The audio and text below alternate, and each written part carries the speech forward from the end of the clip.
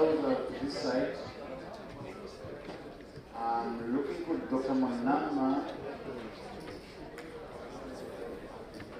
If you can just... Oh yeah, thank you.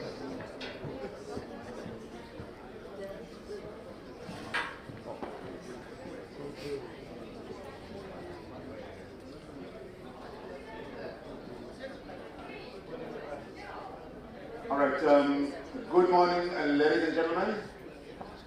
Chief of the Navy, military ombuds, generals, officers, distinguished guests, ladies and gentlemen, good morning. Welcome back to day 2 of our Military Heritage Symposium. You look very well behaved. You seem not to have had enough last night. You really exercised a lot of self-restraint last night. Thank you so much to Chief Locke for a wonderful party last night. All I have to do is just 2 announcements, actually 3. 1, there is a card that I have here, fully loaded, very heavy. Now, if I don't get the owner, which is Miss Mayepa, L. Mayepa, if I don't get the owner by 10 o'clock, I will be forced to cut it so that it doesn't end up in the wrong hands. 2, tea time, coffee time, we will go to where we were yesterday. So 3 stars and equivalent, nowhere to go. 2 stars and equivalent, nowhere to go. All right, and the generals, and then all of us, we go to have coffee where we had yesterday, normal space. But we have an outstanding matter. Yesterday we could not conclude the last session, which my colleagues are going to take care of. But before we move on to that, allow me to introduce to you Dr. Funky Monama, who is our acting Dean. He's just going to say a few words in welcoming you, whereafter I will ask Captain Pete to take over for the rest of the session. Thank you. Dr. Monama.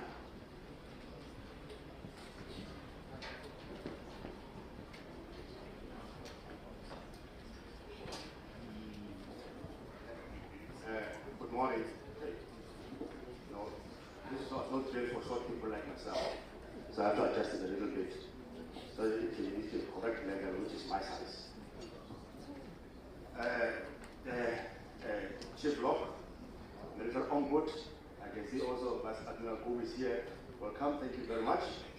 Generals, officers, senior officers, ladies and gentlemen, thank you very much, and please allow me to stand on the protocol that is already been read out. And I don't know how much time I have. I have a 7-page, 5 minutes, so I'll just say I want to welcome you all to this inaugural Military Heritage Symposium facilitated through Chief Locke in conjunction with the Faculty of Military Science at the South African Military Academy, and we build this relationship through the link of Center for Military Studies, that is CMS. And thank you very much for that. And it is my sincere gratitude also to accept this opportunity to say a few remarks in appreciation of the inaugural Military Heritage Symposium of Chief Logistics. This venue, the Castle of Good Hope, has many stories. Since it was first built and rebuilt in the 17th century, it is one of the enduring features of South Africa's military past, starting from the first encounters between the Dutch and the indigenous people of South Africa. It served as a political center, military headquarters, administrative and economic hub of the Cape Colony since the original structures were raised around 1654. If you want to know more about the castle, I've got a good colleague, Professor Pierre Potkitia, who wrote about the Castle of Good Hope. And he's got excellent stories to tell about this. You can ask him about it. The Castle of Good Hope serves as a memory site, a tangible manifestation of our military past, an excellent choice for this inaugural Military Heritage Symposium. It is both a privilege and a solemn duty to stand before you today as we proceed with this gathering, which is dedicated to the critical examination of our shared military heritage. As you might well know, heritage, especially in South Africa, is a contested concept. To a large extent, this symposium resonates with the South African Military Academy's field of Faculty of Military Science and its unique field of military history. I just have to say that I'm a military historian, so I just have to mention that part. Indeed, this gathering is about the echoes of history, those who came before us, why their story is our story. We owe it to posterity by honoring the past and informing the future, as the thing goes. The past is often captured in monuments, national holidays, art, commemorative and even performances. I contend that we are all united here by a common belief that the echoes of the past, of past conflicts, still reverberate in our world today. And we must listen to them. As much as we have monuments for symbolism, our nation-building effort is also rooted in the spirit of reconciliation. Reflecting on the past provides a shared understanding. This critical event about the complex phenomenon of heritage, sustaining a living legacy. Through this event, we are affirming that we are here because the past is not a separate country. It is the ground we stand on. The strategies, technologies, and human dilemmas discussed today are directly relevant to the complex security challenges of the 21st century. It is more than simply recounting the battles and campaigns. We are here to engage with a complex tapestry of conflict, strategy, leadership, and most importantly, the human experience of war. From the grand strategies that shape the fate of nations to the individual courage of the soldier in the field, our discussions should seek to illuminate past human endeavors, our shared past to shape our united future. It is about education, it is about remembrance, it is about networking. The focus of military heritage is not an exercise in nostalgia. It is a vital endeavor to comprehend the sacrifices that have secured our present and to glean the timeless lessons that will guide our future. The decisions made in moments of crisis, the evolution of technology, tactics and so on, the enduring spirit of those who serve, these are the threads we will follow. We have an incredible lineup of speakers who are striving to bring all these stories to life. Our goal is to reconnect our humanity with our humanity, to understand the story of our past, the story of courage, the story of sacrifice, the story of tragedy and triumph, of impossible decisions, and why the structures that we see today, how they came about, how they exist, and what they symbolize. Our heritage architecture is and that's very significant for us. And to all in attendance, thank you for your commitment on this field. I encourage you to engage actively, question thoughtfully, and connect with fellow attendees. The conversations are valuable, as the presentations themselves. The value of this event is in your engagement. Once more, I'm honored to be here at this symposium. Let's get started. Let's engage, learn, preserve. We owe it to posterity. Let's honor our past and inform the future. I thank you.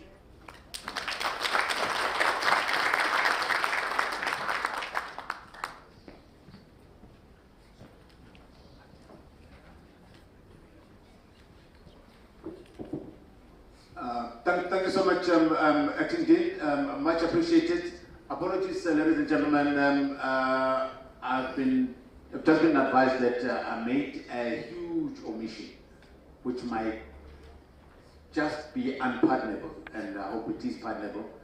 We should have gotten our pastor to say a few words. I'm terribly sorry. Is the chaplain here? Can we have the chaplain, please, for prayer? Thank you, thank you.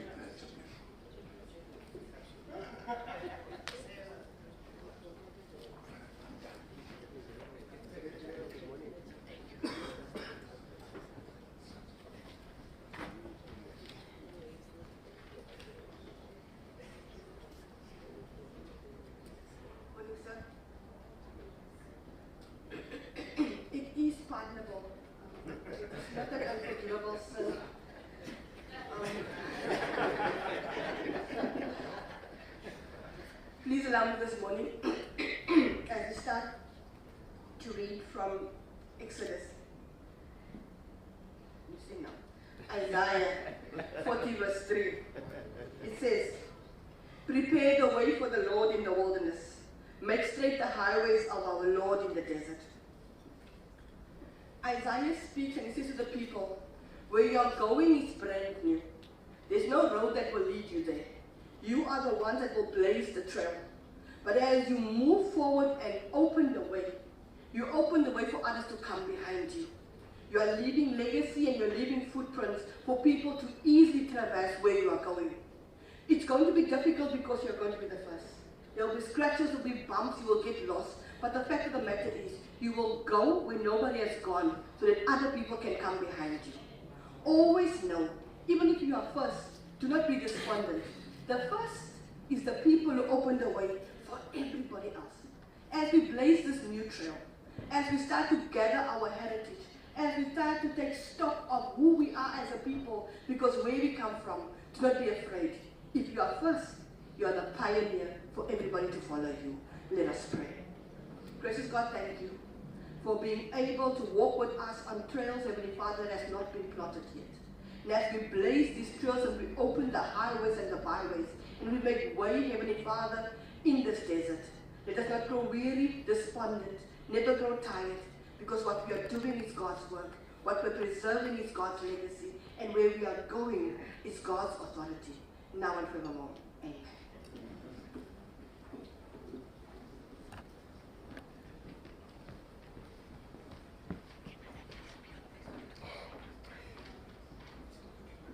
Good morning, everybody. Morning, Admirals. And sir, may I continue, sir? Ladies and gentlemen, we gather back today after a divided session yesterday where we closed so that we had the preparations for the gala evening. So we did not do questions, and we have one speaker left to present. So just to remind you of what we did yesterday, we started with the Military Veterans Organization with General Rudman and General Smith, laying out what they have done in terms of museums, in terms of engagement with the Defence Force, and they made a very generous offer saying those veteran organizations that would like to follow them down this road they have opened, you are free to talk to them. They will share their experiences as well as lessons they have learned.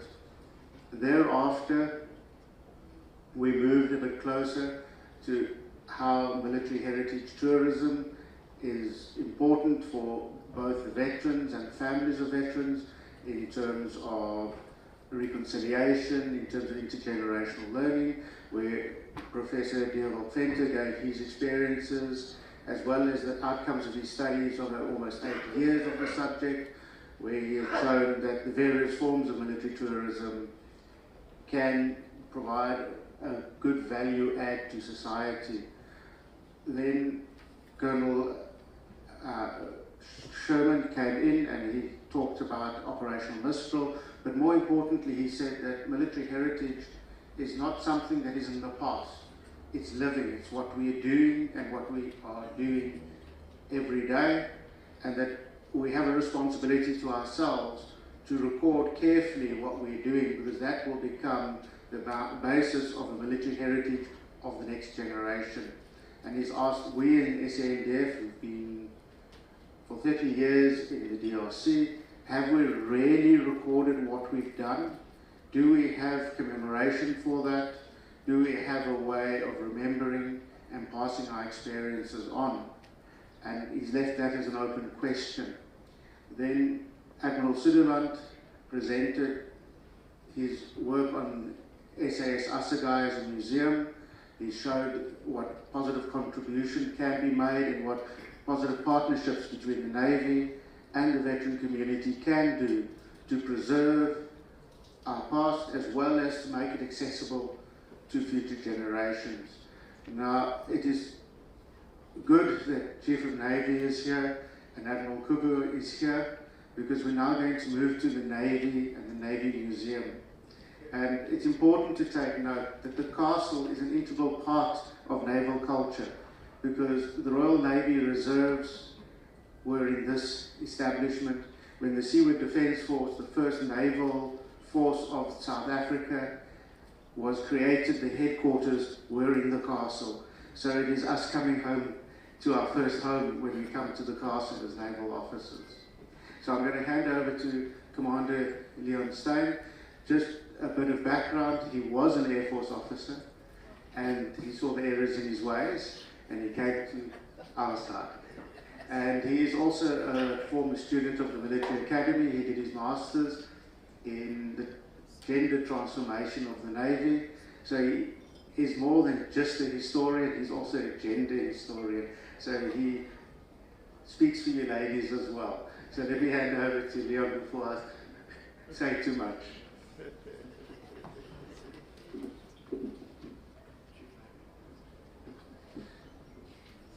Good morning, everybody. I'm glad that I have the first opportunity this morning. There was the option to speak yesterday, late afternoon. I'm glad I've got a captive, fresh audience this morning to listen to me. The chaplain spoke about pioneers, and also in my recognition of people that are here today, I'd like to recognize as a pioneer of our Naval Museum, not just the Naval Museum, but even the work that was done here at the Castle Military Museum, Commander Mac Bissett. He's in the audience. He was here yesterday, today as well. Commander Bissett, don't you want to stand up, please? I would like to acknowledge you.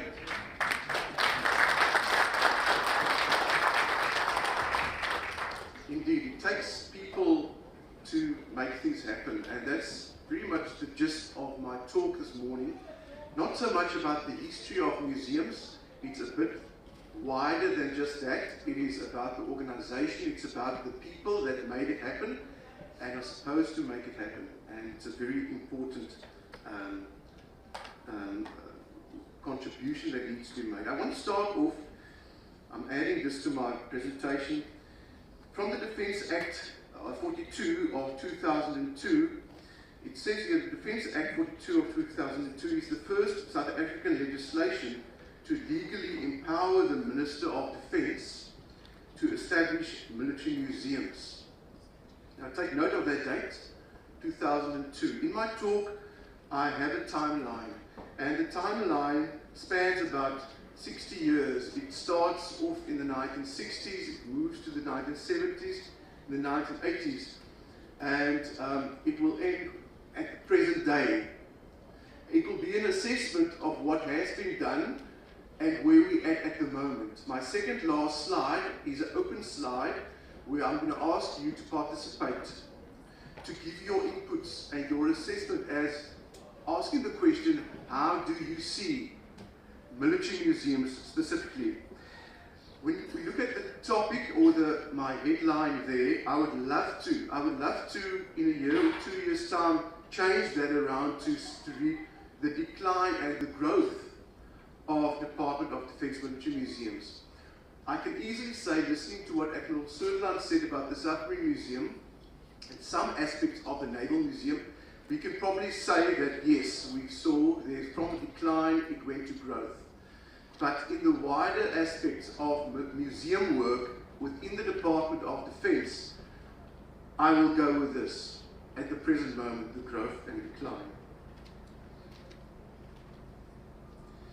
Now, we're at a symposium that is termed Heritage. It's a heritage symposium. But now we're speaking specifically about museums. Let us find that link between heritage and museums. From the UNESCO World Heritage Convention, a very nice description there. Let's read that and see what they come up with. They say that the museum is the institution that preserve, interpret, and present heritage, acting as both custodians and storytellers of the past. It's very specific, the place of the museum. It connects the public to their story or their history through collections and exhibitions, while also serving as a space for education and community engagement. This can foster social inclusion and a sense of identity. So in that you see that the world of museums, it's very wide. Yesterday we spoke about just one aspect of museum work, which is heritage asset management. That's maybe a fifth of what we do at museums. There's so much more.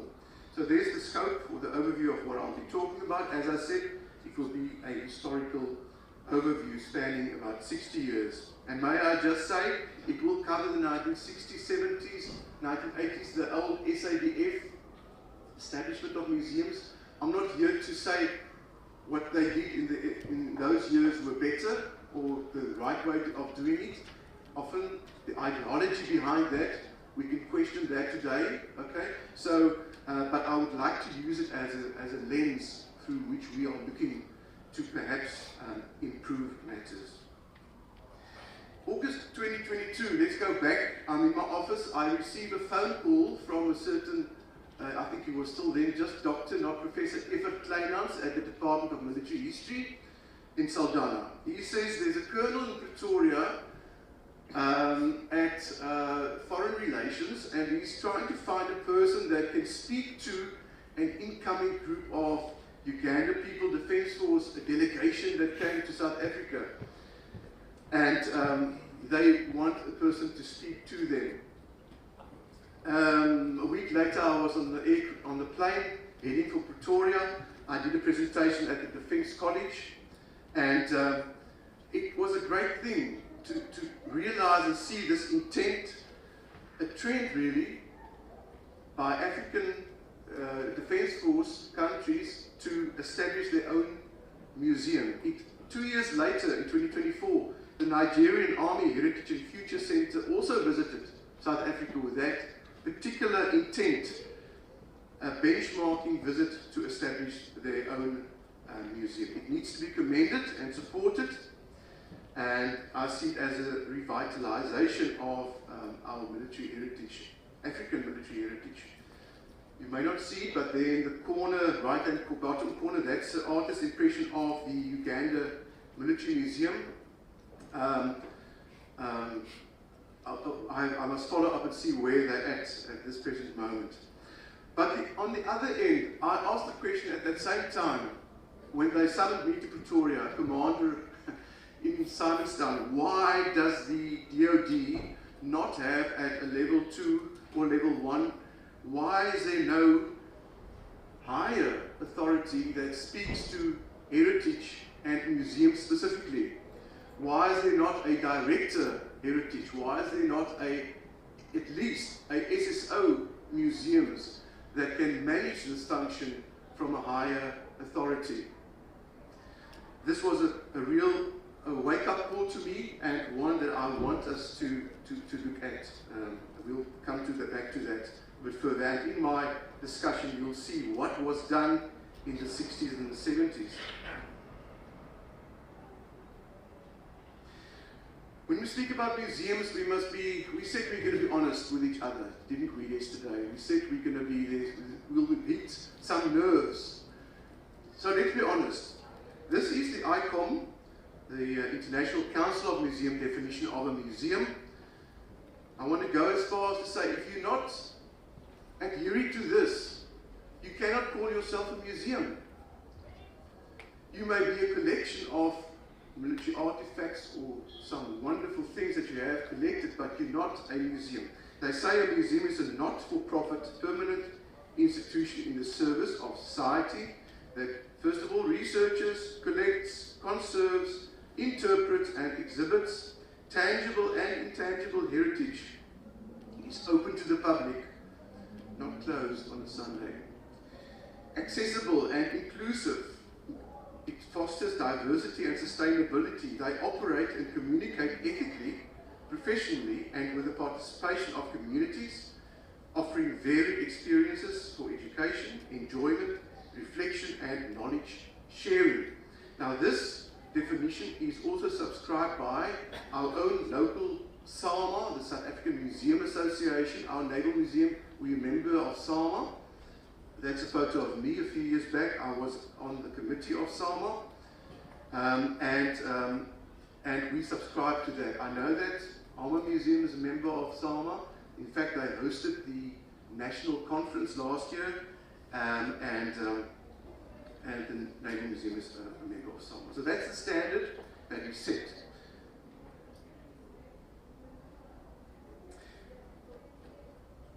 Dr. Hill said it's important to realize how central war has been to the creation and growth of museums. Museums have been central to the shaping of our understanding of war. You can ask new questions and tell new stories about those wars. Now, as I go along, you will recognize the fact that the museum, if you establish a museum, there needs to be some sort of cause, the causal effect of a war, a conflict, an event for the establishment of museums. And again, I want you to reflect on that. The question is, what do we currently need to establish a museum, or even I spoke to the Chief of the Navy this morning, memorial, an SS Mendy memorial. What is needed to get that done? Now we need to look at the early development and establishment of museums in South Africa to understand the current existence of military and war museums in South Africa. The oldest public museum in South Africa, the South African Museum in Cape Town, was established in 1825. The second South African museum to open was the Albany Museum in Grahamstown, with Port Elizabeth III in 1856, Bloemfontein following thereafter in 1877. The above mentioned museums were established as general museums to house educational collections of material and not just natural sciences, but also on history and ethnology.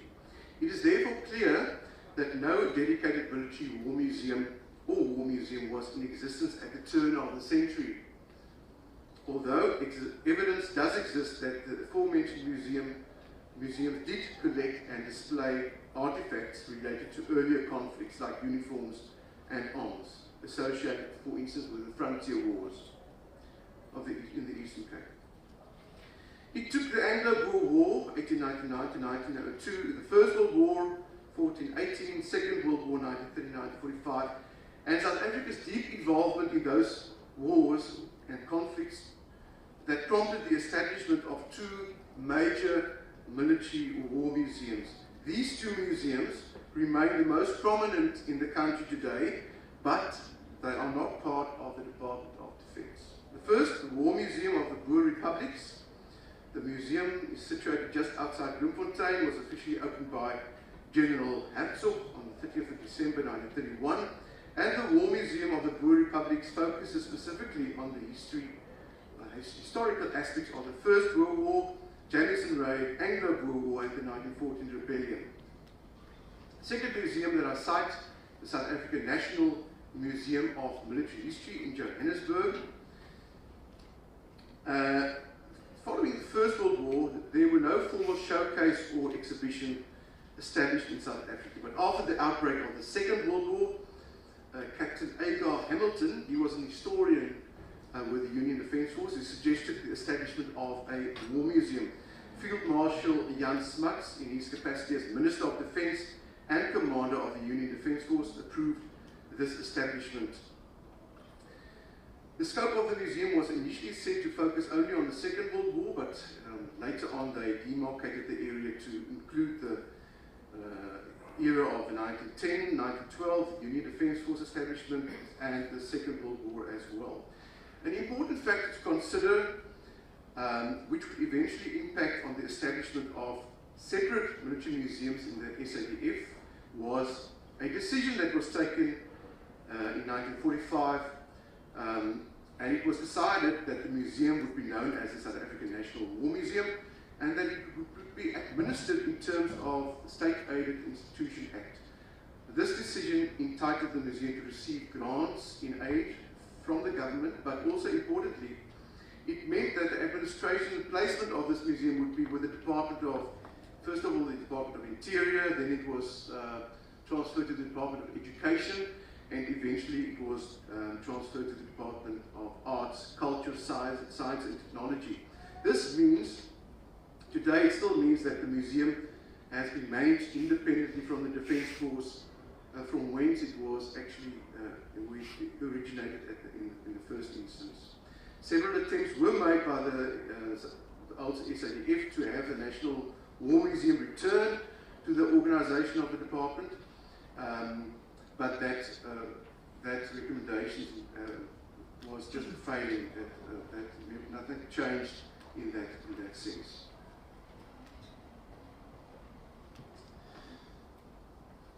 The early efforts to establish military museums by the Union Defence Force before 1966 can be traced back to the efforts of the Commandant General of the UDF, C.F. Beyers, who called for the preservation of 4 forts around Pretoria as early as 1913.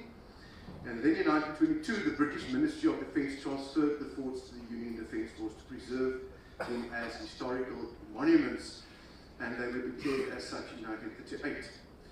The development, as we just said, of the War Museum in 1942 as a subsection of the Union Defence Force to collect Second World War artifacts was a major highlight. But in 1946, it was declared, as we said, a national state-aided institution and transferred. So it left the SADF without a museum of its own. Then in the 1950s, Minister of Defence F.C. Erasmus appointed a committee to investigate the development of military museums in Pretoria and Cape Town. At the same time, there was a commission, again recommending that the National War Museum need to be transferred back, but that was unsuccessful. And another attempt by Erasmus in the 50s to have Fort Skanskop developed as a military museum, but through a lack of funds, that was also unsuccessful. So here's what did it take to establish the first SADF museum. What was that first?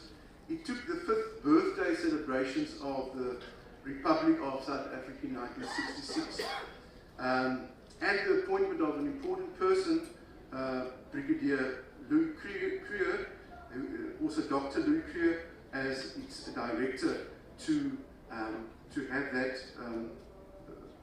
first of all, Fort Klapperkop, opened as a military museum on the 23rd of May 1966, and then secondly, the Castle Military Museum here in Cape Town, stone throw from here on the 25th of November 1966.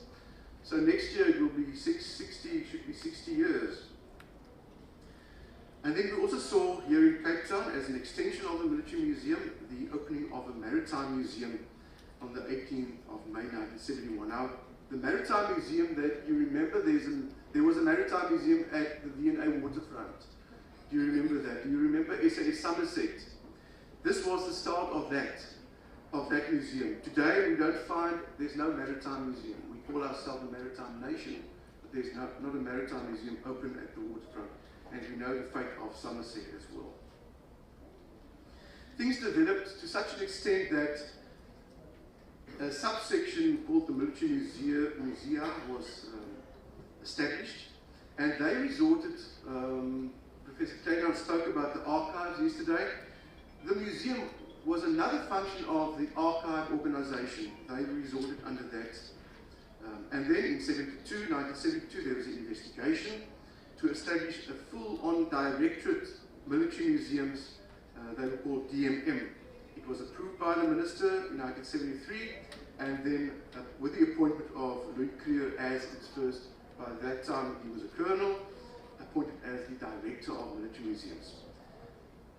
Now, DMM had a vision to establish military museums in each province. At the time, the military organization had what was called the commands, regional commands. There was a Western Province Command, Eastern Province Command, and so forth. So that was the plan. So they started off Martello Tower in Simonstown, still in existence today, open to the public by appointment. Donkin Reserve Military Museum, Ikdega, Fort Skanskop, Tabatswane, or close to Tabatswane, Fort Skanskop, as I said, Fort Bloemfontein Military Museum, Fort Beaufort, also in the Eastern Cape, and Fort Wynyard Military Museum in 1987. So they did, it was quite ambitious, as you could see, but there were challenges, and we will talk about that challenges in that it has the same effect today. First of all, there were no career path for military museums professionals. The placement of the organization, where do you place a director military museums? Same with the archives. where do you place that? It sort of falls between intelligence, it's got a communication function, it's got an education function as well. So with that, the DMM with the organization was downgraded again to a section. The director opted to retire, and with that, funding also waned on the regional command level. Also important factor was the end of the border war. It had some positive spin-offs, but in effect it meant that funding was slashed, and museums, heritage, not the most important thing for defence. That meant that a lot of those museums had to be closed. Also importantly, the inability of the museum itself to adapt. From what we saw in the late 1980s, the end of the Bush War, or the so-called Bush War, the border war, to a new message of democracy. How do you change a museum exhibit within 4 years? That was a rapid transition that had to be made, and now we didn't have leadership to make those calls. There was an investigation, and it meant that a lot of those museums that are listed there were disbanded and transferred to other institutions. New dispensation, 1993, we see that the South African Air Force Museum, they were always very independent, already establishing their own museum in 1973. It led to the opening of a new Air Force Base Swartkop, purpose-built, not purpose-built, they actually utilized the 2022 hangars there, opened in 1993. They have satellite museums at Eysterplaat and Port Elizabeth. The South African Naval Museum, my museum, proudly so, opened in Simonstown in 1993. We spoke about the Submarine Museum yesterday. The Castle Military Museum, closed for a long time. The castle itself under restoration, and then it reopened in 1995. The Armour Museum in Tempe, opened by the Chief of the Army in 1996. And then, let's not forget, unit and regimental museums. Substantial collections, but can we term them as museums? Okay, this is my open field of, maybe as time is running out, Captain, we can maybe leave this for the discussion when we have Q&A, because I want you to assess your museums. This is the four, let's call them the official museums of the DoD at this point in time. The Castle Military Museum, the Armour Museum, the Air Force Museum, the Naval Museum. Strengths, just as an example, Naval Museum, a big strength for us is that our positioning, we're on a tourist route, conveniently, the castle the same. Another strength for the Naval Museum, our volunteers, our Naval Heritage Trust. Air Force Museum the same, they have a very strong Friends of the Museum organization. Armour Museum, perhaps a weakness. I spoke to Major Swanepoel yesterday. Armour Museum, from 1996, there has been no structure for them yet. They don't have a permanent structure. They actually utilize staff from the School of Armour. Castle Military Museum. Previous curator retired in 1996. Am I right? Is that the date, Captain de Vries? 2015, sorry, 10 years back. Naarten Kreef retired. Since that, then my good friend Captain de Vries was not appointed but acted for a while as the curator of the Castle Military Museum. Since then, there has not been a curator at the Castle Military Museum. Okay. We need to take charge of our own museums. That is my feeling. I'm going to leave this open. Maybe we need to close it, but please just put it in your minds. Maybe when we have time now with Q&A, we can speak about this. I would love your inputs on this. Conclusion, you can read all about that when the article is published. Thank you very much. I think I've done it on my time. Thank you, Captain. Thank you so much.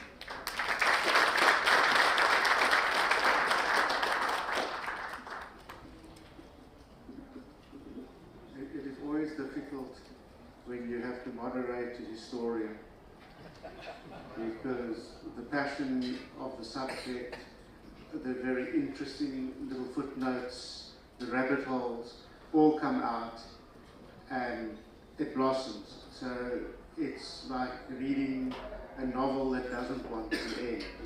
So please forgive us for running a little bit over time, but I think it was worth the effort to allow Leon the space to talk about museums, his other passion. We're going to go into a quick comment session. I don't know, are the people with the roving microphones available? There we go. I think I'm going to ask for 4 questions. I think my fellow moderator, Hendrik, if you can just take note of those questions so that we don't lose track of the thematics of the questions. So we'll take 4 questions. I think we'll start 2 on this side and 2 on that side. First hands up first. There's 2 hands on that side and we'll have a 3rd one. So the 2 at the back. Thank you. My question is for Commander Steyn, and I think it relates to what I talked about as well yesterday, and that Major Olivier will also talk about after lunch. So where do we go? Do we have to consider maybe the establishment of a Directorate of Heritage that would encompass not only museums, as you mentioned, but go further than that, archives, whether it's the DoD archive or even intermediate service archives? What would be the ideal from your point of view? How do we move to something where we can talk about the decline and then the growth, and no longer the growth and the decline? Just an open question. Thank you, Professor Clarence. Just before we go to the next question, I'd just like to welcome the Deputy Minister, who quietly walked in here so as not to disturb the presentations. Sir, you're very welcome. The next question is at the back there.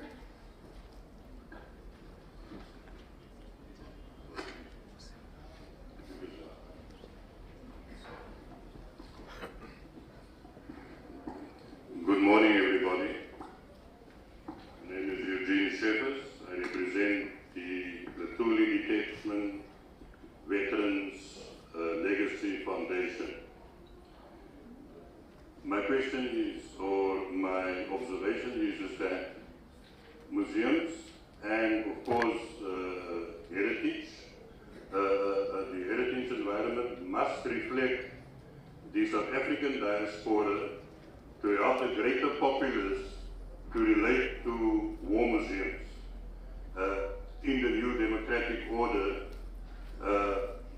so that we all, our children, and there are those, as you can see, the room is quite empty, that still lives in the spatial environment of apartheid, in the townships and locations, and unfortunately they are still en route, having to travel by bus and train to get here timelessly. Now, my push is that how do we integrate, how do we get war museums to tell history, to heal and repair our children? Because as you very well know, if you watch the news, it's all over the media, the war zones is in the townships, not in the suburbs. The war zones is in our schools, in the townships, and not in the private schools, or the Model C schools, or whatever the beautiful people's schools look like. So we need to confront ourselves. And my push is that as military veterans, how do we get involved? Yesterday I heard about veterans councils, and I heard about the inclusive 34 veterans organizations, which excluded people of color. And that was a bad thing. How do we get together? Are we going to have a sidebar? Can we have dialogue? And can we talk about the welfare of the children, weaponizing the use of heritage facilities, and also the histories of war museums, so that we can heal this nation that is currently in sufferance? Thank you.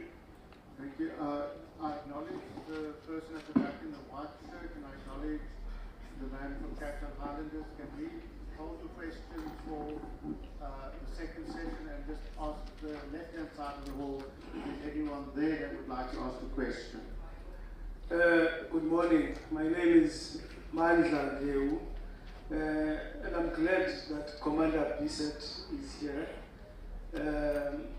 I'll speak particularly with the Castle Military Museum. My observation in general is that the establishment of museums get entwined with the people who established them, in the sense that there's this strong attachment to an extent that people do not want to let go and transfer the management to the new structures. Case in point, Mr. Natikheev, and may his soul rest in peace, became this epitome of the Castle Military Museum to an extent that they did not see it continuing after he had left the castle.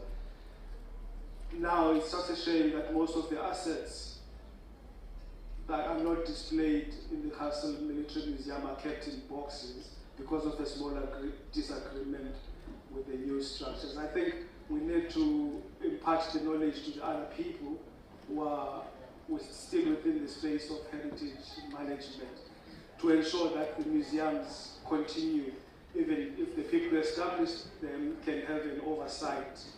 Thank you. If I may ask the fourth member up front in the person this side, not this side.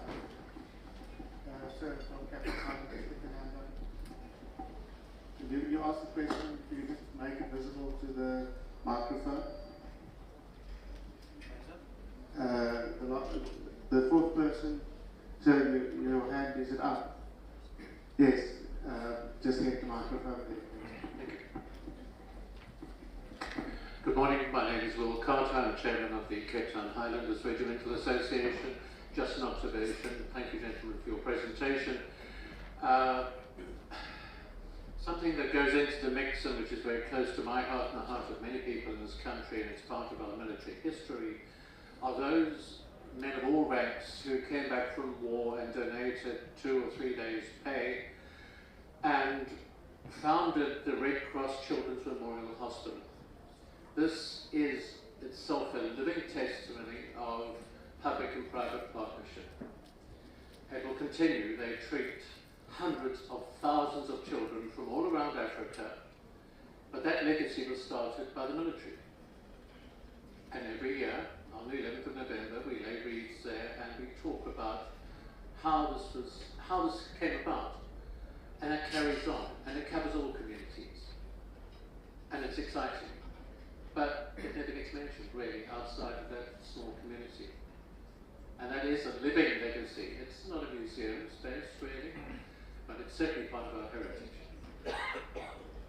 That's the only comment I have to make, but thank you. Thank you very much for that input. I actually forgot about that to mention it.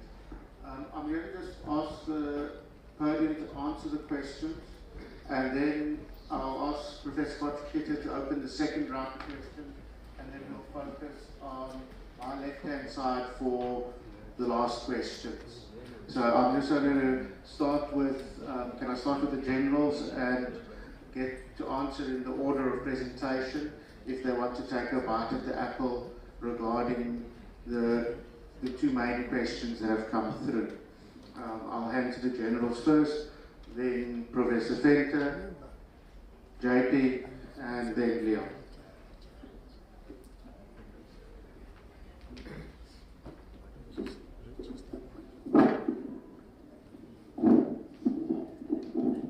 I'm responding to the question that was asked by a member of the Rotuli detachment.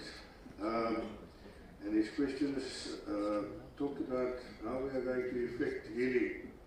He also referred to the fact that the different military associations within Samba is based on the lines of colour. So you've got the facts wrong. The Council of Military Veteran Organizations consists of associations, 34 of them, of which 25 are members, the rest associates. And of those, there's 2 that are black-only associations. Then you've got many of the other associations, like for instance, the Moths, the Legion, and several of the other, among them the South African Defence Force Association, that include people of all colours. So that just to set the record straight with regards to that misunderstanding and misinterpretation. Secondly, in terms of how do we heal our children, we've been receiving a lot of schools and to my surprise, at the Preparator Museum, we received in the past 2 months 3 schools, of which one was predominantly white, while the other 2 schools were predominantly black. Well, in fact, only black. They are grade 10 learners. They've stopped with their history. Most of them didn't take and continue with history as a subject up to grade 12, but they were interested to come and visit the Voortrekker Monument, and well, they requested to visit the Preparatory Museum as well.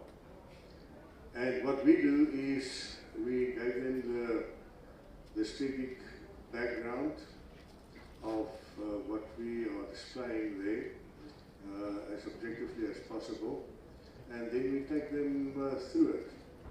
And to many of those children, they haven't heard anything about that war. It has never been mentioned to them, and they get in touch when they see the people that died in that war, because whether we want to know it or not, all of us bleed the same color of blood, and it doesn't matter on which side of the war you fought. If you have made the ultimate sacrifice, you need to be remembered and your contribution needs to be recognized.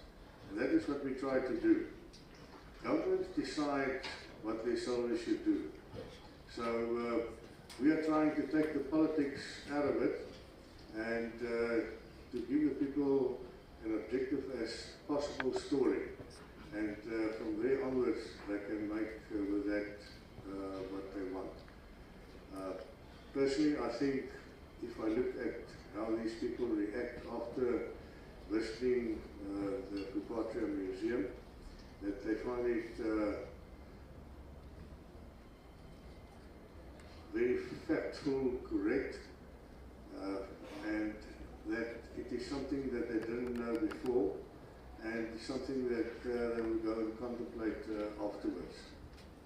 I hope this satisfies the question that was asked about that topic. Thank you.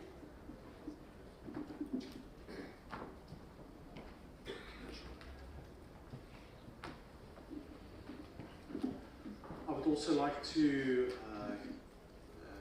provide an answer to the Thule regiment question. As presented yesterday, and what was shown in the research that was done and emphasized in length yesterday, was that museums are places of discourse, not just academically but socially, and that the research had shown that by engaging in a two-way conversation and making efforts to visit museums, establish relations, and make one's history and presence known through partnerships with museums, and then gaining representation and telling the story factually, there is a concise positive engagement, and that it leans into positive healing. So if the way forward is, or if a desired outcome is sought, one needs to create that path that leads to that healing. I hope the gentleman and his organization will engage with the relevant museums and form a dialogue to reach the objectives that are being sought. Thank you. Just back to Colonel Sherman, I just want to let Commander Stein take a bite at Professor Kleinhans's question, and then we'll just let Professor Potgieter, one question from this side, and the gentleman with his hand there, put the final questions through. Professor Kleinhans, so that we're talking about the positioning of all these, in the industry we call it the glam industry. It's not glamorous, it's just glam. Galleries, libraries, archives, museums. We didn't speak about libraries today, or yesterday. That's also a very important part of the heritage setup. I've studied the organization of the Canadian Armed Forces. Has got a very good example of how they structure that they've got a director, director heritage, and under that structure it's a full-on director, and then subsections below that, which as I say include libraries, archives, various museums, even ceremonial aspects of the organization, like bands, military bands, are all structured under that one directorate. And it's quite a senior person, he's at least a brigadier general. So within the BRICS environment, I looked at the Brazil model as well. You know, they've got, for instance, they've got an army directorate of heritage, publishing on various aspects. So yes, there's various good examples that we can use. But like you say, that placement is a problem. You know, where does the archives fit in to the current structure of the SANDF? Where do museums in the current structure? It's difficult. You're going to end up every 10 years you move to a different directorate, as history showed us. So yeah, I think we need to benchmark. We need to look at other models and other structures, and if that works, why can't we also do that? Thank you. I'm going to ask the last round of questions. I've already identified. If Professor Potgieter can lead us with a question, then yourself, and then if there is a question, there's a question at the back there on this side for the last three questions.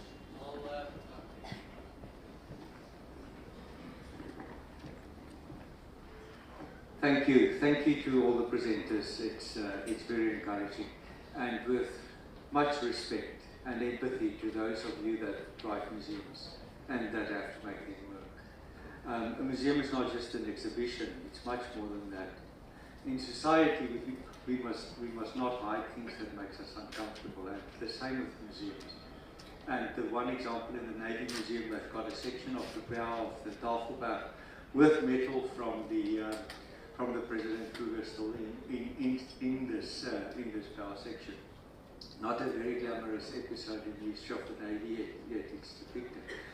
But my question is centered around the Castle Military Museum. I used to be on its board a few decades ago, and it was established with a lot of effort. And it was more than just an exhibition. That publications and various other things, research, a small library. But I was very despondent when I walked into the museum yesterday. And to see that exhibition spaces was actually closed. Exhibitions that I know exist and a lot of things were removed. Now, is it still part of the Department of Defense? Is there difficulties with the relationship with the management of the castle? Is it due to, well, what are the reasons? In any case, I'm available if the castle would like to approach me. We need to get this going. This is a crucial museum, and it needs to reflect our history of war. I can just do microphone to the front. I think the discussion about the Castles Museum, as there are many comments from the floor, I think Mr. Gilfeld will come into contact with you and discuss this with you at tea time or at lunch in order to have a way forward. Morning, thanks, moderator. I'm Gordon Yeager. It's not a question, it's just a comment. First of all, I want to express my appreciation to Chief Logistics and the Academy for arranging this symposium. I think it's something very important, but I don't think it should end here. They should begin a campaign to revive history, revive the teaching of heritage to the young generation. Now, I'm not an academic, but I always have some academics around me, and I think sometimes some of their knowledge rubs off me through osmosis. That's it. Now, I want to quote so as to sound intelligent. An American writer, William Faulkner, somewhere he says, the past is never dead. It is not even past. And that is why we need to interrogate heritage, we need to interrogate history, and inform the future, as Dr. Frankie Monama has said. But I just want to close off by two anecdotes. One is years back, I can't remember when, it must have been around 1967 or 8. I think I was doing what was then called Standard 5. I think it's grade 7 or whatever nowadays. And there was this teacher, it was those days of corporal punishment. There was this particular teacher who taught history. He was an African like me, but somewhere in his life he grew up on a farm owned by an Afrikaner. And he would always say, you boy accept blacks and you and all of that stuff. And when he comes to class on a day, I don't know what could have happened over the weekend, he would say, what was the cause of the Battle of the Axe? And you must jump up and not just raise your hand and answer. You will escape punishment that day. That's right.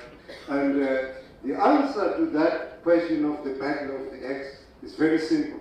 You must stand up, say, Tsili stole an axe in Fort Beaufort. So that war was fought simply because somebody stole an axe in Fort Beaufort. Everyone knows here it's a blue lie. It was complete nonsense. But I discovered that years later that no, this is literally bulls. These people are talking nonsense. There was nothing like this. People are mad fighting over an axe, but then it happens. But lastly, I want to say, this is why this is very important. I was shocked sometime in 2023. Those guys who are serving, many of them are here, and the chief officers are here. I want to tell the story. And I used to wear the army uniform, so they can't say I'm like a journalist attacking the army. Somebody called me from Port Elizabeth. He says, hey, I'm here at Fleet Street, I see some buses here, and soldiers, I don't know whether it's these ones called officers here. And what are they doing? I said, no, but I retired long ago. He says, no. Yeah, but they are here next to Buffalo Rifles, the what is it called, the Caffreden Rifle. So I called somebody, what's happening?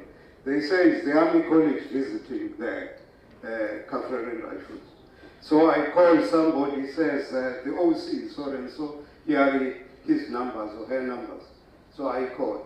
You are in East London, what are you doing there? No, we are on the battlefield tour, we were in KZN, we visited Majuba, we visited Isandwana. Now we are coming to just visiting Buffalo Rifles, and we are on to Cape Town. And then I asked, well, from which part of the country you come? The commander was born and bred in what was then the Cape Province, but very young. And then I said, okay, fine. Did you visit any of the battlefield sites there? And then she said, any battlefield sites here? Are there battlefield sites here? That's right. The commander didn't know, commander, Colonel didn't know that there were battlefield sites in the what is now the Eastern Cape, where the Africans fought more than 100 years against colonialism. They don't know. He's a commander in the military. Why? Because there's no civic education, no history education. So we may say we're only concerned about the kids out in schools, but there's none of that teaching within the Defense Force. And we need to correct that and then take it to schools, which is very important what General Smith was saying. Invite schools to the museum so that kids know about their history. This is very important. And if we don't, others will remix the history, revise it, utilize and weaponize the social fault lines, and start a new round of conflict in this country. Why? Because the young ones don't know exactly where we come from. So this is not just a nice to have what we're doing here today. It must be a call to action to everybody. To politicians, to members of parliament, to the Department of Education, both of them. Because our universities don't teach history. They don't teach history. It's only to the few kids who do history. But the rest don't know anything history, except those who have families who have got some historical background. So I don't want to waste your time, but I just wanted to emphasize the point, and also to, because the Reserve Force Council paid for my coming here. So this will be part of my report, and I contributed something, even if you don't like it. But let's not lie. Thank you.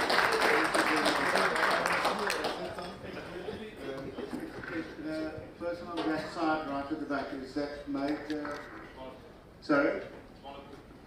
Is it Major Sonical or Lieutenant Colonel? I can't see. Major, okay, thank you.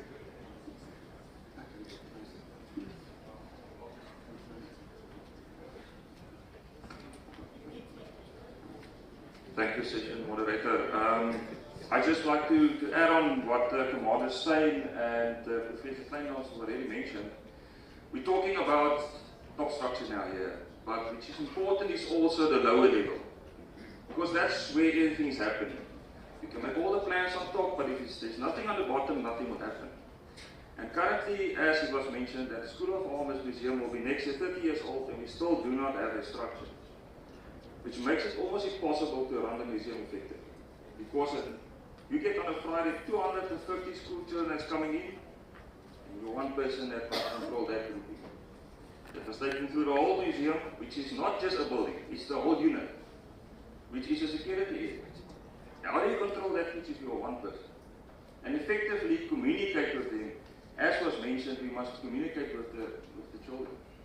Therefore, it is imperative that on ground level we do have a structure, even if it's a very limited structure, but we do need a structure.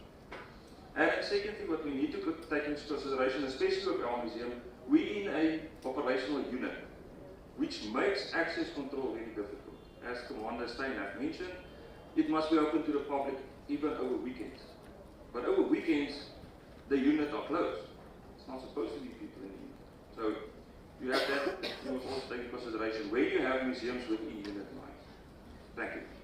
Thank you very much. I'm going to ask Dr. Snyder just to make the closing remarks, because the last three were more reflections and value add to what the speakers are saying, pushing home the most important messages. So just to tie up the session, I'll ask Dr. Snyder to summarize. Thank you. Good morning, colleagues. Yesterday, day one, session 1 and 2, the first part of our conversation yesterday was essentially a policy conversation. You will remember we dealt with the ministerial input, the Chief of the Defence Force input, as well as Chief Logg's input. And then the Director Heritage Asset Management took us into the intricacies of GREP 103, the demands that you should declare and add, and clearly indicate your financial valuables in order to be able to reflect that in your financial statements. So those are the nitty-gritty of governance. And then it was necessary for us to begin to build a bridge from policy to practice. And what we heard yesterday are heritage in action in the search for sustainability. When the two generals stood up and said to the audience, we are a representative organization. Yes, there is still space within our activities for all of us to launch a national coordinated effort. And they take it further and they indicate to us the days of us and you and they and we should be over. We should move to an integrated process where if we start a simple act of barcoding our heritage assets, it shouldn't matter where the asset is located. And the asset should not be unidentifiable so that the director of asset management need to waste the time looking for only one medal. The idea is that every little piece of military heritage, being it an artifact, an intangible custom, a language record, all of that should be in the national treasury. Because all of our histories should be under one umbrella. And what the Veterans Association, represented by the two generals behind me, offered is a workable model that will only succeed if we decide to put our egos aside. And Lieutenant Colonel J.P. Sherman gave us a further kick. He said to us, the past is important, and our last speaker clearly indicated some of the American thoughts as the part is never finished. The clarion call from my colleague on this side was, what about our contemporary history? What about the heroes of Bangui, Goma, and all of the other places where we have been? And most importantly, yesterday, he called our fallen in this era by name. He said, let me humanize them. They were not numbers. They were people with a name and not only a number. And then our professor from VUT dig it in even further. He said to us, if you look at the heritage tourism landscape, we have festivals, we have commemorations, we have fairs, we have a whole range of things. And people are driven by multiple senses and stimuli. And he said, if we struggle to get into the tourism heritage value chain, as indicated both by Chief Log and the Chief of the Defence Force, maybe we should first understand the motivators behind people's decision to attend a military heritage fair, a conference, a venue, a market, and all of those things. And then we get from Admiral Sutherland, he even digging the knife further in a manner of speaking. He said, let us don't talk about grand projects. Let us start with a simple public-private partnership, and here is our model, the Assegai Museum. And that was confirmed by what Leon Stein just shared with us, how the Naval Heritage Society, together with the SA Navy and all other role players, put their own egos in their pocket and mobilize their resources. And today we have a meaningful new addition to add value to the Navy and the Naval Museum as destination of choice for tourists. Those are the practicalities of operationalizing policy into practice. And then we had another important contribution from Leon Stein. He was saying, maybe we should ask the first fundamental question. What is the link between heritage and museums? Because we need to be clear in our minds that there exists a link, and that the link determines whether you can call yourself, in terms of the international standard, a museum. But our colleague from the Lutuli Detachment Association reminded us, those who found museums in other places of commemoration have a rightful claim to ownership. And on what basis do we negotiate the difficulties and complexities of joint ownership and co-management based on the challenges faced by the director responsible for military heritage assets? And the consensus position that emerged from that is that we should continue to engage in this very difficult conversation. Nobody said it's gonna be very, very easy. And one of our other delegates friendly remind ourselves, as much as we want to indicate we as an association or a regiment or a grouping has done this, if you travel down Cape Town's main highways and you ever had an infant that were extremely ill and in need of specialized surgery, your first place of choice, irrespective of where you live in this country or in this continent, would most probably be the Red Cross Memorial Hospital. A hospital built on the backs of returning soldiers in 2 days of their hard-earned salary.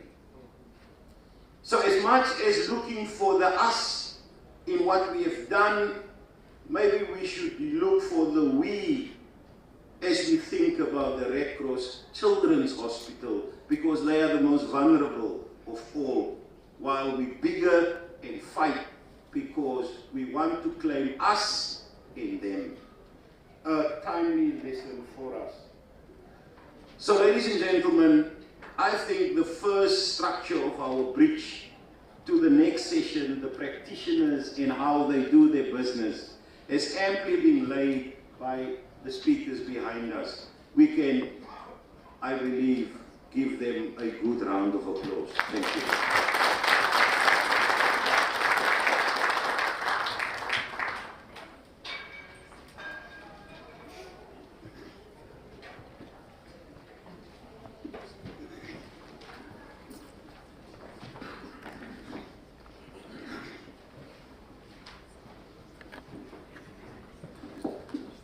Thank you so much, Captain Clint, Dr. Snyders, and the panelists. We will reconnect after this for all other formalities.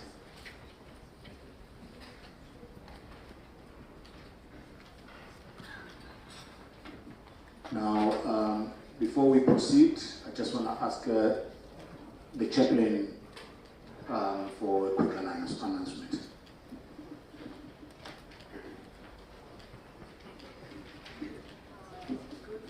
Once again, the following announcement is not an easy one or a nice one.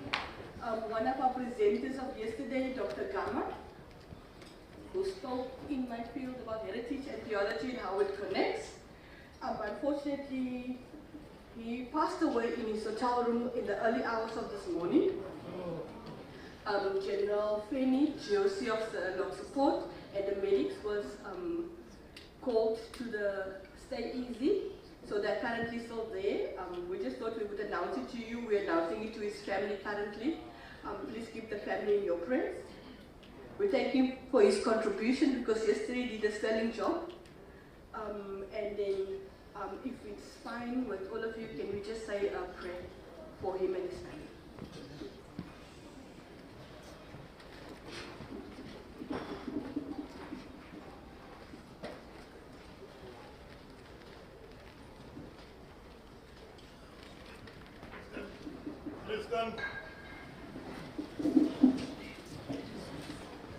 Let us pray. Gracious God, Heavenly Father, we come before your throne of mercy this morning and we want to give thanks and praise for the life of your servant, well-loved. Heavenly Father, for all his contribution that he made, Heavenly Father, to his family, to his friends, to his community, Heavenly Father, to this country, and especially, Heavenly Father, his contribution to this special project. We thank you for that mercy. Heavenly Father, in his last hours, we are hoping and we are praying and in our hearts that you would accompany him, Heavenly Father, and you would receive his soul and allow him to rest in peace in you. Heavenly Father, we pray this morning for his family and the grief that they will be going through and all the things that will still be following, Heavenly Father. We thank you for your mercy and your grace. In all this, Heavenly Father, we pray that we are mindful of our end and your judgment. And above all, Heavenly Father, to walk with you, to live for you, that when we die to you, now and forevermore. Amen.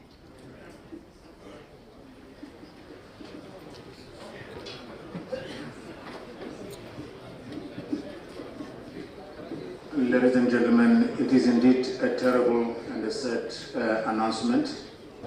May his soul rest in peace. Once again, we do welcome the Deputy Minister. Thanks for rejoining us. Colleagues, you will have noted that we are way behind in terms of our program and really seek your indulgence in terms of amending our program quite drastically. Just by way of background, initially this symposium was going to be over 3 days.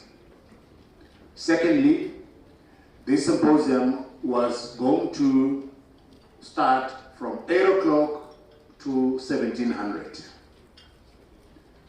But due to factors beyond our control, including especially budgetary constraints, we had to have it in 2 days. And then obviously the other considerations came to play. So as a result of where we are now, the following will now apply henceforth.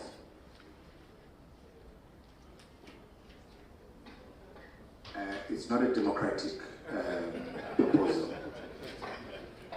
Let me preface that and request you understand. Firstly, we're going to go now for tea.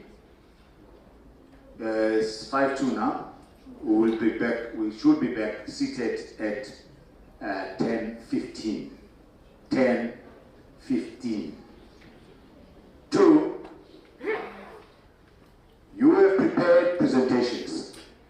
We're only asking for the core themes of your inputs. You had 20 minutes. You now only have 10 minutes. Now they say, I know it's history, I know it's heritage, you have a lot to share with us, and we really want to hear more from you. But it would be unfair that because of these time constraints, people on the tail end of the program don't get the opportunity to say something.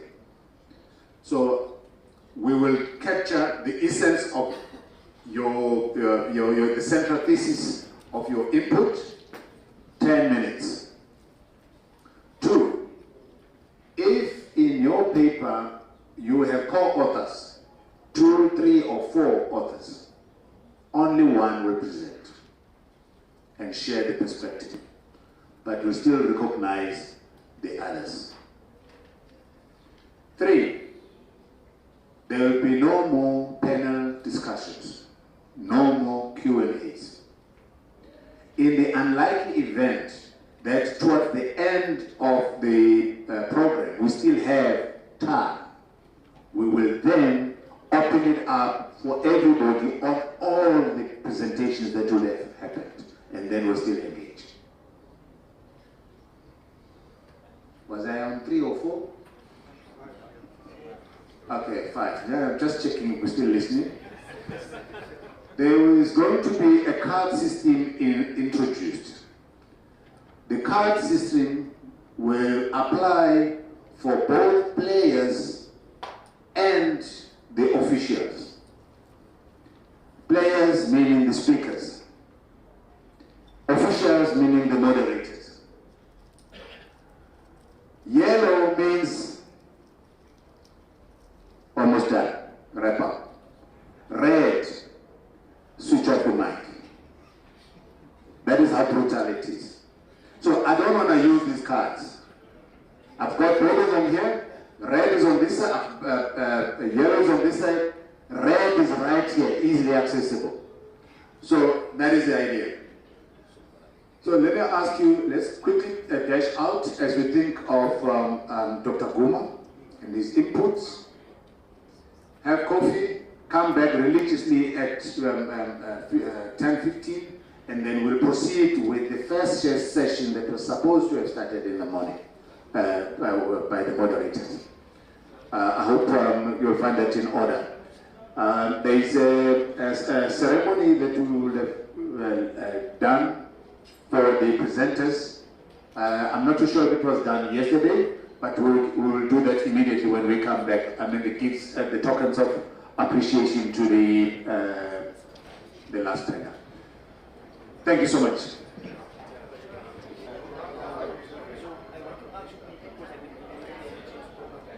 I want to know why the last 3 years you don't support Petra Schools. All the other memorials, but not Petra Schools. The last 3 years we had our own, and we give our own money out. I see Petra Schools is one of the 5 recognized by the people. So this is what I do. I was remembering so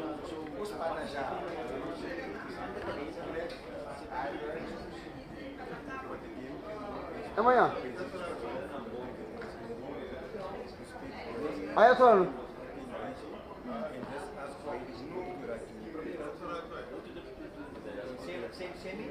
Semi, to them, and the other guys also into the defense force.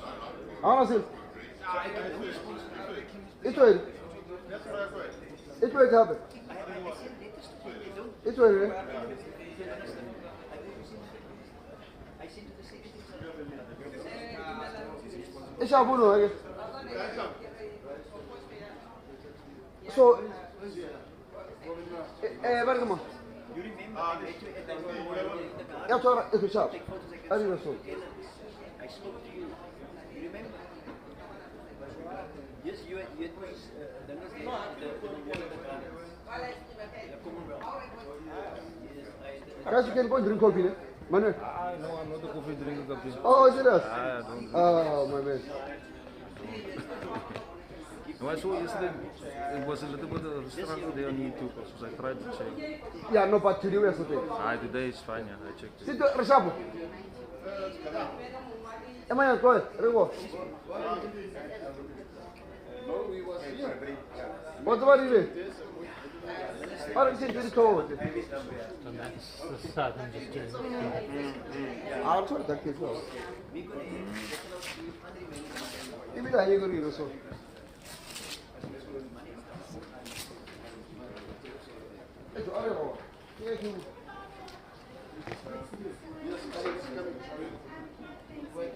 Legend.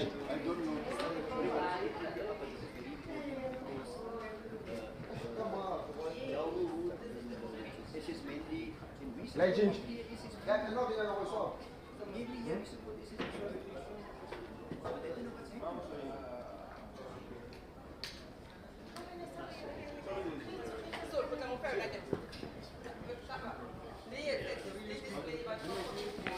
It's fine, leave it. I just want to test something. Sit there, plug.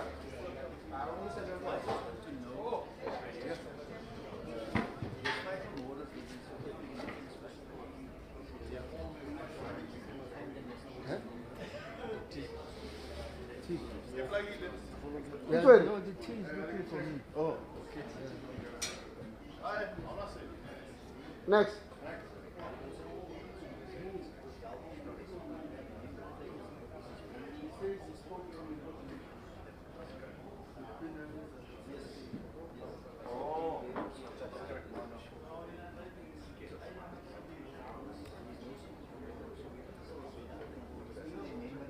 Honestly,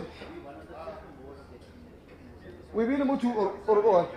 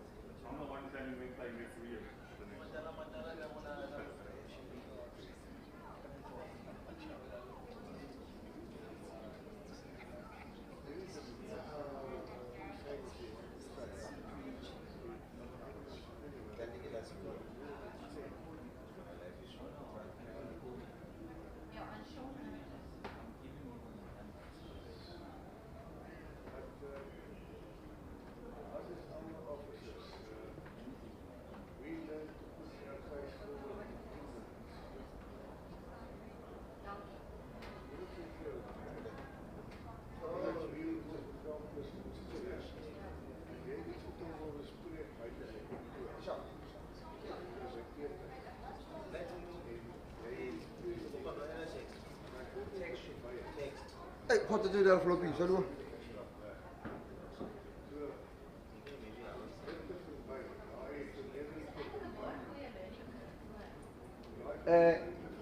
Bo.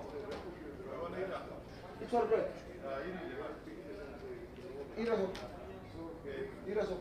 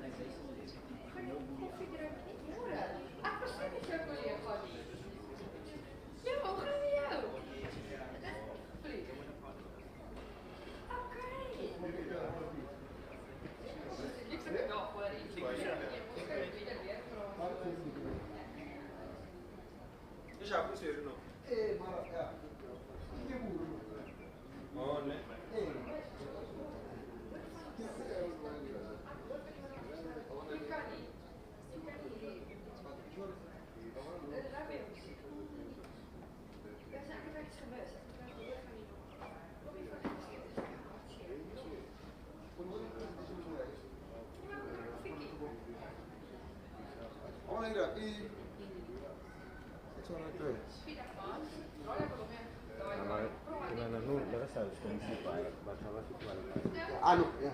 Algo. Y bien, bobo, algo. Bien, so.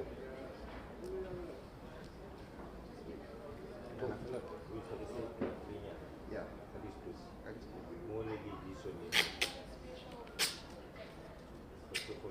Arthur kopi.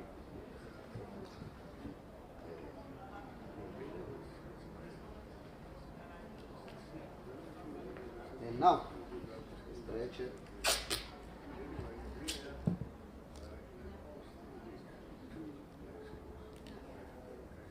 Obalan tune gini wali dia kamera ya romela model. There na po, ya screen. Kifo display na po. But this one is ila ya record. Hello sir. There we go.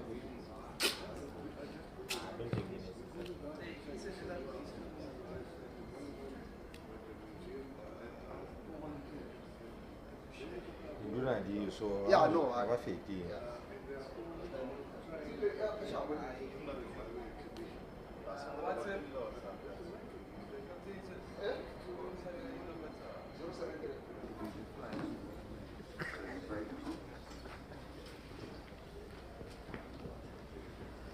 Veterans, soldiers, patriots,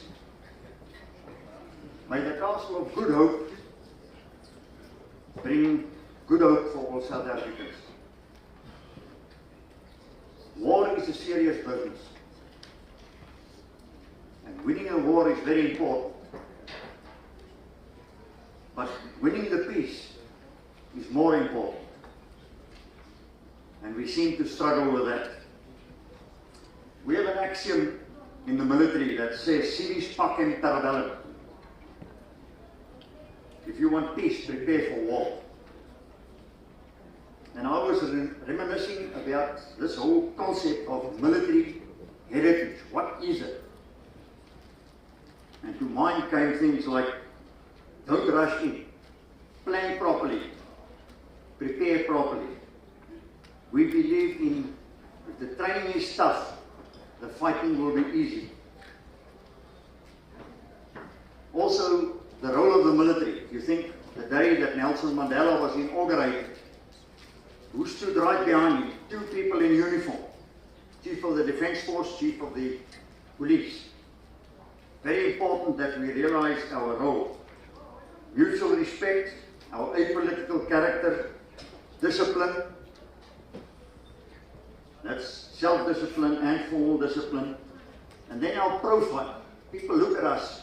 Do they see a soldier or don't they? And then integrity. I grew up in a place where your word is your honor.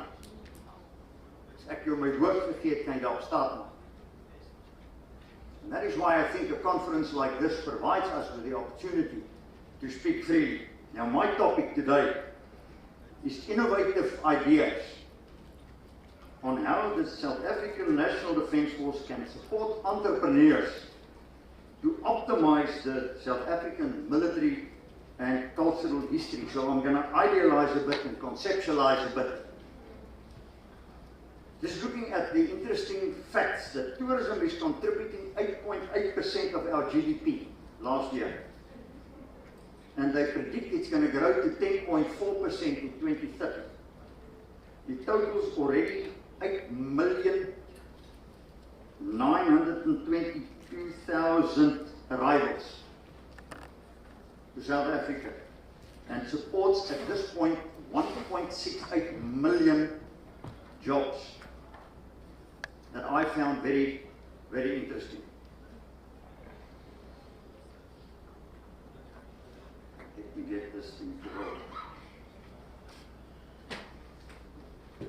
Right, I'm a retired colonel of the SA Army. I was a mechanized infantry. I'm a businessman for 29 years. And I'm not looking like from a military point of perspective. I'm looking from an entrepreneurial perspective. If you look at the military veterans organizations, there's a few interesting things that they strive towards: to maintain peace and security, to promote full reintegration, to further friendly relations, and to exchange expertise and experience. And if you think about it, in your life, you've never had more experience than this morning. We've got a lot of values, and I think this is important. Respect, uphold a professional culture, respect each other's organization, maintain high standards, etc., as you can see there. What do we have to offer? Number one, wisdom, patriotism. We are influencers. We've got management abilities. We know the lessons. We've been there. We've got training skills, planning and execution skills, organizing abilities, leadership, mentorship. But the one important thing, we are grandfathers. We are no longer fathers. We are not worried about our children. We are worried about our grandchildren and our legacy. The challenges. I see our monuments are being painted and destroyed. Nobody visits our sites. Nobody maintains our national estate. There's very limited funding. If you look at our school syllabus, you will find very little about our own South African military history. If you look at our commemoration services, dis die ou ballies wat opdaag. And I think it's time to rethink our public holidays. Moet dit 'n politieke kleur hê? Can't it be something much more worthwhile for the future? My point of departure, we have made a decision in 1994 to be one nation and to culture one nation. We are fighting a new war. The war is against poverty, massive joblessness, crime, almost zero economic growth in our country.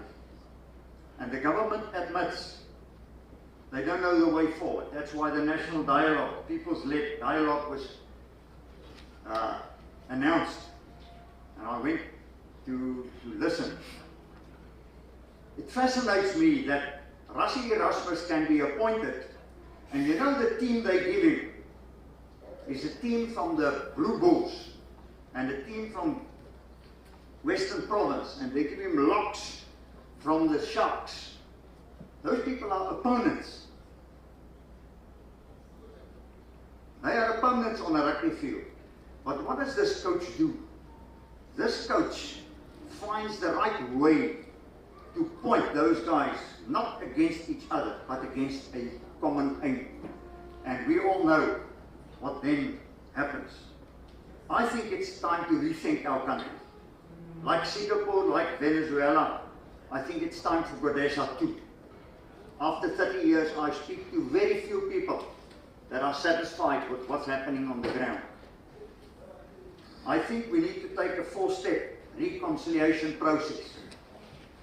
Talk together, pray together, plan together, execute together. Because if you do that, you find reconciliation. The interesting thing about the CMVO is out of the 213 of the 253 local municipalities all over South Africa, you know the Auditor General only gives a few of them an unqualified report. And we were asked by COGTA to assist the government to uplift the worst 10 of these. And we've drawn up an MOU to do that. We've developed the basic military planning model, our heritage, to assist communities to plan their own future from current reality to a new joint dream, with action plans, control techniques involving all major stakeholders. And these community development plans include, amongst others, economic development, job creation, safety and security, infrastructure maintenance, and tourism. So our vision is to establish a mechanism that acts as a catalyst and a facilitator for the unification and mobilization of all the skills and knowledge and the structures of all the military veteran groups in order to support the national vision of sustainable community environments which are holistically safe, healthy, and focused on a green economy. Now, I was responsible in 2013 for the maintenance of the concentration camps of the Anglo-Boer War. You know probably, I hope, if you know our history, that 125 years ago there were 50 camps for white people, part of the scorched earth policy of the British, in which 34,011 people died. But very little is known about the 64 camps that were erected for black people, leading to between 18 and 22,000 deaths. And I believe this provides a starting point for reconciliation and nation building. And if you now go to the various military conflict sites available all over South Africa, you will find them mostly totally forgotten, totally undeveloped. So how do we take this part of our history, understanding our joint past, and how do we teach these kids our future, what those kids experienced?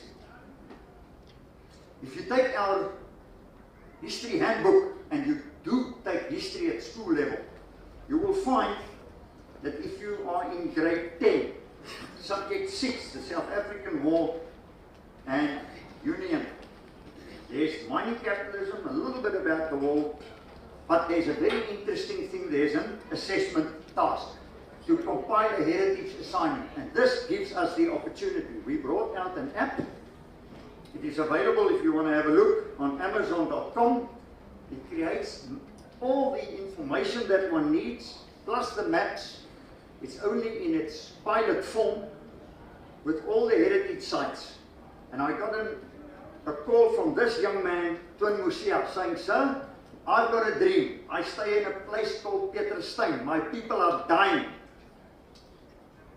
I want to take my bicycle and go to every black concentration camp and get a stone and then build a monument in Pieterstein. There wasn't even a concentration camp because there's nothing happening in my town.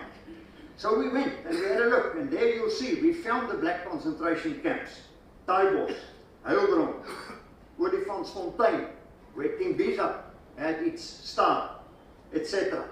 There are these sites where the original places are still untouched, available. The tourism offer challenge is there is no offering. You can take nobody there. The sites are unsafe. Children won't look at stones. You cannot interest them. You don't. We've got to change everything, and we've got everything in our hand. Do you realize that there's DTI funding available, there's CSI funding, there's grant funding, there's training funding available if we can mobilize this to locate these areas and develop these areas. We can bring in fascinating things like treasure hunting that kids would be interested in through QR codes, where you can discover the places on the ground where these things happen all over the place, where you can hear the stories if we are creative about this.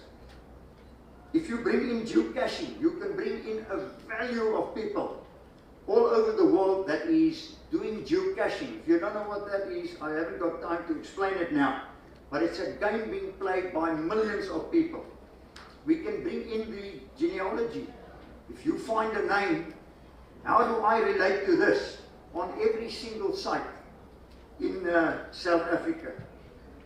Okay, the main idea is to publish 12.5 or 12.9 million new heritage atlases. Why that amount? To give every single child in the country an atlas. But it's not a normal atlas. It is an atlas where your story is written, where we develop the 250 best sites in South Africa, in every town, in every location, and we link this to the school syllabus. That will mean that the school children will be enticed by the teachers to say, what are you going to do during this holiday? And remember, Dad or Mom must take you to visit 3 heritage sites, because we're going to discuss it in class. And the minute we start with this, we create enthusiasm. What if we bring in virtual reality, where we entice the universities with their students in history to do the research, bring in the students that are being taught to be actors, etc., to come and act it, bring in the IT students to come and put this into virtual reality, so that if you visit these sites where the actual things happen, you put on your virtual reality goggles and you are in the fight. You are on the concentration camp. If Nelson Mandela gives his sight, you are standing in the crowd and learning it that way, to bring in these things. And then obviously there's a lot of other things that we can bring: entrepreneurial training, sport events, etc., etc. I'm almost through. Ek vind jy gaan na jou veldkaart opsteek. I don't want to be chased off the field here. It is possible for us to have 11 tours over a November-December period, each one out of a province, to start on these routes, visit all these sites as we go along, and then to end up with 2 stones from each black and white concentration camp. End up in a little place called Pieterstein in the Orange Free State, if you don't know where it is. Build the first reconciliation monument in South Africa. What must it look like? I've got no idea. But we'll put it out for everybody on the TV. Bring your good ideas. Be there so that we can build our monument for a young black man that said, come and help me. My people are dying. Okay, we've got an aim, a theme, swords into plowshares. And our vision is to transform South Africa with work and good living conditions for everybody, living in the real spirit of Ubuntu.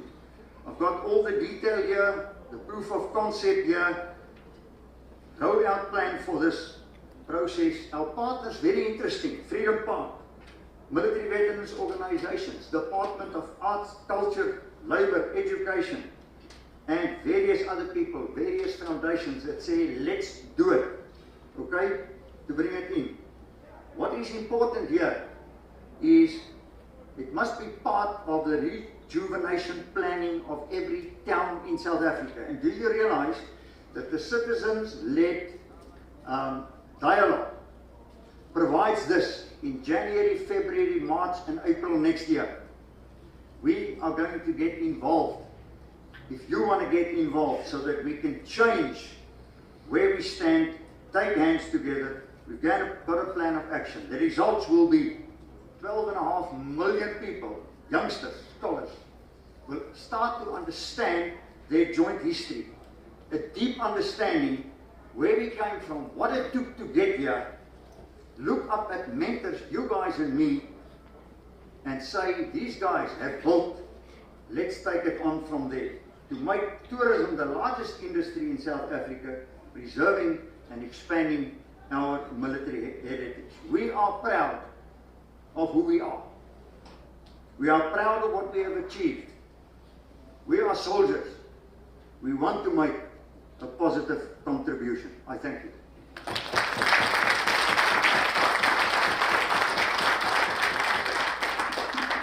Thank you, Colonel. I'm sorry to be having to be able to chase everybody today, but that is the way it is. The next speaker, oh yeah, they come up now. Thank you. You can introduce yourself as you come forward. Thank you, ma'am. Thank you, sir.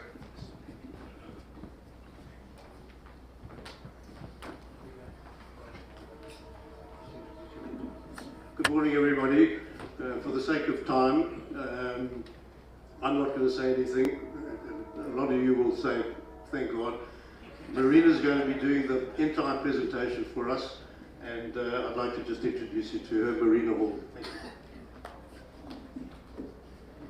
Good morning, everybody. I want to say good morning to Chief Log, to the dignitaries and delegates here today. It's an honor and a privilege to be able to be here. I'm going to beg your indulgence because there were going to be 4 of us speaking and now there's only 1. So if I do stumble and fall, please catch me. Okay, thank you. Our topic today is, sorry, let me just get my,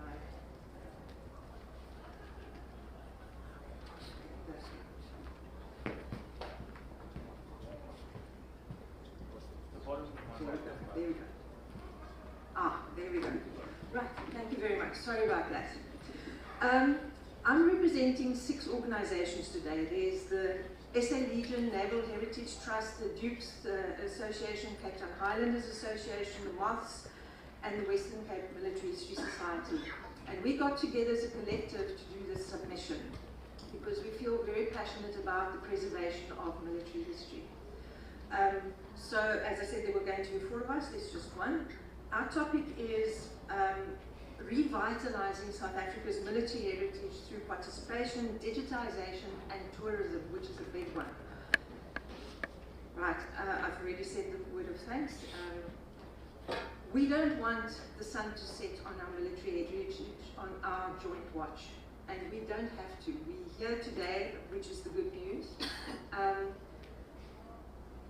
One of the most important things is who will honor the memories of the people that are sitting in this very room today? Who is going to honor your memories? If nobody records it, if nobody does anything with it, that's where it will stay.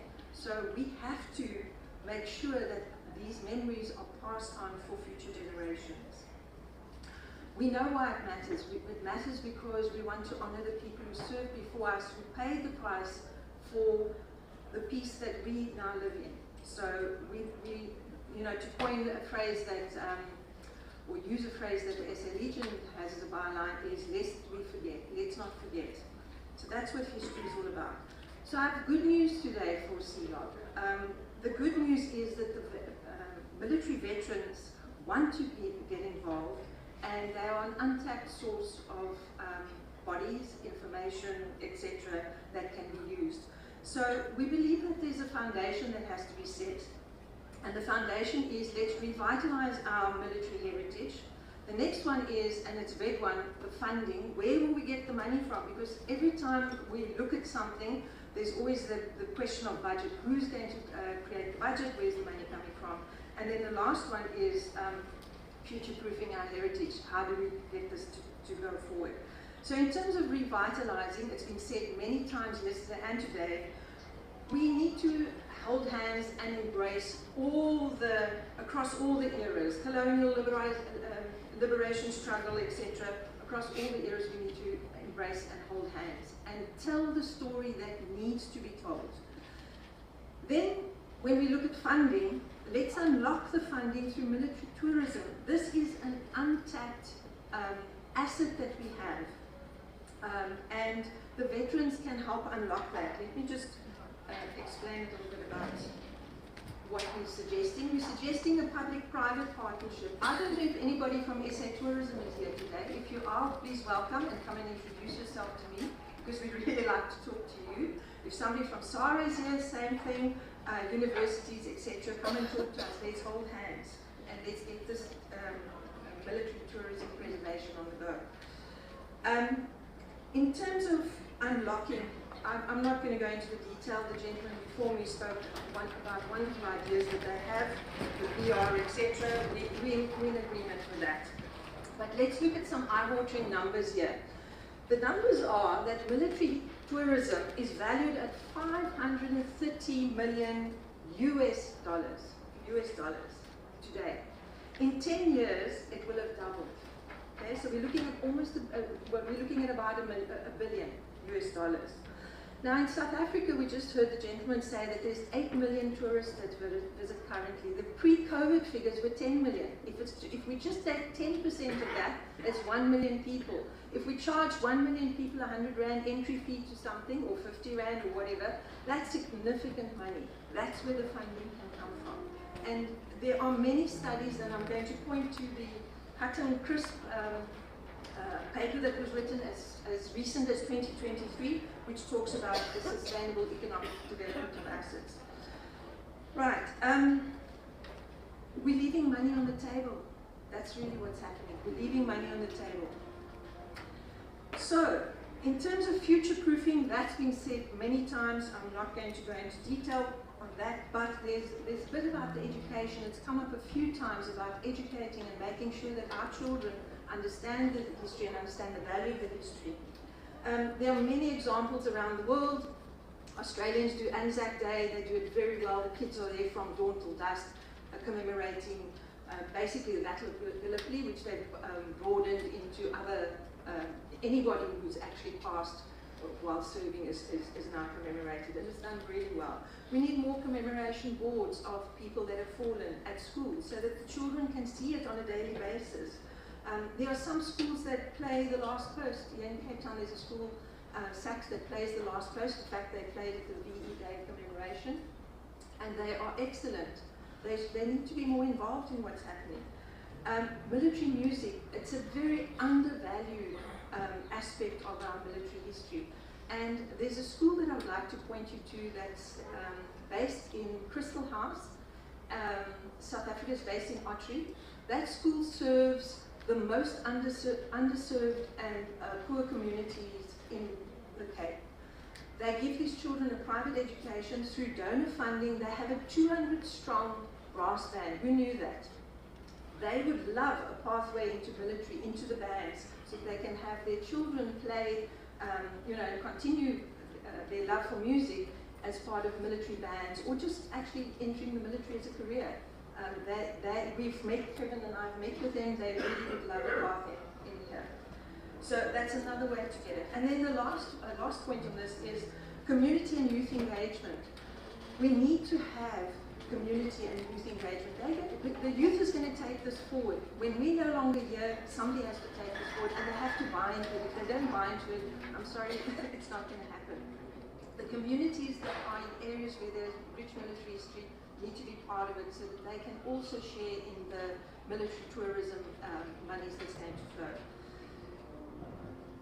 So, all right, the veterans organizations, again, it's been said before, there's interest, there's skill, knowledge, there's time, there's manpower, all of that is available from a keen group of people. They can get involved in many things, from training youngsters, oral histories, it was mentioned a few times.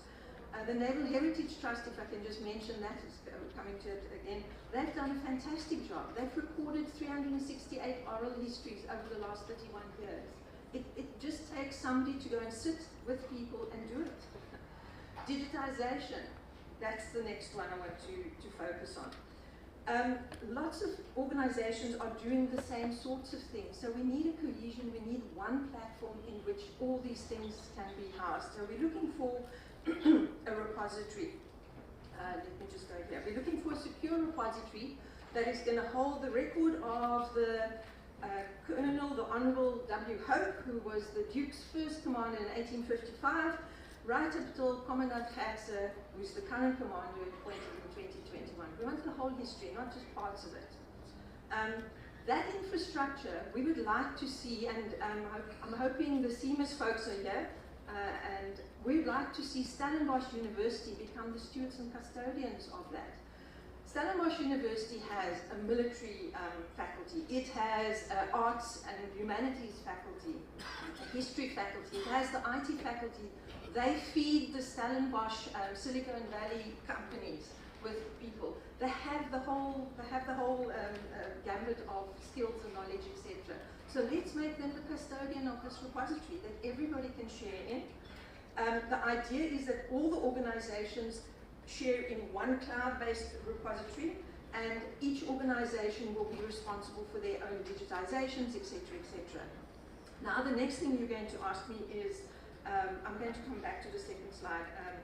The next thing you're going to ask me is who's actually going to do this well. But there's an opportunity here also for the SANDF to create some internships for the youth. You know, we know that jobs are scarce as hen's teeth, but we do have a CETA that everybody pays skills levy into every month. And the CETA money is just sitting there if you don't go take it back by doing training or creating internships. That money just stays in the CETA. So go and fetch your CETA money and use that to create the jobs. I've been involved in doing internships in the past, over the past decade. It's possible, and it's not a difficult process to get involved. What does it mean? It means that we can give people an internship for 6 to 12 months, and they can be tied to the veterans organizations, help with digitization. They can be taught curatorship. So all these knowledgeable people that understand curation, etc., they can come and teach these young people how to be curators, etc. There are so many things. You know, tour guides. The possibilities are endless. So it will be stipend-based. The kids will get some money. All our history and arts graduates, you know how difficult it is to get a job today. I should know. I've just put my daughter through university, graduating in 2023. There are no arts jobs available. But if we have these opportunities for the universities to feed into these programs, we can create jobs for people. And then I'm going to go back a slide or two. I'm just going to talk about this one here. Big one. There are many artifacts that are not in good condition anymore. You know, for various reasons, we don't go into the reasons they are not in a good condition. Our artifacts are not just a book entry on the balance sheet. It's not just an asset on the balance sheet or a barcode. There is a conditioning report that needs to go with those artifacts. What condition are they in? Do they need restoration? What needs to happen? Are they being held in the correct place, etc.? There's an urgency to get something in place to protect our artifacts. All right, then I'm going to play a short video now. This is the Naval Heritage Trust, which was going to be part of the presentation. These people do amazing work. I went to visit them in Simonstown and saw their premises, saw what they did, and it's really fascinating. They've done this for 31 years, just quietly getting on with preservation. So if you're wondering about that ship, that is a World War II whaling ship that was converted into a minesweeper. That's what that picture dates from. So I'm going to ask my good friend, Captain, if you could play the video, please. Naval Heritage Trust, 31 years of preserving naval heritage. Presented by Captain Glenn Knox and Captain Chris Dooner. The magic happens at the NHT's modest offices situated at the Assegai Submarine Museum in Simonstown.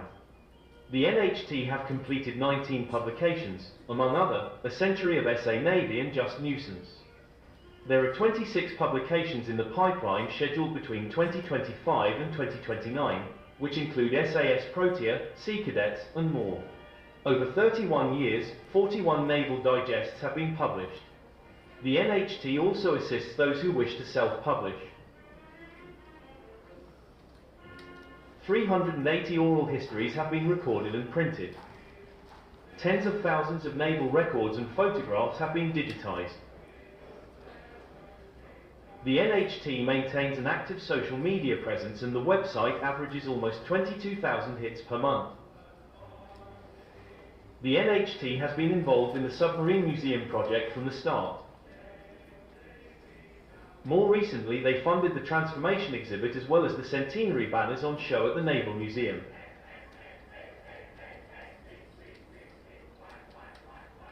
Their 31-year self-funded stewardship of naval heritage has been made possible through book sales, subscriptions, ad hoc donations and a team of dedicated volunteers. Right, I've been asked to wrap up, so let me just get to the next slide where I need to get to. The Naval Heritage Trust people, by the way, are inviting everybody to come and visit them and see what they do and get involved. So, Chris, I hope that addresses your concern there. Right, in wrapping up, we have a call to action. We actually support General Ruttman's idea of actually having timelines with dates, etc., and let's get the show on the road. We'd like, as a first port of call, we'd like to meet with Stellenbosch, the SANF, to see how we can get this repository set up. Then we'd like a proof of concept. Captain John Manning from the Chief Lunga Libalele Rifles, he's available to be digitizing their records. So is the Cape Town Highlanders. They've started, but they want to plug into one digitization project. We spoke about revitalizing the castle and Robben Island military heritage, getting safe storage, and then let's get this skills levy going and let's create some jobs for the young people. And let me just play out with this. It's time to pay the piper. There should have been music playing, but it didn't. It's fine. At the next symposium, here's the challenge. At the next symposium, I would like to give feedback on what we've actually achieved. And that will be a testament to the success of what we do here today. With that, I thank you.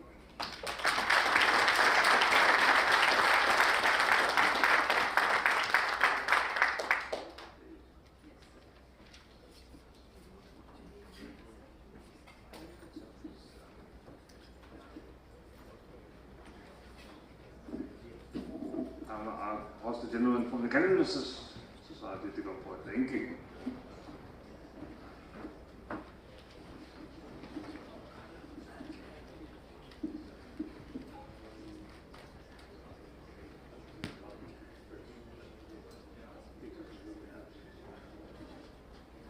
Good morning, Chief Locke, Sir Admirals, Generals, and ladies and gentlemen. I actually feel very humbled this morning standing between all the knowledge and the brain power we've got in this tent here. I'm Mark Conventer from the Canon Association of South Africa. We're almost 21 years old next year on the 25th of August, which is quite a good achievement for us with all the struggles that we've been going through. I'm going to kick off where we say we are the small band of enthusiasts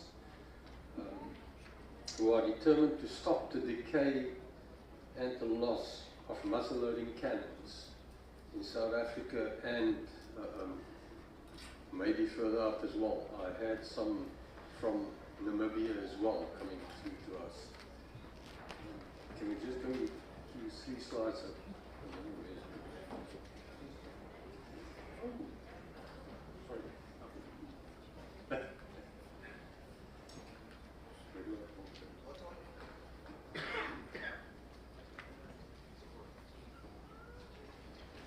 Sorry, this is technology. I'm talking about muzzle-loading cannons, which is old, and this is technology which is quite new to me. Okay, the cannons have been ignored by state bodies unless they came from specific wrecks or were involved with one of the nation's more emotional military encounters. Some cannons were already obsolete before Jan van Riebeeck was born, but by their nature cannot compete with the distressed wildlife or of attention, research, preservation and funding. We're going to cover the following topics. It's a short history of the ordnance, CAOSA vision and mission, policy, management, international benchmark and promotion and co-management of military heritage, because cannons and military goes hand in hand.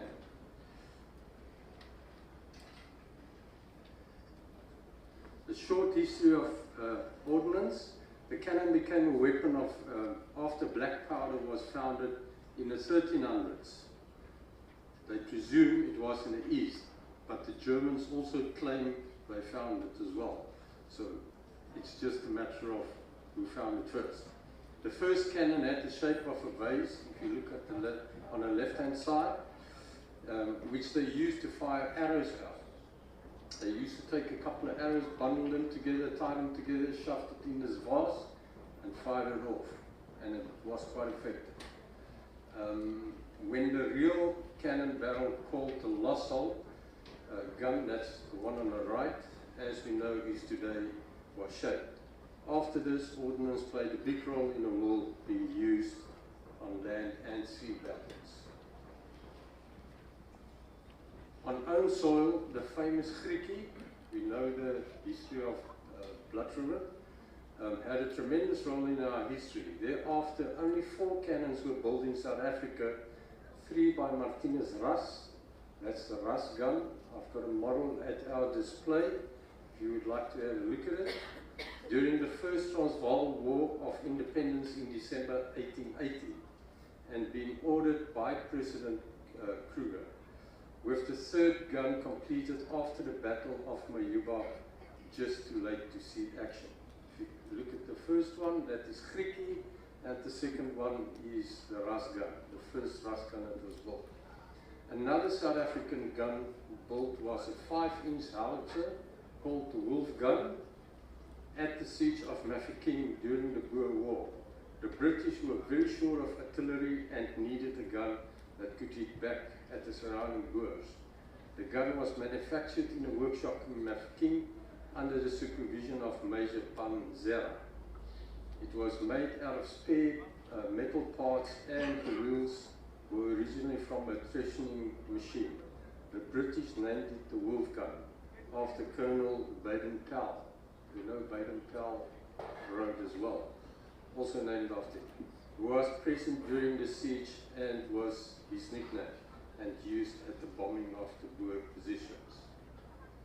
Our vision, the preservation and appropriate utilization of historical muzzle-loading cannon ordnance in South Africa.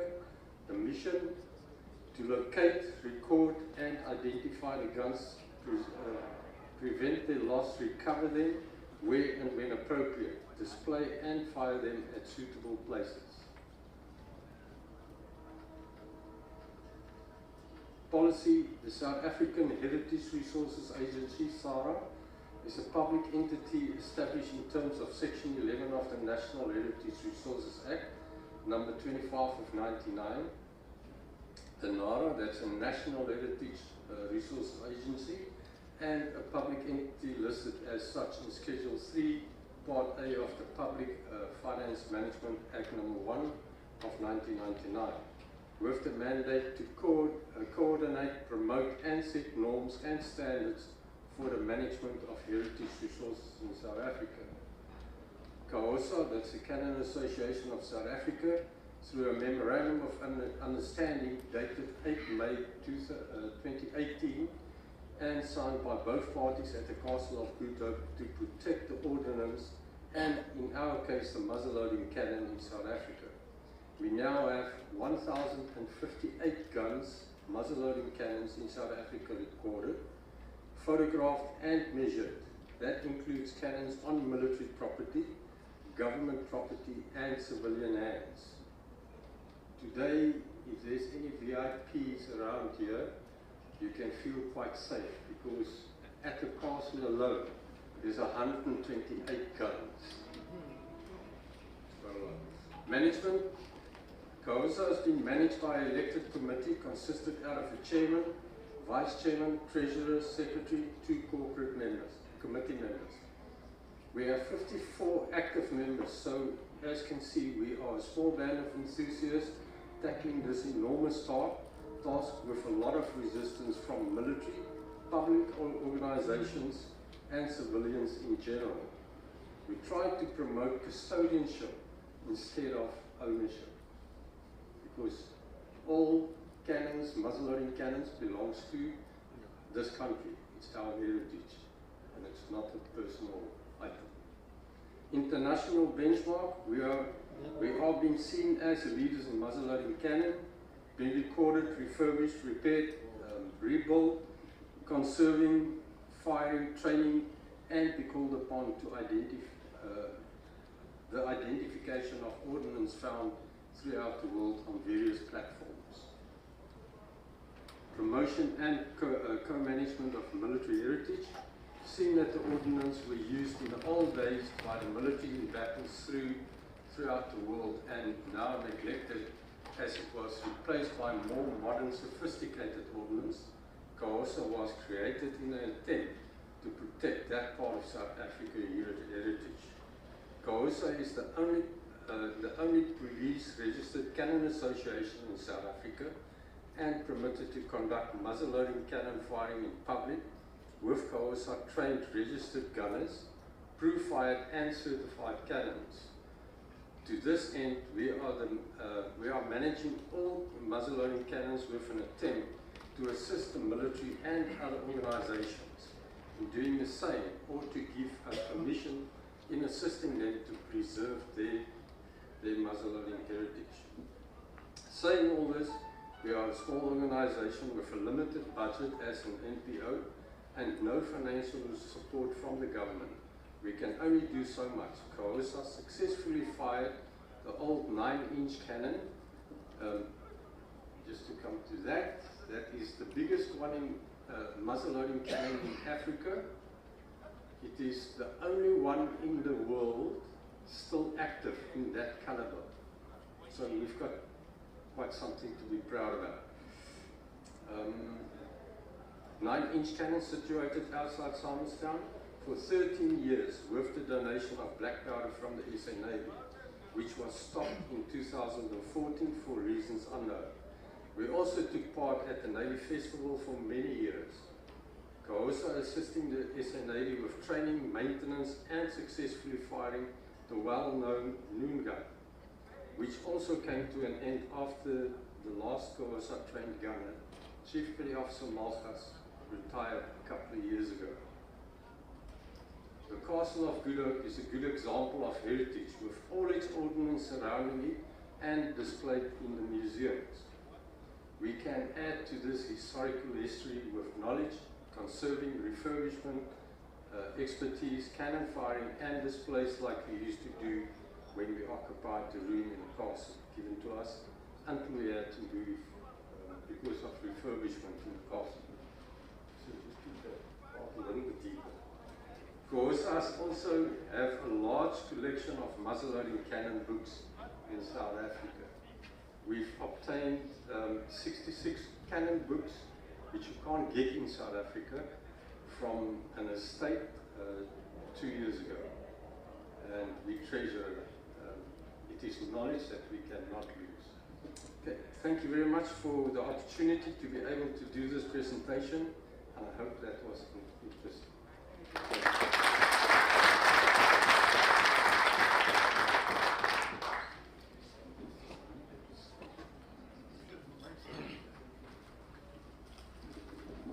Thank you, Mr. Victor. It was a very, very good talk. Ladies and gentlemen, please just take note that the dignitary in the House is the Chief of the Navy. The Admiral sitting to my left and not Chief Logistics. Thank you.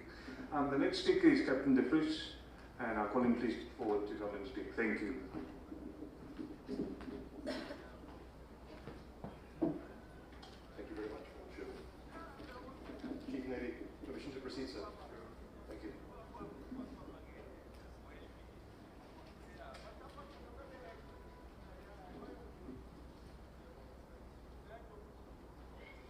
Ladies and gentlemen, thank you very much. It is an honor and a privilege for me to be able to speak here. I must quote that line, history is written by the victor. I think at this conference, the symposium, history is written by the timekeeper. So, I thank you. I am Captain Jacques De Vries, sadly not Navy.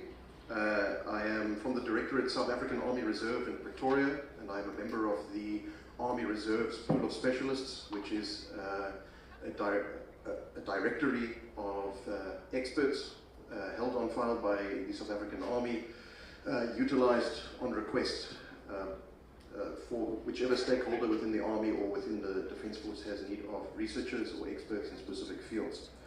I am a SO3 research officer in the doctrine and policy capacity and a project team leader at present for the history of the South African Army book project for the Chief of the Army, Lawrence Kulunkani Mbata. This project is tentatively entitled Military Heritage of the South African Army, the History and Fighting Traditions of the Pride of Lions. Unfortunately, there's not a lot of time to go into that now. Before I proceed to the task at hand, I would very much like to express my continued appreciation as a descendant of one who survived the sinking of the troopship Mendi on the 21st of February 1917 on that freezing cold morning in the English Channel, to the South African Navy for the opportunity that they afforded, together with the South African Department of Defence and military veterans and SANDF, to have members of families of those who survived and who perished to go to the site of the wreck and to pay our respects on the 100-year anniversary in 2017.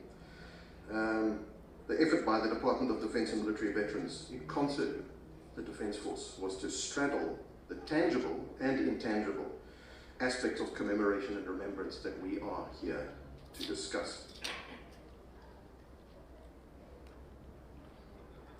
So the introduction.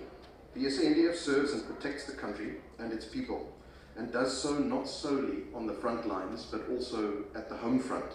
I mention this specifically. I must preamble that I am not so much a military historian as I am a historian in the military. My area of focus and interest is war in society and the impact of conflict on people both fighting at the front lines and the home front. This presentation will lay out the various ways in which the SANDF is involved in military cultural heritage preservation at home and abroad through the maintenance of existing institutions and participation in events with entities both inside the armed forces and without, in terms of citizens and military veterans. I must dwell here quickly on this image that you see on the right, which is reminding me of the fact that I was privileged to be able to serve under the then curator of the military museum here in the castle, Mr. Nati Krief, who has unfortunately passed on, who can be seen assisting the Minister of Defence, Joe Modise, in the unveiling, re-unveiling, I would say, of the military museum in November 1995. And the caption, it said there, where this photograph is displayed in isiXhosa is very important for me. Ukuvulwa kwendlu mboniso umbali yomkhosi. It's very nice that the captions were in English and Afrikaans and isiXhosa. In terms of the aim, the purpose of this presentation is to provide an overview of the SANDF's heritage preservation activities with reference to military cultural heritage events, activities and interactions across the civil-military divide. In the immediate aftermath of the opening of the Castle Military Museum, you can see Minister Modise looking very positive and impressed with proceedings. You can see the pipers of the Cape Town Highlanders in their traditional regalia in the foreground with the members of the Castle Ceremonial Guard in the backdrop.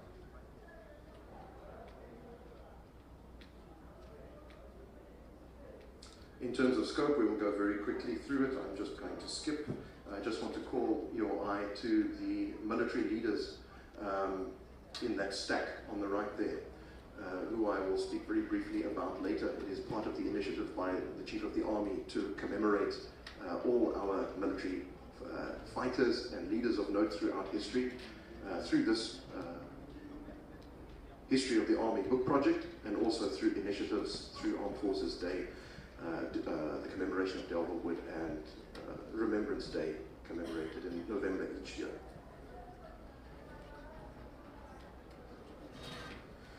Now, in terms of the strategic framing, I had cause to draw inspiration and energy from the Kohima epitaph at the site of the pivotal Second World War Burma campaign battlefield, which carries the sentiment very much fitting for our 2 days efforts here. And it says, when you go home, tell them of us and save for your tomorrow, we gave our today. These efforts, which we are attempting to harness, anchor institutional memory, old and new, as highlighted by Colonel Sherman, his presentation on Operation Mistral, noting that our history making is continual and ongoing, and Admiral Soderlund at the Naval Museum's very successful attempt that we can take guidance from in the establishment and sailing forward of the Submarine Museum. This reinforces cohesion across generations of soldiers and citizens, and safeguards this legacy of service and sacrifice that underpins national unity from the military that has peacefully integrated into a new force, not once but twice, in 1912 and in 1994. I must boast the officer on the left accompanying the President of the Republic of South Africa and the Bundesrepublik of Germany is my Senior Staff Officer Reserve, Colonel Lukeli, who has since retired. A wonderful opportunity to descend the steps of the Union buildings in fulfilling of part of our mandate to serve and defend this country with honor, dignity, courage, and integrity. Defining military cultural heritage. Cultural heritage is defined as the traditions, values, artifacts, and expressions passed through generations, reflecting a community's identity, history, and creativity. It was, as previously mentioned, including tangible and intangible elements that shape collective memory. With this in mind, we reference the tangible, namely museums, as you can see here, the Ditsong Museum of National Military History, medals, battlefields, battle colors, and archives. The intangible, on the other hand, traditions, oral histories, regimental customs, and ethos are what we strive to harness to make our experience as a military and a society richer. To ponder on, for us as soldiers, but also as citizens along with us, is the code of conduct for uniformed members of the South African National Defence Force. Tangible or intangible military heritage. Ponder on it. Locally, the National Heritage Resources Act 25 of 1999 and that which is underpinned by the Defence Act empowering the organisation to create museums recognises military sites, objects and practices as part of the national estate, mandating their protection. Preservation efforts as per the Act must be balanced with inclusive narratives from all its constituent parts. The SANDF's unique role as a steward. The SANDF is full of cultural heritage assets, and it is up to the collective gathered here to determine whether our histories are integrated or disintegrate, as my colleague Major Dalachia will illustrate in his contribution today. Armed Forces Day, held in the week running up to or on 21 February annually, takes soldiers and their military machines to the people. The military museums, living in the shadow of the South African National Museum of Military History, especially that of the Air Force and the Navy, expose the public to military aviation and fighting maritime heritage. As you can see in all of the inset photographs. The colleges, the War College and the Defence College, together with the Warrant Officers College, take their students to the battlefields of the Cape Frontier Wars, the Anglo-Zulu War, the First Anglo-Boer War, and the Second, the South African War. These leaders all take their appreciation to their future commands. And General Yakelo, during the joint Senior Command and Staff Program staff ride, we were able to visit the grave of the man who died stealing the axe from the 7th Frontier War. So it was an incredible experience to stand around this grave and to speak and unpack about the folly of war and what results about it. Now, in this photograph, you can see top left an edition of the Soldier magazine. We can see Leon Steyn, the younger of the Air Force, who is assisting a member of a deployed unit with the proper collating and filing of the unit's war diary. This was at the mobilization center at De Brugge. Very, very important, the need for greater professionalization and digitalization. Example, the efforts by the Defence Force Archives in Irene. But we have faithfully, through the perennial use of Air Force guards called Air Force Base Irene. Very, very important. I want to very quickly reference, as a member of the Pool of Specialists, a presentation which will be given by my colleague, Lieutenant Colonel Helene Potgieter, who is a heritage architect, and the image of the General's Building at the South African Army Headquarters is a cursory lesson in what you should do to look after heritage assets, and that you cannot do whatever you want when you are improving the space around you, installing satellite dishes, air conditioning units, and trunking to and from those appliances. International benchmarks and case studies. Colonel Sherman and I will move very, very quickly through these. United Kingdom, their Ministry of Defence works very, very closely with the Imperial War Museums located in London and elsewhere around the country, and the National Army Museum to funnel expertise from the armed forces serving regular and retired, and also their military machines for preservation and display in those museums. In France, very, very important, the place where our Museum of National Military Memorial is at Delville Wood, maintain their Service Historique de la Défense, or the Defense Historic Services, which fosters archival excellence and faithful interpretation of battles on battlefields for the benefit of soldiers and the public. In Germany, a country with its own complicated martial heritage and historically recently divided past, has for its part a formidable Bundesheer Militärhistorisches Museum, their Armed Forces Military Museum. This entity showcases military heritage both before and after the unification of East and West in a way that educates and promotes reconciliation. In Brazil, looking at the first of our BRICS country colleagues, Brazil's army has stood up their Diretoria do Patrimônio Histórico e Patrimônio, their Directorate Historical and Cultural Heritage for the Army. This is a specialized directorate within the Army's Department of Education and Culture that preserves, documents, and disseminates the Army's historical and cultural assets for future generations, manages military museums and archives, curates exhibitions, and supports commemorative events. In Russia, their Central Museum of the Armed Forces in Moscow showcases the arms and services, uniforms, documents, and vehicles. It serves as a hub for public education, as the Russian military uses its historians, archivists, and cultural officers to document, curate, and support exhibitions that honor past and present soldiers' service. For the most interesting for me is the efforts by India, launched their project Shaurya Gata in November 2024 as a collaborative effort between its Department of Military Affairs and its United Service Institute in order to conserve and celebrate Indian military history through preserving battlefields, artifacts, traditions, and stories by serving soldiers and veterans. The project encourages heritage tourism and engages the military with the public through education, storytelling, traveling, and static exhibitions that target, in particular, the youth, something we can learn from as a country with a high youth unemployment rate. It also fosters civil-military collaboration in terms of establishing think tanks and veterans cultural organizations being put in touch with the armed forces. Of note too is India's annual Military Heritage Festival, an event very similar to ours this week, bringing together military leaders, historians, scholars, and for them, interestingly and welcome, youth organizations.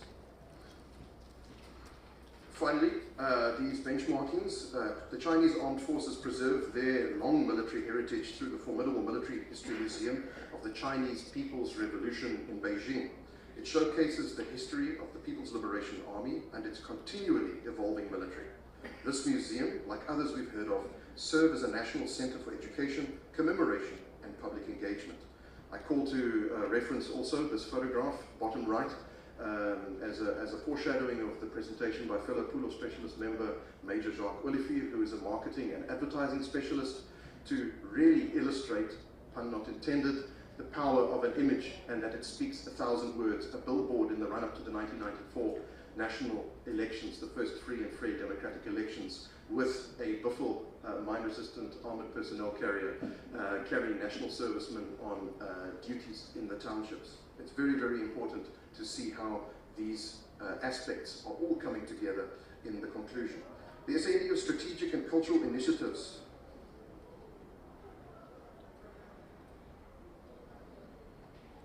advance national unity and defense diplomacy through the establishment, we hope, of a renewed directorate for Musea and Historia. Central to this vision is the development of a flagship SANDF museum, serving as a dynamic hub not only for the satellite museums of the South African Army in the future, the South African Air Force, the Navy, and the Military Health Service to join us. It will serve as a dynamic hub for engagement and institutional pride.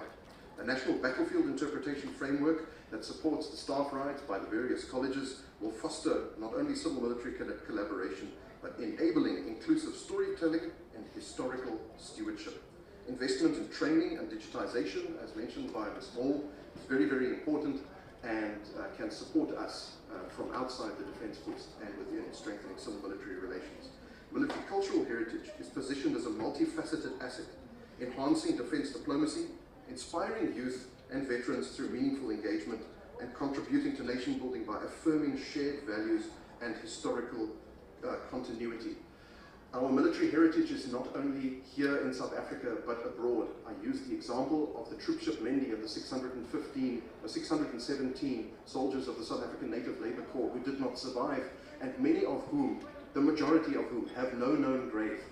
I would like to also call upon, mention Professor Lieutenant Evert Kleinhans, with whom I on many occasions visited the Department of Defence archives in years past, and gained an appreciation for the fact that those of our soldiers killed in battles who have no known grave, families and descendants can take solace in the fact that where they still reside in this world is in the archives, with their attestation papers and with their medical files and their medical papers. They may have their names on memorials in England, like at Hollybrook Cemetery in Southampton, but they truly reside and are cared for in these archives, and that's a very, very, very, very important sentiment.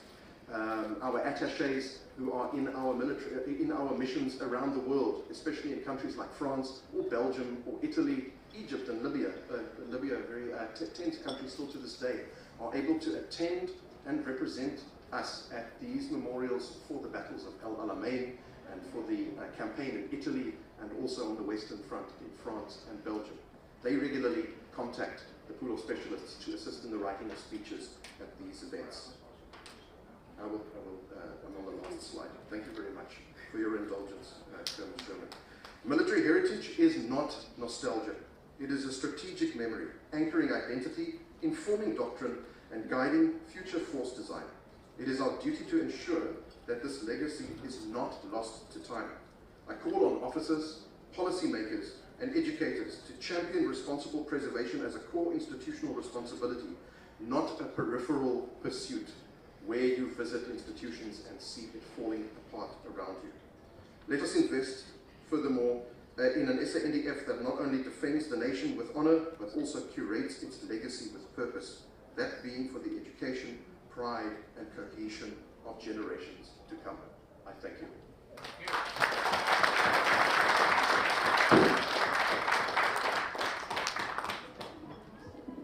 Thank you, Captain. Obviously, it's not my intention to chase the people on. It's hardly what we wanted for today's how to go. The Canon Gentleman of Defence just asked to say one last thing. just one last thing I would like to leave you with. How do you kill a nation? You deny them their history of their country and you take their heritage away. Thank you. Well, on that apt note, I'm going to call the program director forward again to just make the final announcement. That brings us to the end of my session that I had to chair. I'm sorry it's been a bit of a drive-by shooting, but I hope obviously you'll understand the constraints that we're suffering at the moment. Thank you very much, ladies and gentlemen.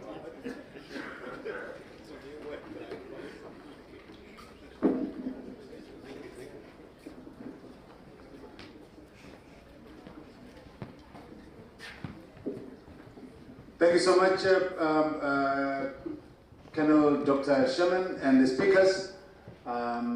You helped me because I was about to pull out some papers. The stationery I have is useless so far. So let's keep going on. We're going to move on to the next session. Are you moderating? Okay, let's just confirm moderation.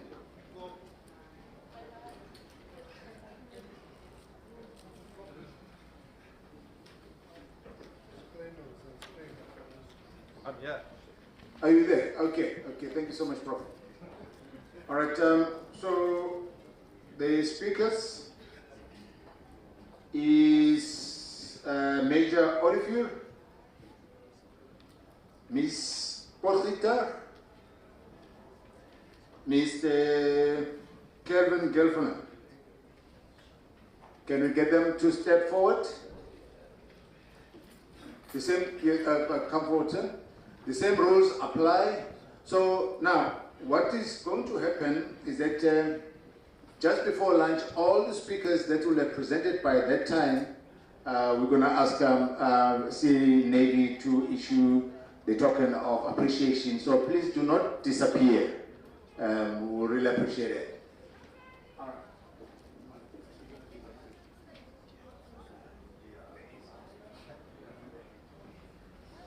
Okay, good morning everybody. Chief Navy, Chief Log, thank you. It's my job to now usher the people through this session, so beware, I will not entertain Captain de Vries's going over the time, even though I did say yesterday, but I'll be a stern taskmaster. So it's my pleasure now to continue with the next session. We shift to a more built heritage type of idea, talking about the castle, talking about military architecture, but before that we've actually got a, I don't know what I should call you, Major, PR specialist and marketing and communication and advertising. So Major Olivier from, also from the Tourist Specialist, thank you very much. You have 10 minutes and then I'm going to start, I'll take it to the captain.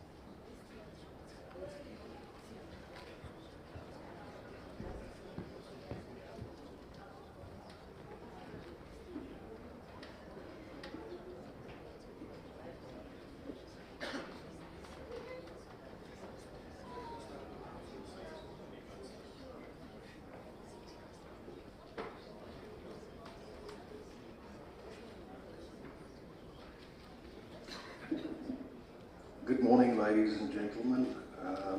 All protocol observed. Permission to continue, sir? Thank you. It's a rather big presentation, size-wise, hence it's taking some time to upload. I have included some videos in there. So as we wait for the presentation to upload, I might just give you some background. My name is Major Jacques Willifeed, also as per Captain de Vries, member of the SA Army Pool of Specialists. My day job is in the advertising industry, something I've been doing for the past 3 decades. I'm a media strategist and planner, and I specialize in what we call outdoor advertising, which essentially is billboards and other visual media types which are seen outside of the home. So the normal conventional term for this media is out-of-home advertising. So basically, my presentation will cover 4 facets. The one thing I think I can safely assume is that most of the members of the audience, have not spent much time, in marketing, and I think it's worthwhile explaining some of the core concepts around outdoor advertising. The second part of the presentation would focus on the opportunities that this holds for the SANDF, and third part would be the benefits for military heritage, and the fourth part would be to explore an example, from one of the BRICS countries, with best international practice, should one generate substantial funds, from a project like this.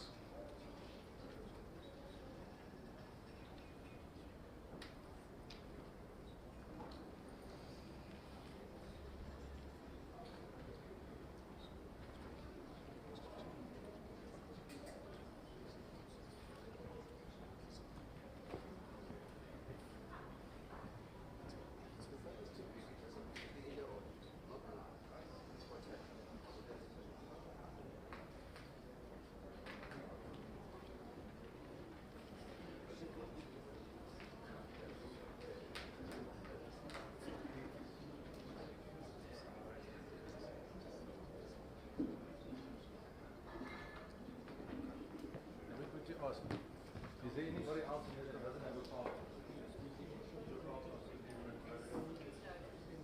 There is already a PowerPoint that's loaded there. Maybe we can continue with another one while that one is talking. Would that HP Architect. HP Architect.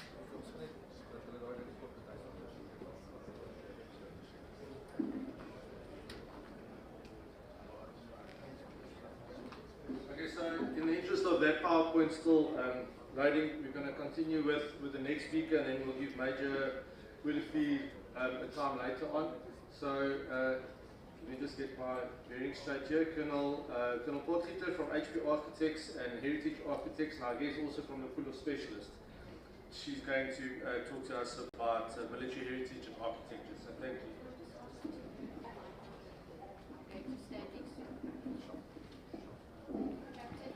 You want to maybe?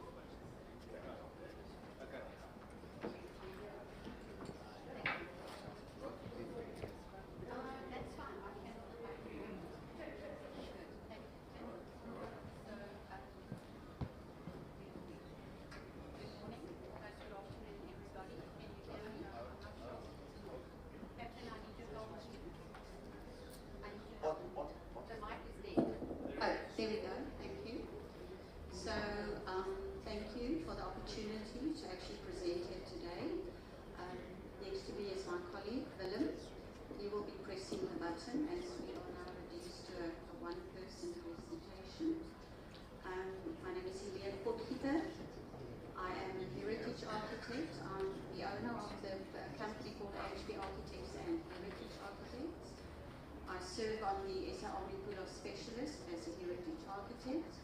And what I would like to share with you today here is work that we actually did in the environment of the SA Army, where when we started off, we actually reported back to General Les Bratton, who's also here today, as you all know.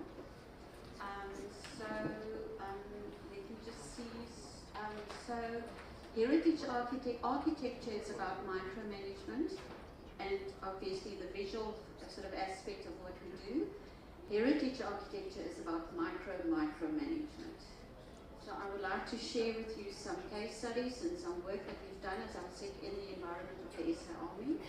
Next slide is just our format. Next slide. The purpose of this presentation, as I've said, is to show you work that was done and work that I feel or that I know could have also an impact on what is planned in terms of the way ahead after today's day 2 of this very successful conference. Next slide. So what you see there is a few sort of images of the SA Army HQ in Dekwa Road, Pretoria. In the center there is the Paul Kruger building. In the center is the General's building, apology. To the left is the Paul Kruger building that was actually commissioned by Paul Kruger. And on the right there is the monument of Squatter Patoers. He was a scarp spitter, sorry I can't think of the English term, during the Anglo-Boer War, thank you, sharpshooter. And he gained legendary status as to being good at his job. And that's also where the Afrikaans saying actually originated from Squatter Patoers, which means bullseye. Next slide. So I'm going to briefly touch on our National Heritage Resources Act number 25 of 1999. I actually also do CPD lectures on the Act. The Act is currently up for review, which is good news. There are a few aspects of the Act that urgently needs to be updated and reviewed. I would also just like to put on the table the fact that, and I think it's important for this gathering here today, our Climate Change Act 22 of 2024 was partially promulgated this year, and there are very important aspects in the Act that actually could be or will be to the benefit of this meeting or this conference here today. Firstly, it is to generate revenue through carbon credits, to reduce the carbon tax liability of DOD, and then also to enhance the reputation and compliance of the DOD in terms of sustainability, and then also to gain operational efficiency in terms of building management of especially the historic buildings. Next slide. I'm just going to touch on a few aspects of the National Heritage Act. The first one is Section 34, which is the 60-year clause. The challenge of this clause is that the 60-year catch net is growing every year, and that is one of the important aspects that will be revisited in the National Heritage Act. The building that you see there is the Cannon Store at the Army HQ in Dekwa Road, Pretoria, which is being planned as part of a refurbishment project to serve as a conference facility for Chief Army. Next slide. I want to touch on a clause in the National Heritage Act that causes great consternation and really made people hot under the collar. And that is in the definitions of the Act, where it says that even the painting of a heritage building is not permitted without a permit. That is also, I just want to touch base on that because this is really the one clause in the Act that get people hot under the collar. Especially people with good intent that do want to service and maintain and restore historic buildings. Then the next slide. I just want to touch also on the fact that the Act, our National Heritage Resources Act, does have teeth. There are penalty clauses in the Act, which could could be defined as fines, or there is actually the option of imprisonment as well. So it really is an Act that is aiming to have results.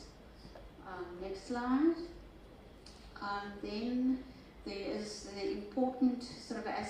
of the validity period of any heritage permit that is issued, and that ranges from 2 years to 10 years.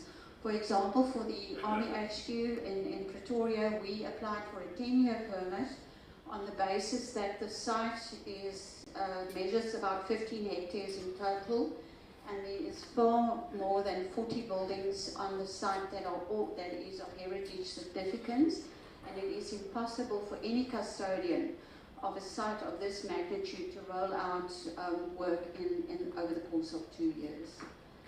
Next slide. So when we start with a heritage application, where do we start? And I think this is where we can make a good contribution in terms of discussions that we've had up to now. The first is that next slide, we research the history of any structure, area or element, and then we compile a historic timeline. And this, as you can see, is visual, it's attractive, and what you see here is the historic timeline that we've compiled for the City Hall of the City of Tshwane, the Pretoria Stadsaal. This, I think from a sort of a history, a teaching perspective, is some information that with a visual aspect attached to it can actually be very effective in relating or relaying historic information. The next slide. Then the next step that we do is we formulate a statement of significance. What you see here is a book that we've actually published on the history of the SA Army HQ in Depot Road. And I just want to mention to you that this information is available on our website. It is in PDF format, and it's absolutely open source information.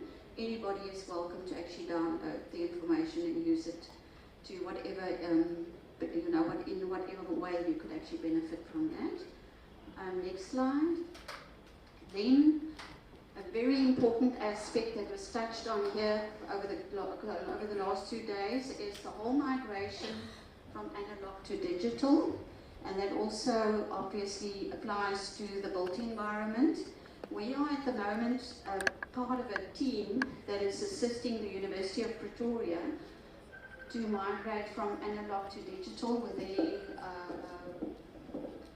I think they've got an excess of 1,000 buildings on their database, of which more than 45% is actually protected by the Heritage Act, and that's why we are involved.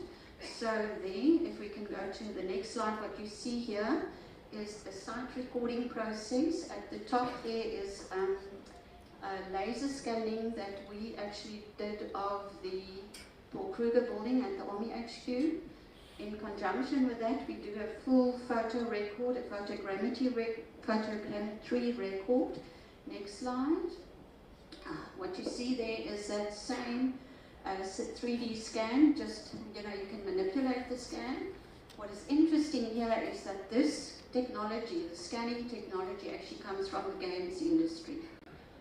And you might be interested also to know that the annual sort of budgets of the games industry in many countries actually exceed the defense budgets of countries. I also find that young architects that I employ that are actually gamers are just so proficient at working with computers, and they are so fast. And why I'm saying this is that although I think there are not a lot of gamers in this hall today, it is an industry that we should not actually ignore. So next slide. Just to show you here, at the top there is a beautiful old hand-drawn drawing of the elevation of the Paul Kruger building at the Army HQ in Pretoria, and at the bottom there is the final product. We built a 3D model that's just a front elevation of the same building, which is now available in electronic format, and the accuracy is to the extent that every horizontal line that you see there actually represents a brick scale. Okay, next slide. And then just also for you to understand what is the extent, if I talk about micromanagement, This is an example of a specification of restoration and repair for a historic building, which is the old Kaiarusa at the campus, on the campus of the University of Pretoria. This is actually where the University of Pretoria was started, from this building. And then the little dots that you see there, next slide, then relate to a specification of restoration and repair that we compile for every single building. We do that we do an elemental assessment, i.e. we follow the sort of the elements that a bill of quantities would be compiled. So it's from foundations up to roof. And you can see, I think you understand what I say if I say this is about micromanagement. Next slide. This is another tool that we would like to just put on the radar here today. And that is what you see there, the aerial photo is the main campus of the University of Pretoria, where we used an open source app, which is called EpiCollect. It was formulated by Oxford University. And what we did there was, the purple dots that you see there are all the areas and elements, structures, excluding building, that we have recorded on the site, complete with JIS coordinates. It's a very powerful tool, and the potential application in this context, if we go to the next slide, is to potentially form a countrywide database of graves of kings and chieftains, of which there is the incredible example of the 4 very brave persons that is there, which we have sculptures of in front of the Dekat. So at the bottom, what you see there is we actually designed a grave for, as a member of the Pulak specialists, we designed a grave for the Xhosa chief Sechelo in the Mbenge village. At the bottom, you see the design proposal that you did. That was actually built, and at the top there are 2 photos of the official inauguration of the grave. And again, just to recap why I mentioned this, is that the EpiCollect open source app is a very powerful means to actually start a database of information. Okay, next slide. Also, under the guidance of General Les Ratman, as part of the initial heritage permit, the conservation management plan permit that we compiled for the Army HQ in Pretoria, we did a very successful skills transfer and development project, which is actually, now I'll show you a few just extracts from the report. The report is also available on our website and can be used by anybody that would like to structure a similar initiative. So what we did was we identified 5 persons from the Works Capability Regiment.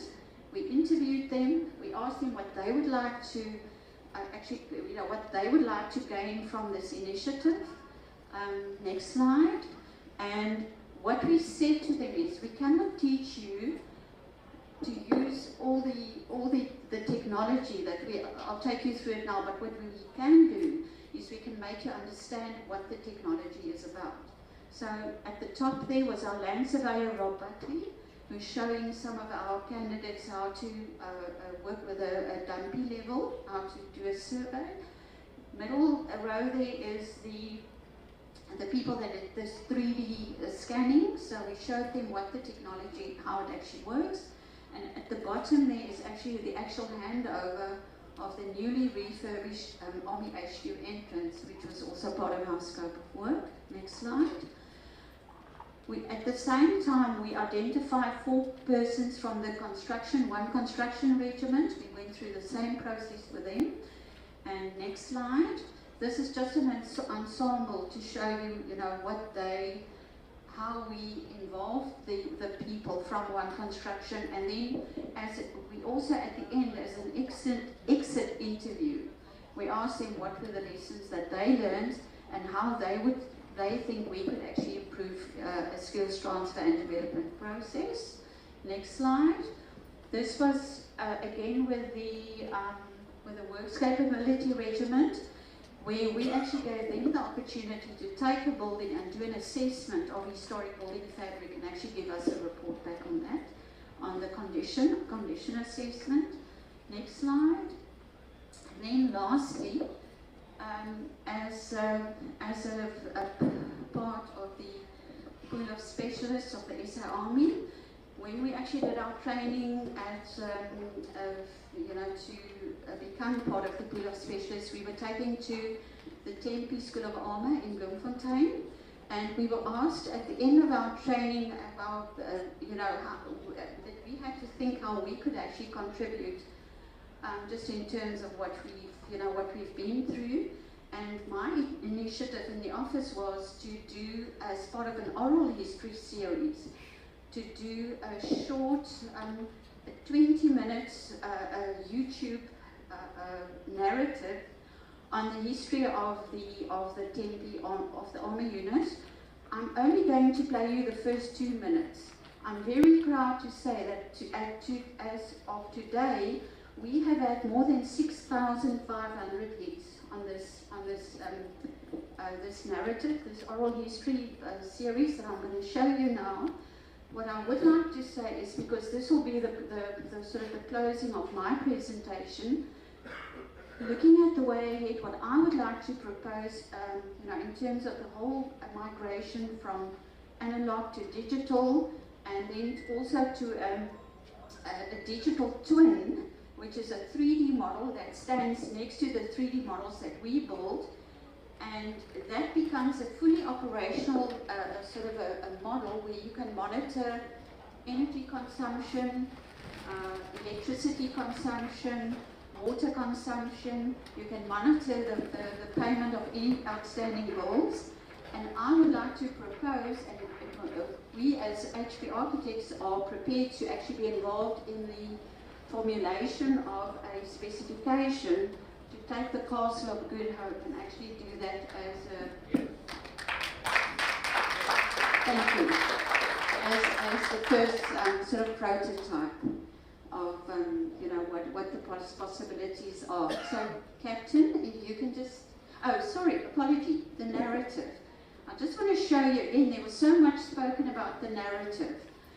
I want to show you a few examples from all over the world of how the narrative can be very effectively sort of illustrated or conveyed to people that actually, to visitors.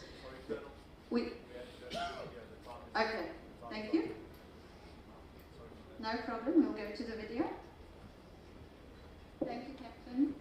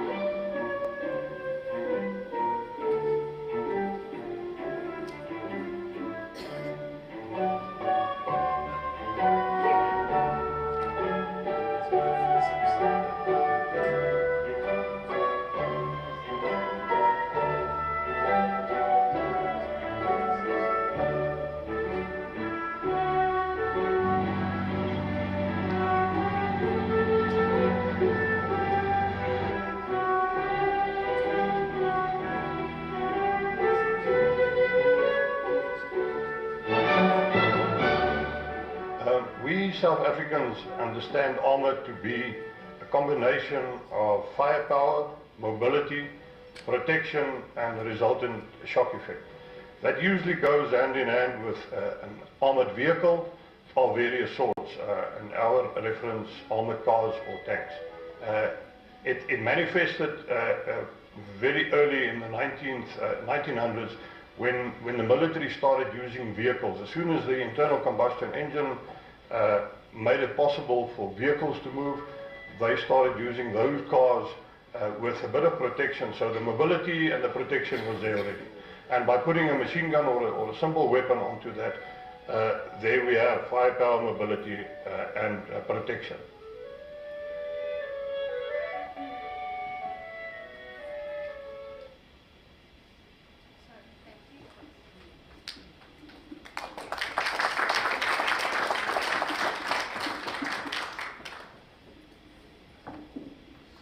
Thank you very much, Colonel Potgieter.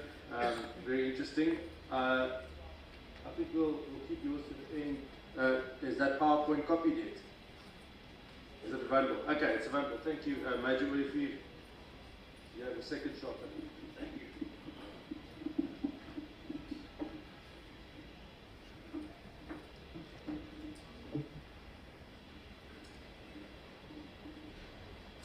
Right, so I've already done my introduction, and yeah, let's proceed.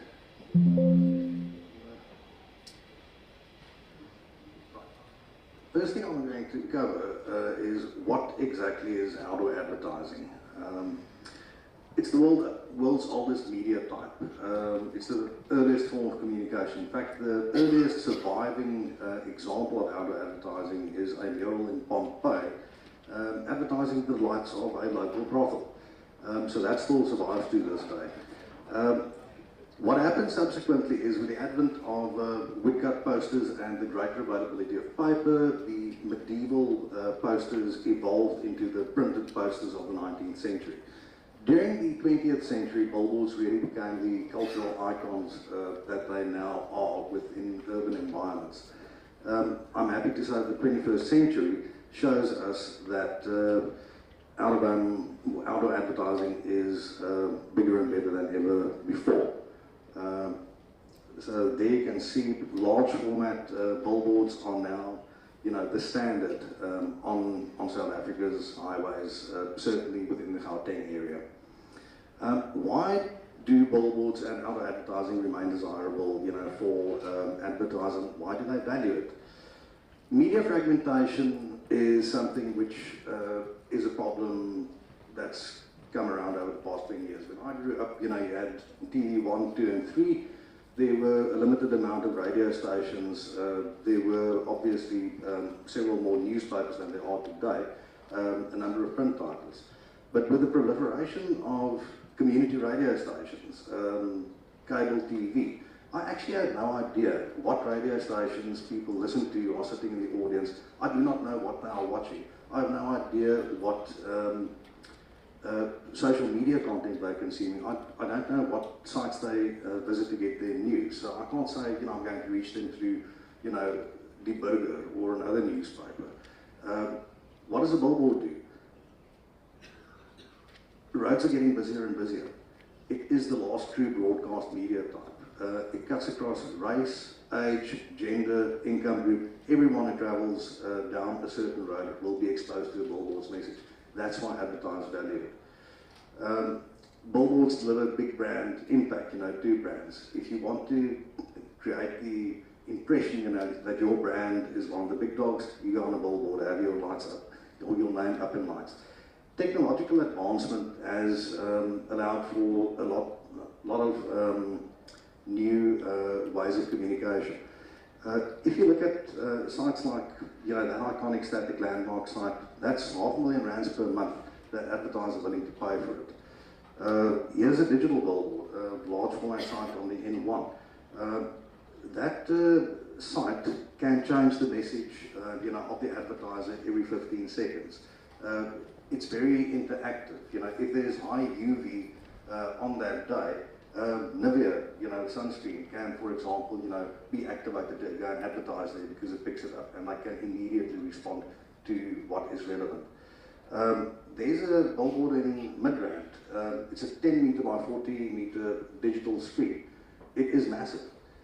It's got 12 advertisers running at about 200,000 rands per month per slot. That billboard generates over 2 million rands per month for the media owner. If we look at the value of outdoor advertising in South Africa, we're looking at, well in excess of 7 billion rands annually that advertisers are spending on it. Some locations, as the one I showed you, generate over 2 million rands per month. The most valuable real estate would be highway locations because they carry the most traffic. From a location perspective, or a specific geographical perspective, Cape Town is without a shadow of doubt the most sought after area because it is the most highly controlled environment, metro environment within the country. Landlord income, generally typically 25% of the media owner income derived.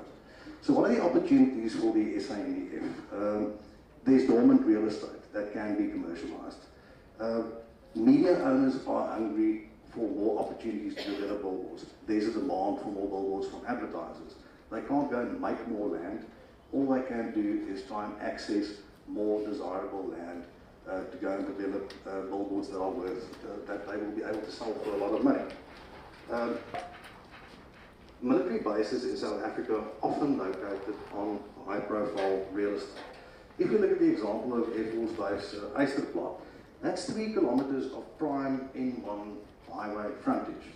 You do not get more prime than that. It's between Cape Town, CBD, and Canal Walk. It's a gold mine. It's potentially, you know, whoever develops billboards there will have their own mint. You look at 40 Kapa, a similar kind of situation, also a very, very busy highway. Youngsfield Air Base, M5, 1.5 kilometers of frontage there. Fort William, that is close to Greenpoint Stadium and the BMA waterfront. It is the most prime tourist area in South Africa. Tempe Base, a kilometre of N1 frontage, 1.5 kilometres on Nelson Mandela Way. Doornkop Base in Johannesburg, there's a kilometre of N1 frontage. Swartkops, 4 kilometres on the N14. Waterkloof, there's a tiny stretch available, about 500 metres, but prime real estate. So what are the benefits for military heritage? If we put this potential money-generating machine into motion, you know, what can it do, you know, for military heritage? It can become a sustainable source of funding. The income generated from the landlord rental, you know, of SANDF assets can be ring-fenced for military heritage projects. It does not place any additional financial burden on the fiscus. The military will be, you know, carrying on with what General Comfort has already done with Bobatlala, you know, with these agricultural projects. Instead of farming with vegetables or cattle, we are now farming with billboards. It's something that can be done. The additional funds can unlock very, very exciting possibilities. If we look at the Castle Military Museum, for example, we are not spoiled for choice in terms of the actual amount of real estate that is available. You have to use the existing real estate far more cleverly, and that is where you know, interactive displays which maximize the existing space, you know, can be brought online. If we look at you know, international museums, we can bring our existing museums up to international standards if the funds are available to get that technology in place. Castle of Good Hope, here's an example of what could be possible. If you look on the right-hand side, that green dot is where the old storage facility was, which was taken down in the mid-90s. The visual on the right shows what it looks like today. There is empty land there. In fact, it's almost 3,000 square meters of empty land. If we have funds available, we can go and develop something exciting, you know, in the form of a showroom, you know, for decommissioned military vehicles. That comes from the Tank Museum in Russia at Kubinka. This is something, you know, which, you know, will draw additional attention, you know, to this particular museum. This is stuff that can be done if funds are available. Which brings me to the example of a museum in Russia. I was privileged to go and visit the Museum of the Great Patriotic War in 2018, and I was actually blown away at the level of professionalism, how advanced it is. World War II, or the Great Patriotic War as it's known in Russia, you know, was the most traumatic event in Soviet history. 27 million Soviet lives were lost. This museum was developed, you know, to honor the sacrifice of the Soviet people. Here's a video, you know, just showing, you know, a diorama of the Battle of Kursk. I apologize in advance, it's a portrait format because it was taken by a cell phone. So if you don't see clearly, you know, behind these chairs, feel free to stand up and have a look. But you can see the quality, you know, of the displays that were done there. The Russians have not been shy of investing money in their museums. They know museums are incredibly important facilities of education and custodians of history, and also for nation building and honouring the sacrifices, you know, of the people that built that nation. The culmination of the Soviet efforts during World War II was obviously the conquest of Berlin, where they finally put the dagger into the heart, you know, of their enemy. That plays a central part in that museum in Moscow. They've done a complete reconstruction, you know, of what Berlin looked like in 1945. On the left, a picture of Soviet officers on the steps of the Reichstag. On the right, my wife posing on the steps of the recreated Reichstag. It's amazing going there. It is wonderful. It's a wonderfully immersive experience. So as you get to the end of the museum, after traveling through all the years of hardship, you eventually get to Berlin in April 1945. And yeah, it's amazing, you know, walking over those cobblestones, looking, you know, really immersing yourself in the drama, you know, of what happened there. Some of the people in the audience will probably have been to the planetarium in Johannesburg, so you would know what it looks like on the inside of that dome. The museum has a dome which is the Hall of Glory. It features a beautiful statue, but it has a remarkably interactive display, and this is a video of that. Can we get sound on this, please?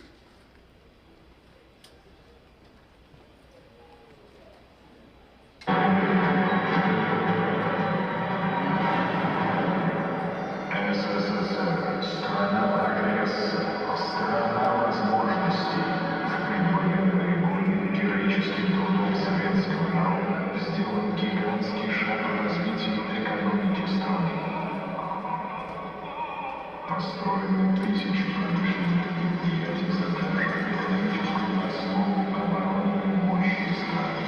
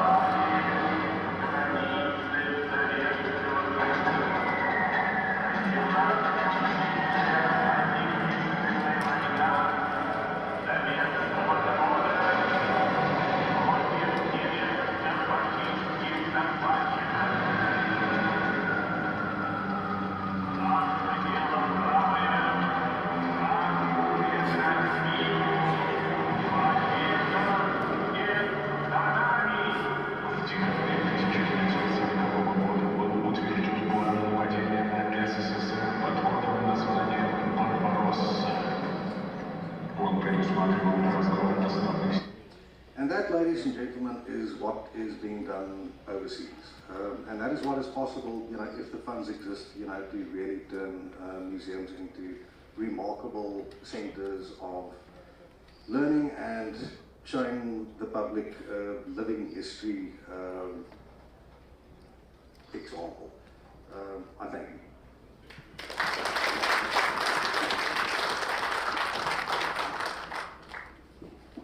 Thank you, Major Olivier. Yeah, lots to think about, a lot of possibilities. It's my pleasure now to call up Mr. Calvin Gil Flynn from the castle for his presentation. Thank you, sir.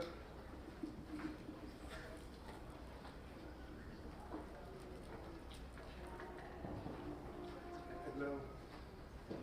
Hello, busy. Can I continue? Thank you so much.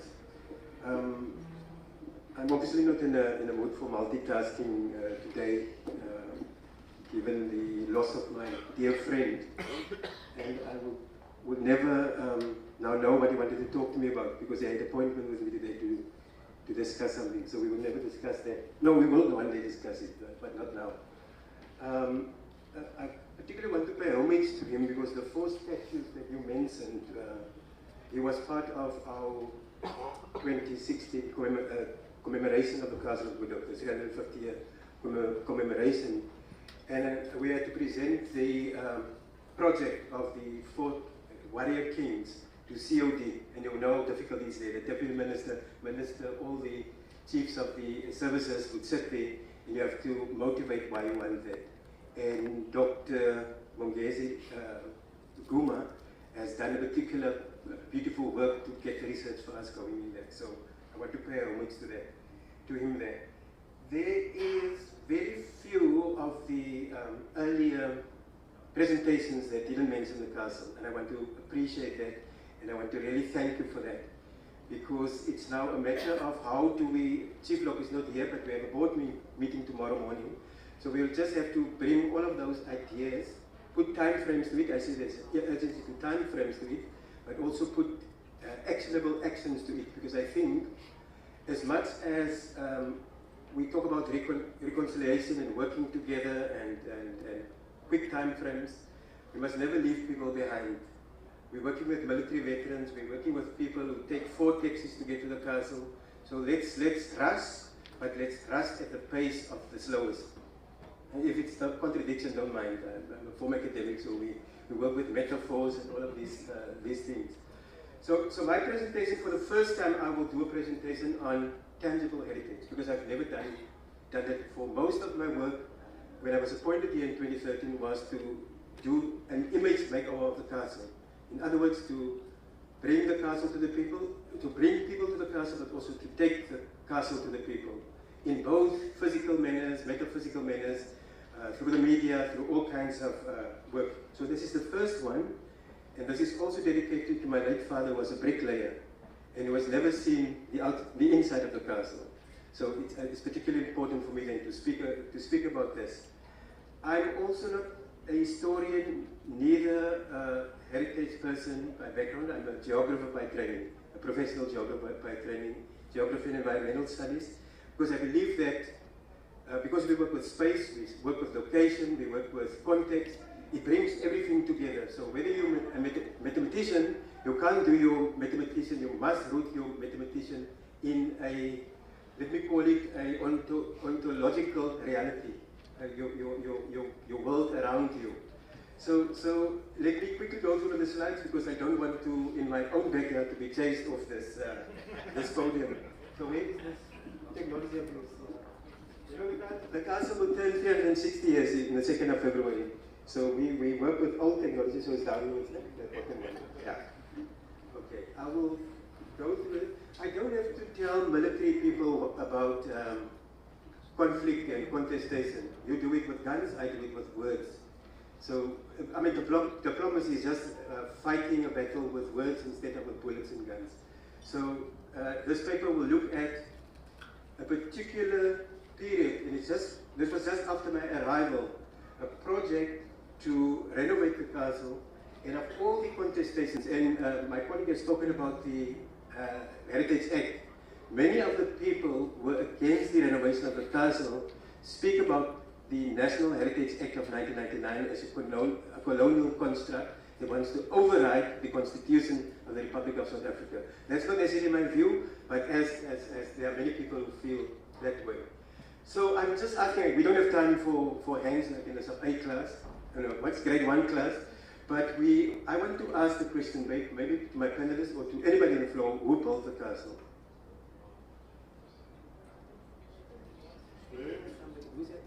There's a hand right at the back. You can scream.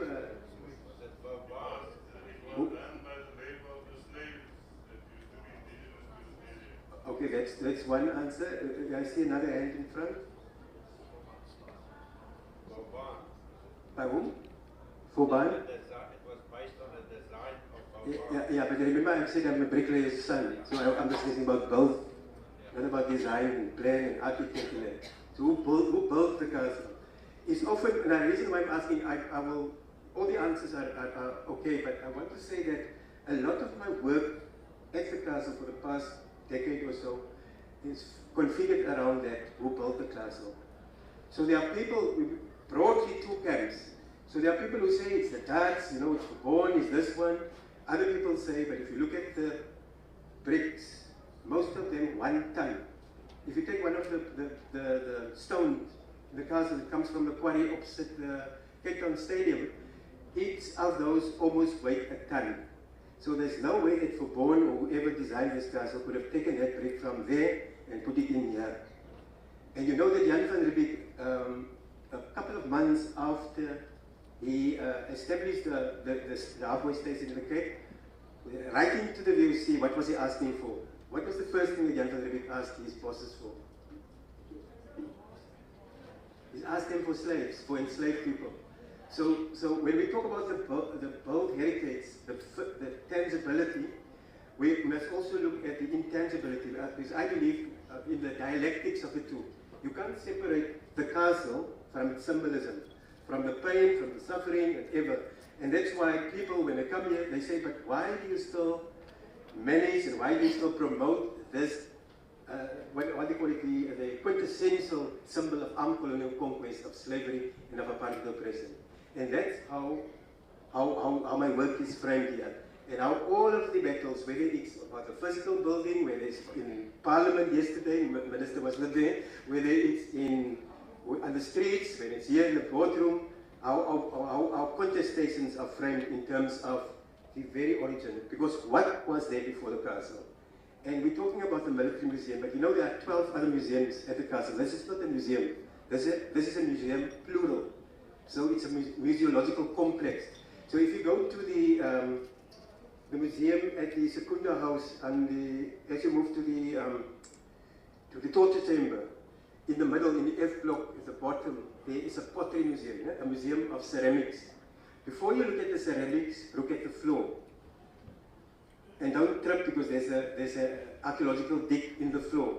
And in that floor, there are pieces of pottery and pieces of implements dating 22,000 years ago.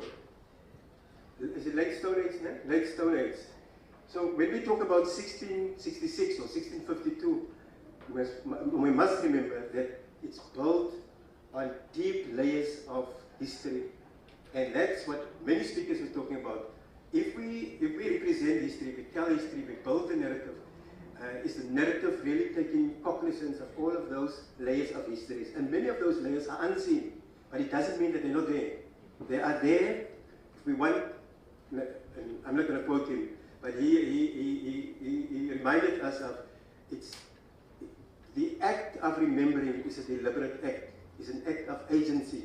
It's an act of, do I want to remember or do I want to forget? To quote my friend. Let's go down. So this is the symbol of or my site of studying. It sounds very strange. That's why I'm working. This is my office, but it's also my site of study, my study site, and it's often, as I say, if people come in from the front, in the front court, in a new entrance, because the old entrance was seaward, then they are confronted. When they come in, they see this drab-looking building from the outside. But when they come inside and they see 2,000 women and to conflict in the front quarter, then they sort of change their mind about this castle. So a lot of the contestations, some have happened outside of the walls, but most of the contestations is when people are confronted with history. And the 12 museums that we have here is typically set up, starting with the warrior kings, is there to make us think and to, if we don't want to remember, to force us to remember. There's another view of the castle. Not all of those LED lights, just in the last, the advertising man, what's my name? just to say, we already in this kind of technology already, but we know we are not up to the standard yet, and we will engage you around that. That's the project. I'll go quickly down. Oh, I want to go to this one, because it caused a lot of consternation. This caused a lot of consternation in 2016 with the 360 years commemoration. Because there was a stone, the Khoi people call this the clip kraal, or the Khoi cape, or stone kraal. So we also put up installation of a Khoi kraal, a reed kraal, and to the two epistemologies, the two, what is the building, what is the architectural issues or philosophy, Puritology philosophy around the kraal, the Khoi kraal, and about the European crib kraal, and speaking to each other. So if you come there and stand, you are confronted with these two realities, and you have to think, how do you deal with that and mitigate that in your mind, and where we go. I'll flash past that. I've spoken about my positionality briefly about the builder's son, but many other things, so I'm not going in there. So this was the project. It was called the Western Cape DOD and military veterans project. It was a repair project, and it was promoted as a minor renovation project.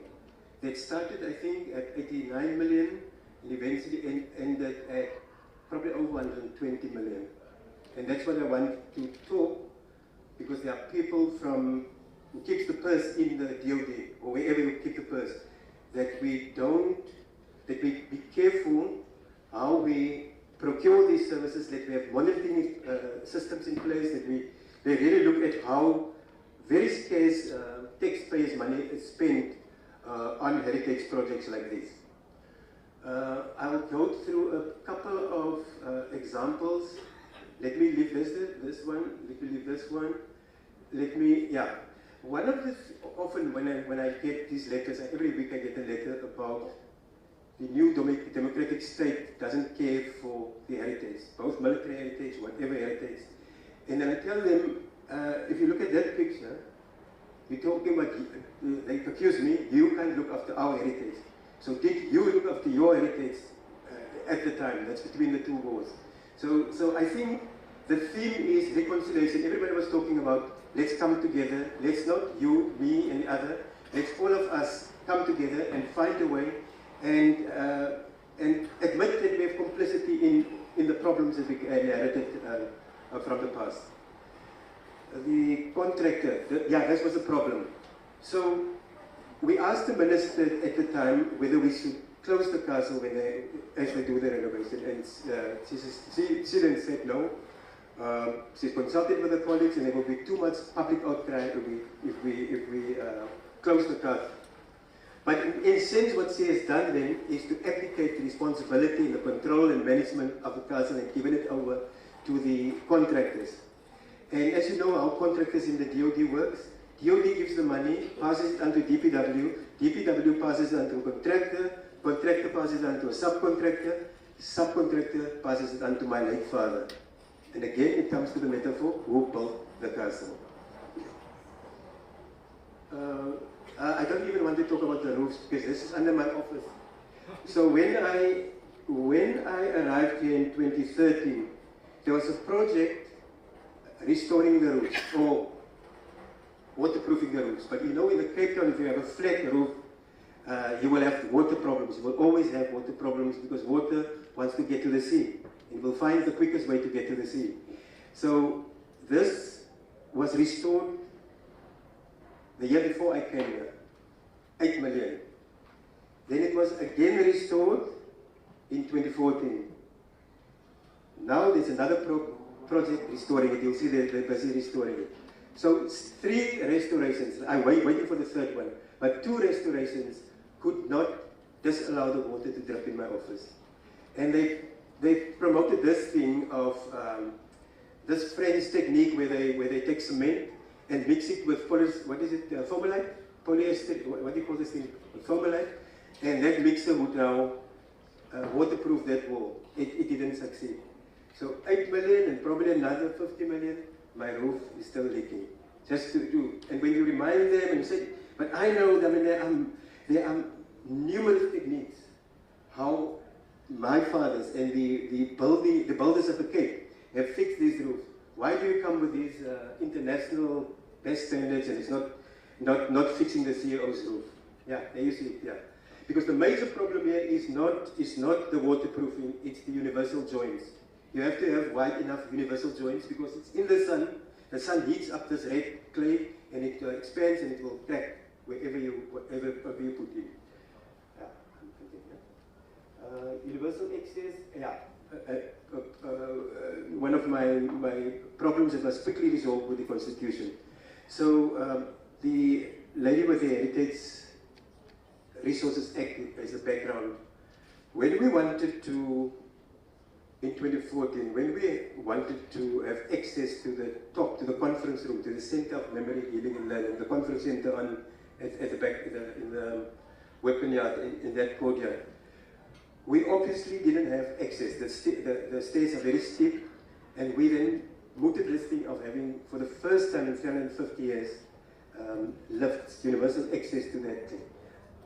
Probably the biggest contest is, no, we can't do this, we can't do this. And the biggest problem here was, again, the act. You can't cut through a 350 or 400 year wild olive beam. So we were going through and through for weeks, we were arguing. Then suddenly the builder's son, the light comes up in the builder's son. I said, so, and unfortunately my first chairperson, General Konyane, not fortunately, unfortunately was in an accident and he had mobility problems. And I say, so if you tell me that my general can't be at the opening of the conference center because there is a 400-year-old beam that's disallowing us to put the universal access living in it, then I have a big problem.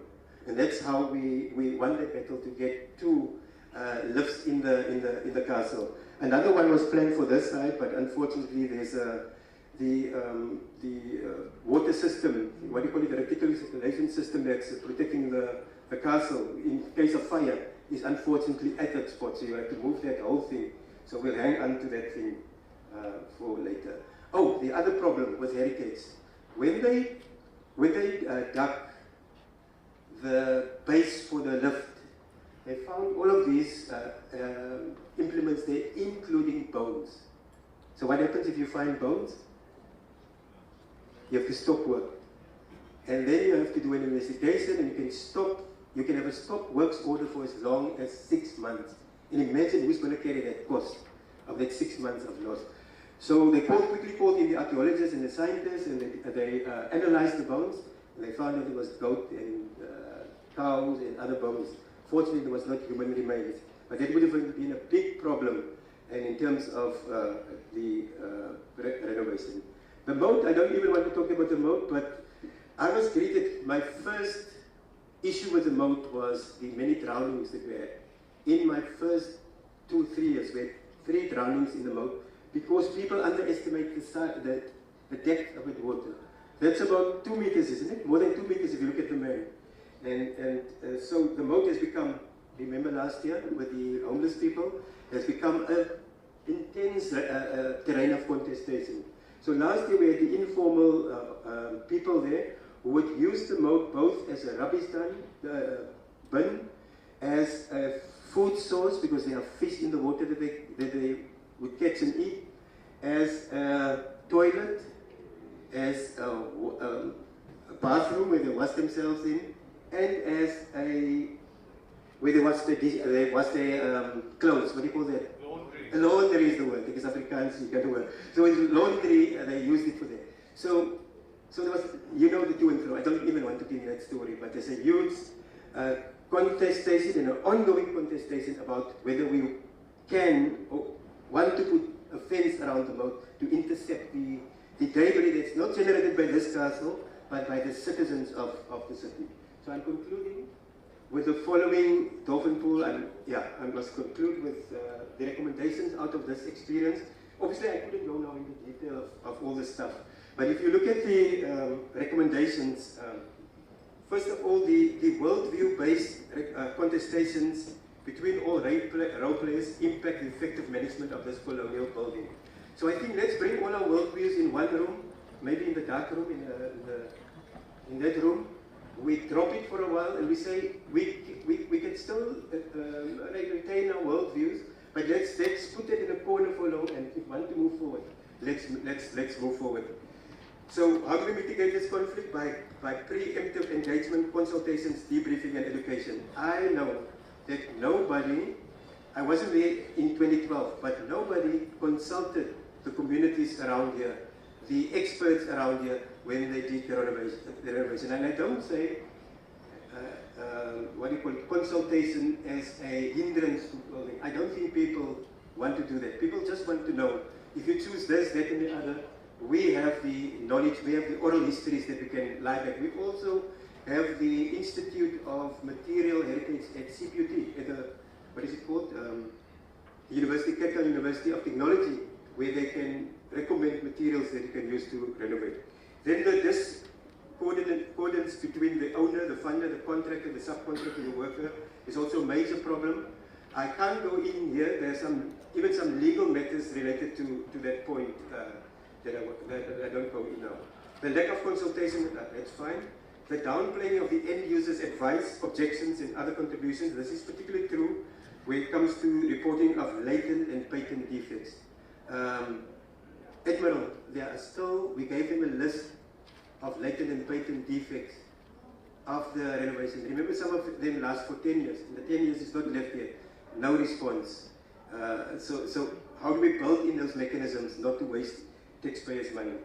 And then the last one, what I call the heritage industrial complex. I'm not sure if it's in Pretoria like that, in eThekwini, wherever, but there is a network of architects, heritage architects, of developers, of manufacturers of particular products.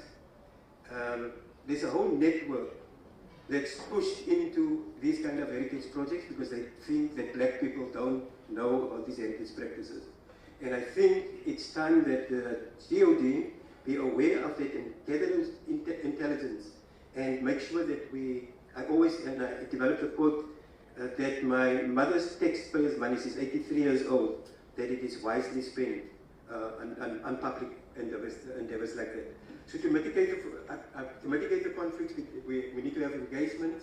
So I also say this tedious, ineffective, and costly DOD money to DPW to the heritage consult money to the contractor, that must stop. We must find a sort of way to deal with the delivery of projects like that. 100 million rand is has not changed. It's significant. Yeah. So I go to the last one. So the end users, which include now us, Iziko, Sarah, etc., and our legal and social partners, need to be consulted when we do this. And I must say, in ending, I must say that the projects that the Chief Law is busy with now, the installation of the cameras, the installation of the Wi-Fi, what do you call it? The wiring for the Wi-Fi. What do you call it? Yeah, it's Wi-Fi, no? Yeah, it's Wi-Fi. The Wi-Fi and the roofs, there's proper consultation, there's involvement, they're asking us our opinions, etc. It's not a matter of taking over. But what I want to say, when you are approached by all these service providers, be aware of the experience, the 2 years of contestations, of I have the minutes, we have the recordings, we have all of that. I'm just bringing a high level summary of that thing. And heritage buildings are old buildings, they need care, they need to look after, but just also remember that tangible heritage and intangible heritage are intrinsically linked to each other, to one another. And if you do process, be mindful of it. I thank you for your indulgence, and there will be no questions and answers. Thank you very much.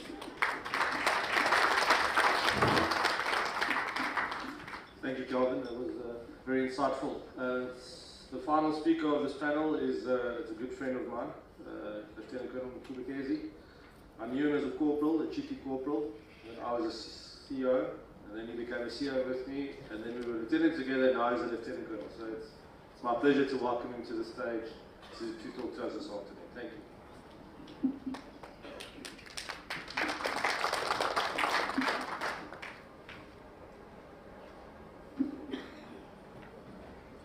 Admiral, permission to write in the protocol. It is indeed my great honor to stand here this morning to deliver a presentation on the topic military heritage, sustainable development, and defense diplomacy, with the sole purpose of advancing heritage stewardship for national and global cooperation. This was triggered by interaction with some of the students from our war colleges, as well as Army College. Every time they came from the tour of our heritage sites, the feedback was not good. And I started taking interest, and I just completed as well the interview of 216 of them who completed the trip this year. So some of the insights will be from those interviews that I'll be sharing.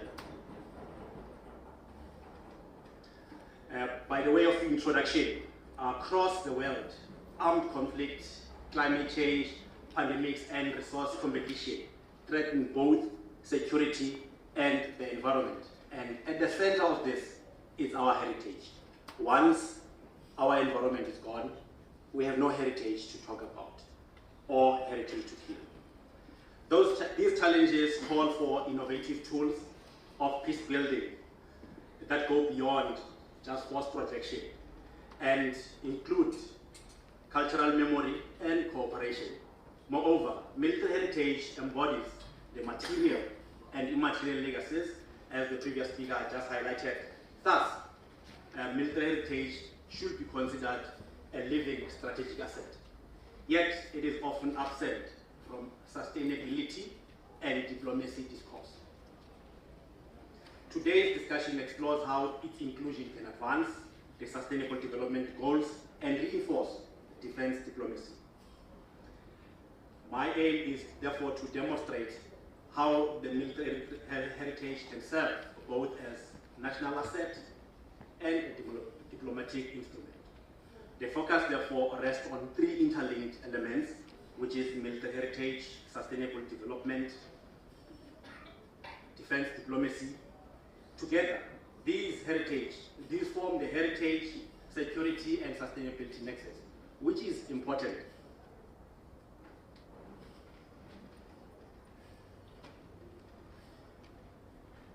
Sustainable development. Meeting is defined as meeting present needs without compromising future generation. That is Brundtland report. However, the Constitution of the Republic of South Africa, Section 24, also highlights this notion. The defense relevance, therefore, it means that military bases, including heritage assets, need to be managed in a sustainable manner. It is important to note that our current journey to greatness, from page 183, talks about this, particularly when it connects to the buildings. Our previous speaker also spoke up a lot about the damages that the climate change can cause on the buildings. So it is essential. And this is also aligned with Sustainable Development Goal 11.4, which highlights that we need to protect the heritage. Also, the National Environmental Management Act of 107, 1998 highlights this point, including the National Heritage Act. Most importantly is the defense diplomacy in this sense. We have heard from the morning most speakers talking about the benefits of heritage. We know most countries are able to leverage on this. The question is, are we able to do the same? This is important because the peaceful use of defense resources is able to foster trust and is able to prevent conflict and build partnership. And it encompasses training, humanitarian cooperation, and heritage diplomacy, recognized in Defense Review of 2015, as well as in AU documents. I have highlighted few theoretical frameworks so that you are able to move from the same level of understanding. We have constructivism and we have human security. We all know what happened at the end of the Cold War. major focus shifted to more human security. And we also need to understand the importance of soft power. Soft power is when you are able to leverage your defense force abilities without necessarily having to go all the way to fighting in order to be able to have the influence in the international system. Moreover, we have a modem here that I call transmodem authenticity. This is important because it highlights the levels of thinking about heritage. Firstly, we thought about modern, where we spoke about what exists and its origin. However, we moved past that, where we went to postmodernism, where we spoke about personal feelings. When people visit our heritage, how do they feel about it? Most importantly, where I want to focus on is the transmodernism, authenticity, where we focus on shared meaning of heritage. Most importantly is the outcome that comes from this. Once the heritage is being able to be well looked after, heritage becomes a living process of transformation. It links identity, sustainability, as well as diplomacy. Now, we also have a module which works very well to assist, to understand what we talk about. It's called AAA module. The first A is awareness, which recognizes heritage as a living, sustainable system that connects people and places. Second A is assessment, which is used for evaluating authenticity through cultural, social, and ecological lenses. The third A is action, which is for implementing adaptive, reuse, education, and diplomacy programs. We have had a lot of usages that is currently experienced through the heritage, the visits, and a number of things. But it is important for me to highlight that these are able to be leveraged upon once they can be strategically infused into the planning phase.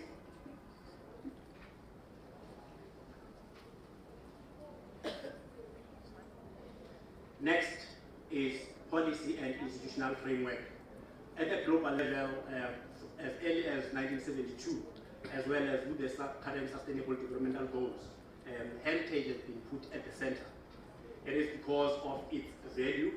Hence, it is important that when we do it, it must be done in a sustainable manner, so that we are able to save resources and able to ensure that the material that we use to construct this are sustainable, taking into consideration the recent Climate Action Act 22 of 2024, which was also highlighted here.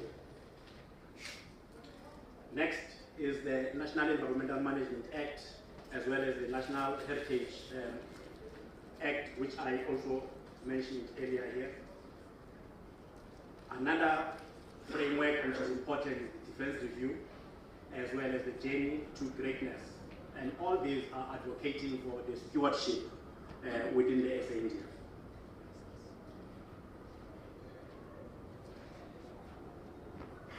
Lastly, it's important that I must highlight that these institutional frameworks need to work in sync. From the Department of Heritage and Resource Agency, Department of Defense Force, through the Chief Law, issues of compliance will save us a lot of money going forward, as well as proper documentation from the beginning, as well as protection of military heritage. Once we do this in line with sustainable developmental goals, we are able to have a standard from inception that we use to measure ourselves, how far are we. We all know Institution 9 from the Constitution, Institution from Section 9 of the Institution. We are now and then having to go through AXA, where we are monitored and evaluated in terms of how we do our stuff. And I want to highlight that if these processes and stages are integrated and we do them in an aligned manner, we'll be able to be ranked amongst the best in the world, because we are using the standards that are approved and ensure sustainability of our activities. adaptive and heritage defense. Within defense, sites such as Castle of Good Hope, where we are currently, have evolved over time beyond ceremonial rooms, where we just keep them from the modernism type of thinking to where we are today, where they have become platforms of learning, where we are able to exchange information and interact with different countries, different stakeholders, as well as allowing civil-military relations to occur, where our civilians within the society are able to interact with us through these platforms which are offered by this. And as noted by the United Nations Educational, Scientific and Cultural Organization, such adaptive reuse allows heritage sites to be a bridge for understanding our history, both natural heritage, historic heritage, as well as indigenous heritage. These spaces now host exhibitions, peace education events, and heritage diplomacy initiatives that link soldiers, civilians, and international partners, where we are able to leverage in this. I work in the Northern Cape, and over the upper month, we have been able to work leveraging on the diplomatic relations that we have. CILOG had signed a memorandum of understanding between us and the Department of Forestry, Fisheries and Environment, where we're able to protect our natural heritage through cooperation. Now, the number of scholars which confirm that military heritage, when managed adaptively, becomes a living contributor to socio-economic renewal and public diplomacy. Yesterday we heard a lot about how tourism is able to improve people's lives. However, at the same time, the military heritage can benefit significantly if it is done in such a way that it allows such interactions. Alignment with the Sustainable Developmental Goals, there's a number of them. I specifically chose 4, but the most important one is Sustainable Goal number 13, which is climate change. We all know what climate change is doing. Now, when we are busy building or busy with our heritage preservation, it's essential that we should consider that. Without it, we may not be able to have it lasting long. The effects of climate change are visible, and soon the act, which was almost promulgated late last year, the government is currently busy with the regulating of that. We will soon be expected that our activities must be done in line with the Climate Change Act, and then those regulations will be a mandate to us that we have to ensure that all our buildings, heritage sites comply with that in order to ensure that we preserve them effectively. Most importantly here is the Sustainable Developmental Goal number 17, which talks about partnership. It must be clear that not one individual will be able to achieve these things. So cooperation is important. And on that note, that brings me to what I call Transmodern Authenticity Defense Heritage Integration Framework. This uses 2 frameworks together, and I'm suggesting a few things here. Firstly is that we need to spend some time on what I call foundation phase. I'm using this as a foundation phase because heritage at some point historically, we all know that in our country, particularly in 1973, there was once a directorate, which was a Directorate Military Museums, and is no longer there. And if you look at the history which was discussed here, particularly by Commander Steyn, you will realize that most of the things were able to be achieved, and most of the military heritage was able to be restored, harnessed in such a way that it was in line with the legal imperatives. Now, what we're suggesting here is that we need to spend some time when we all consolidate all the legal framework, the theoretical underpinnings, and the strategic basis for heritage sustainability, as well as defense diplomacy, and come up with what I call a military heritage strategy. Once we have this common strategy, we all know that we are from different areas of work and life, but we are all pursued by ensuring that our heritage is maintained. And here I speak about natural heritage, as historical heritage, as well as indigenous heritage. We are all interested in this.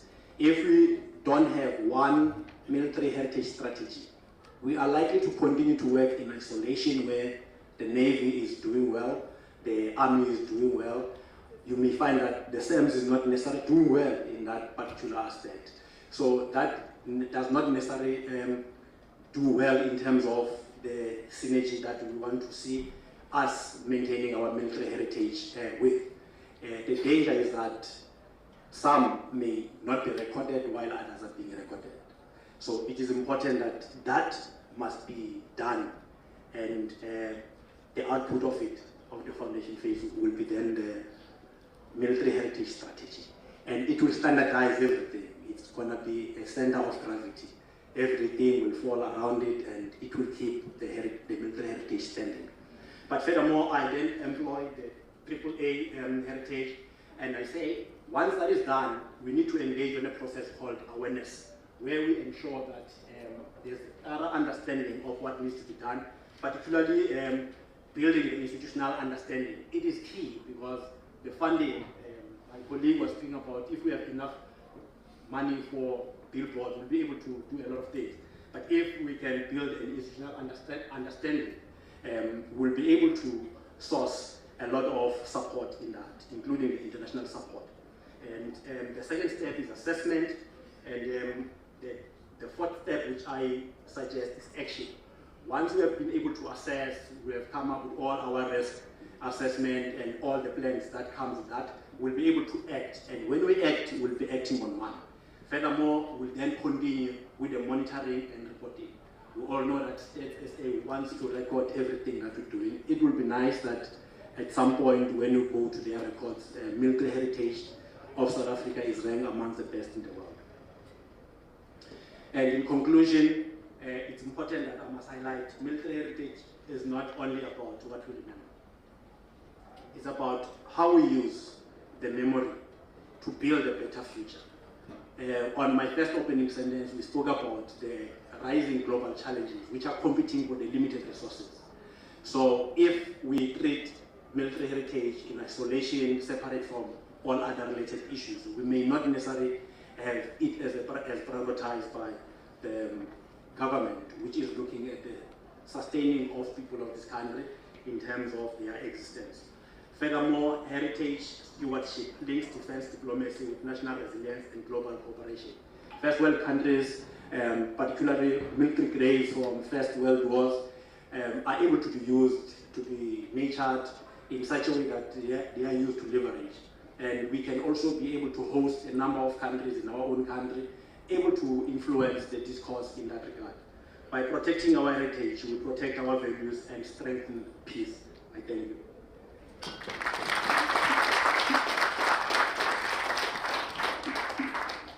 Thank you, Colonel. That brings us to the end of the session. It was a very informative session, if I may say so myself. Starting with Colonel Potgieter, and a fascinating presentation on the link between architecture and military heritage and what's being done. And I think, of course, the scope is just immense. There's so much more to be done as well.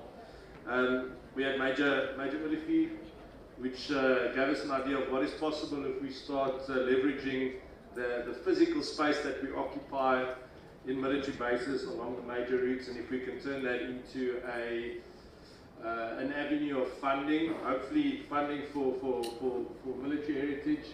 That would be ideal. We wouldn't want to see the funding going somewhere else, but that is a possibility, and yeah, it was very interesting. Thank you very much, Jock, and also for showing what is possible once you have the funding. You know, if I could link to what Calvin said and link that to Jock, you know, if we have more funding, you know, the possibilities are endless. What we can do with the space, even like the castle, where it's a contested space, it's a shared space, and we need to celebrate that and link all of that together.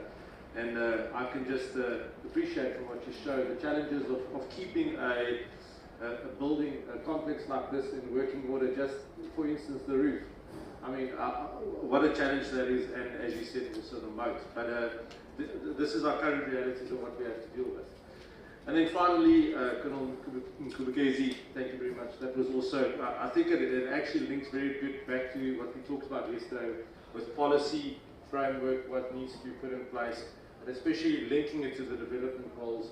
I think those are much needed.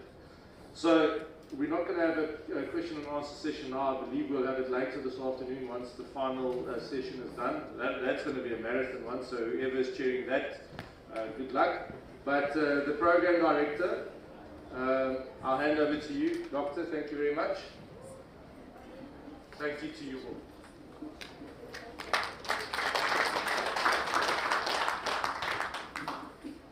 Thank you, Professor Clemens. Now, before I make further announcements, can I ask the panels of the last session, last session yesterday, and then the panel of this morning, and then this one here.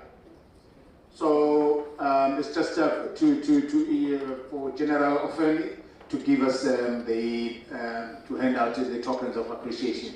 But we'll do it by groups so that there is no confusion. I want to make sure that we have the right people. So it's the last panel of last session of yesterday, the one that concluded in the first one. If you can come over, General, thank you, here in front. General Feng is going to be taking care of you.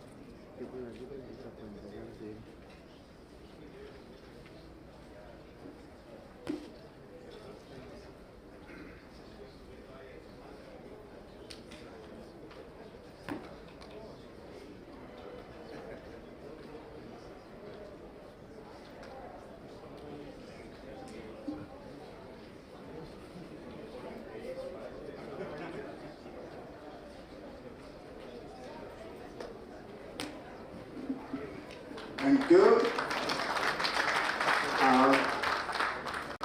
The next team would be the one of the first panel in the morning.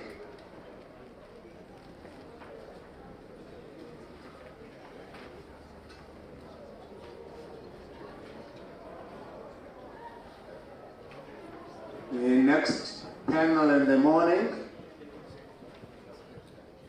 Say. Yes, it's the first panel for today. The first panel. The first panel of today in the morning.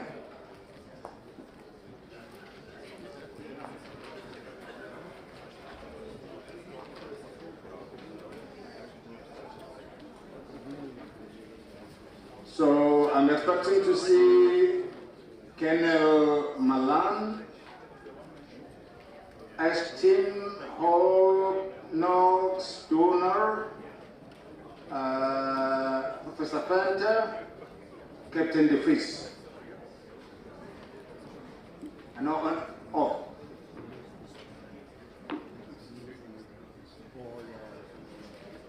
All right. Thanks, General. Please proceed.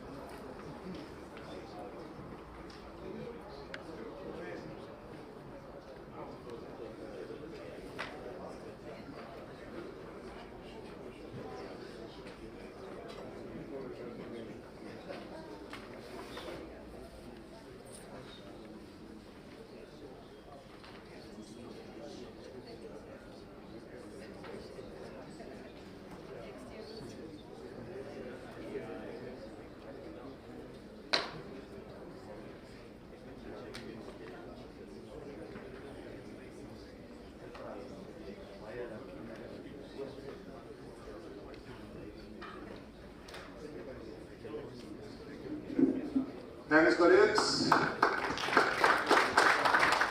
And then the next panel.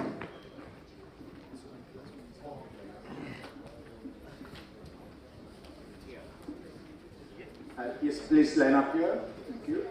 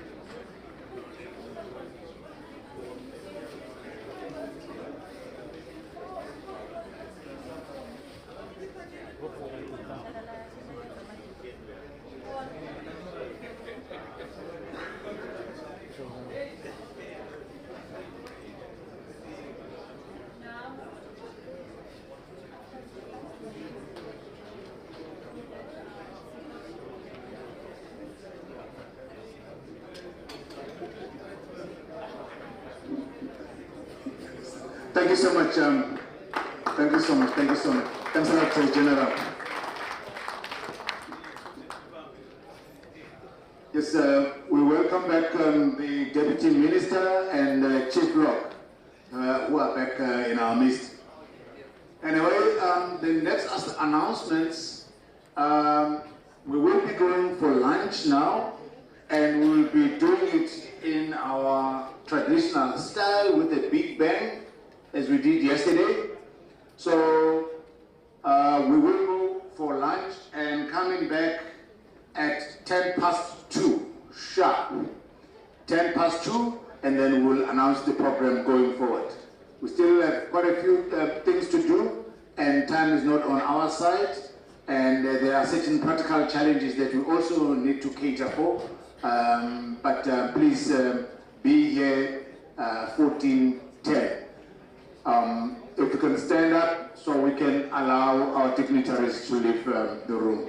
Deputy Minister, Admirals, Generals, please, if you don't mind, to step outside. So we're going for lunch. There's a big bang outside, and then we go straight to lunch. So lunch will be at the same spot.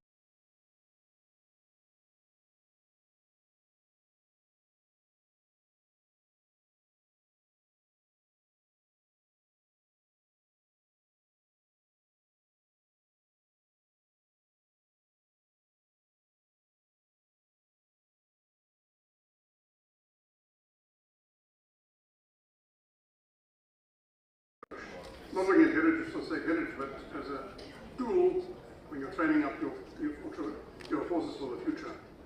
You know, yes, and I've got a paper that you guys can read when you have time.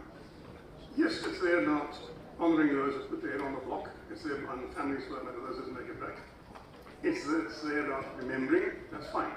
But it's also there to do other things, to teach you things, to learn. So, because the military profession is exceedingly demanding. You know, you're either competent or you're not. If you're not, you die. Or somebody under your command dies. So it's a very demanding one. So what does this stuff do for us? First part, perhaps, is cohesion and esprit. Esprit de corps is a critical part for any military.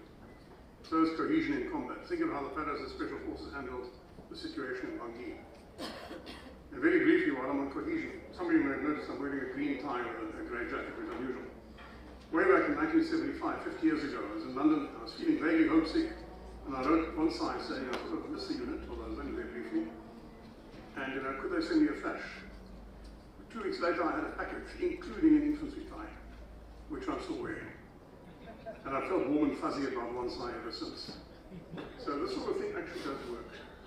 Now, esprit and cohesion, you can't bring them about magically. They come over time. They come as people work together, they learn to trust each other, they learn that who's competent, who isn't. That's how you build it. Esprit grows out of it. And when esprit comes first, then cohesion grows out of it. And several things are involved. I'm going to talk pretty fast, you can read it later. One is the unit history. Generally, units that have a long history of doing well continue to do well. They attract the right people and they serve well. And we've done ourselves a disservice here with all the renamings. Traditions and quirks. It's the same thing, actually.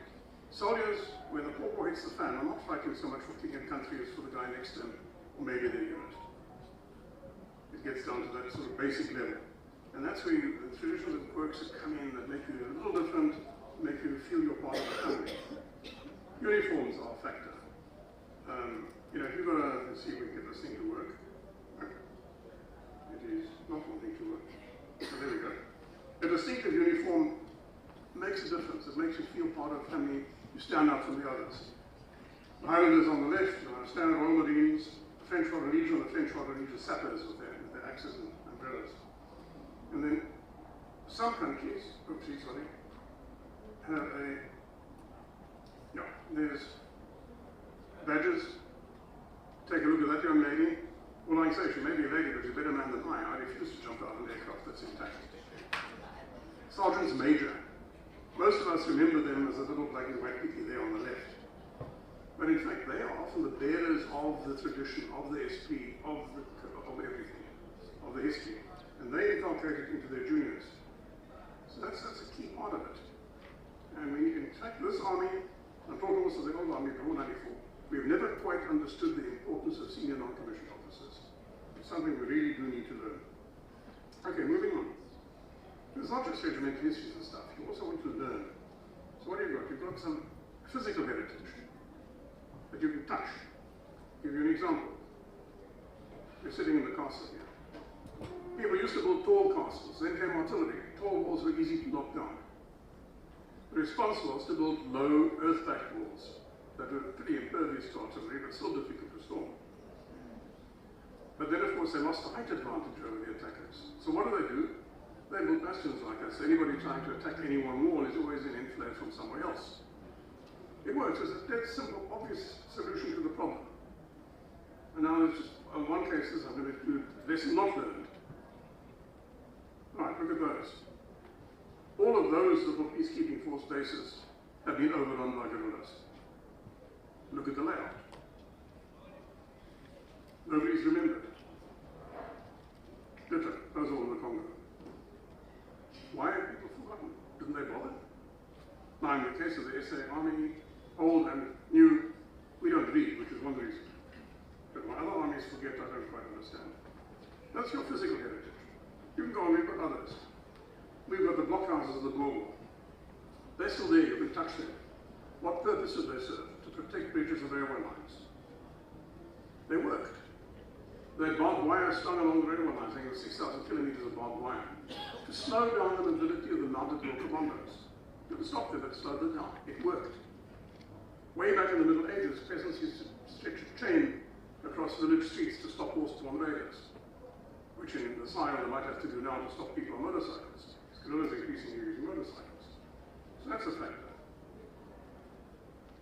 The Brits tried it, again in Afghanistan, with so-called platoon houses. That didn't work. Different environment, it simply didn't work. They took lots of casualties. Not very good. And we have a quite touch and feel then, but the monuments are there. The concentration camps are dying of war. Now, immediate reaction to that is the brutality of it. True. But what was the purpose? And if you're looking at learning, you've got to forget about thinking who are the good guys or bad guys. It's not relevant. Whether you agree with their cause or not, it's irrelevant. What works, what doesn't work. The concentration camps were there to remove they say Mao would put the water from the fish and cut them off from their supply lines. It worked. It wasn't nice, it was definitely brutal, but it worked, which is relevant. Malaya, the Brits had come up with their ideas to protect the villages. They moved people into villages that they could protect, separate them from the guerrillas. The Americans couldn't quite do that in Vietnam. They put a Marine squad in every village. And funny enough, just a 13-man squad was enough to prevent villages being attacked by the Viet Cong. Because guerrillas can't really afford casualties. If you get wounded in the bush somewhere in the middle of nowhere, and you don't have a hospital, aircraft to come and fetch you, you have a problem. It's the same during the Bush War. We couldn't protect the villages or anything because people in the bomb forces did not live in villages. So what do? The police invented the trace-off, the protection force. Everybody laughed about trace-off. They only had about 6 weeks training. But to the best of my knowledge, no hitman who had a trace-off bodyguard was ever killed, except one who drove on a landmine, and one who insisted on shooting back at Swapper when he was told by his bodyguards to go into cover, and had a mortar bomb fall on the small of his back. They got to him. The point is, again, it worked. So those are physical things that we can touch and feel to some extent and experience. As a matter of interest, then, we talk mobility. You know, as the South Army's always been into mobility. 1510, the Portuguese down here had a disagreement with the locals, and they said to put a punitive mission ashore. And they encountered locals with trained oxen, trained fighting oxen that obeyed whistles and shouts, with the actual warriors moving in between them, protected by the bulk of the oxen. Look, I couldn't find any illustration of that, but that is a German Schutztruppe in South and South Africa riding oxen. The point is that 1510 was the first, in this region, this part of the world, the first example of, call it armor infantry cooperation, the oxen being the armor. It actually works. Yeah, then came the mounted war commandos. That worked pretty well. They also used trenches. They were basically dragoons. They used trenches when they needed to. They were mounted for mobility, move fast. The Griquas on the far right there, they took the same tactics. And one of the people who came unstuck was Queen Matatisi, where she bumped into Griquas on horses and rifles. So it works, and we've been doing mobility ever since. I'm going to skip a little bit now. As you go further, you look at World War I, we learned about using armored cars, we learned about a little bit air operations, deep turning maneuvers, the sea landing at Dudras and Sopopun. World War II, a lot more stuff came in. Right up to and including strategic bombing, the B-24s. You had the Navy actually growing into a proper Navy, learning about convoy work, anti-submarine work, learning about minesweeping and mine baying. So they picked up quite a lot of that. The Bush War then gave us others. One of the things to learn from the Bush War is the decision. We're not going to put 60 pounds of rubbish on our back and walk through the bush to look for a guerrilla. We're going to attack them with their bases, which was playing to the army's strength, which is mechanized. The other one was internal. Crawford and 101 Battalion, Romeo Mike teams. Again, why walk through the bush looking for guerrillas when you can try? Although the cops said it slightly differently. They combined at platoon level, gathering intelligence, developing the intelligence into something, and then the contact. It was the contact. You got 40 guys in Castres flipping with machine guns against maybe a dozen guys on the ground. Guess who wins? Now the point here is whether you like them or not is irrelevant. The point is it worked. I had that discussion with several former plan guys, including Martin Shani, who was later Lieutenant General, and they all made that point. The stuff worked. And in fact, the Namibian Army still uses the basic concept, and having quoted it once or twice. Right, we're running short of time, so let me say something else. If you're looking at our broader heritage, that's UDF, well, the old forces, the UDF, the SADF, now the SANDF. That's fine. We also need to look at South Africans who served elsewhere. It was a Brigadier Clark of the Royal Artillery, who was South African born, who started the commandos in the UK, and then ran deception operations in North Africa. It was quite a few people who did stuff like that. There's a rich history there. You know, one of the earliest to do what we might call special forces operations was a Royal Navy admiral, whose name I'll have in a second when I say, Admiral Stoll, who took HMS Bonetta, bark, landing 50 miles off the Congo River and captured 9 slaving vessels. He was South African born, Royal Navy, but South African born. And then in World War II, a whole bunch, well, World War I already had aviation pilots and the Armed Forces. World War II, a whole bunch of civilians, also in quite senior posts. We also need to learn from them. What was their experience? It's part of our heritage. And it goes all the way down. Lance Corporal Joe Moseko, who set fire to a German ammunition ship in Tobruk and blew up. He's one. Of course, then there's a very different gentleman, a Lance Corporal, and I instantly forget his name, who is the Batman to the Luftwaffe fighter pilot Yoatsu Akamase. POW wound up being his orderly. And after the war, when there was a ceremony at the squadron honoring Marseille, they actually invited the guy, and he was flown from South Africa to Germany to attend. And then we need to look at other forces too. You know, it's not just us. We're supposed to be a learning organization. Let's learn from the heritage of others and how they've used their heritage. The German World War I Stormtrooper became Blitzkrieg in World War II. You know, break through the line and expand quickly. Russians did that with deep battle. The Americans took that and studied it and came up with the air land war. This is stuff that's been done. Let's look at current wars. Look at all those conflicts in the Sahel. Guerrillas is first using technicals and switching to motorcycles. Everybody had a good laugh. Russians are doing Ukraine too. Motorcycles are. Except 30 guys in 5 technicals is 5 targets. 30 guys on motorcycles is 30 targets. Fast moving, small targets. How do you engage them?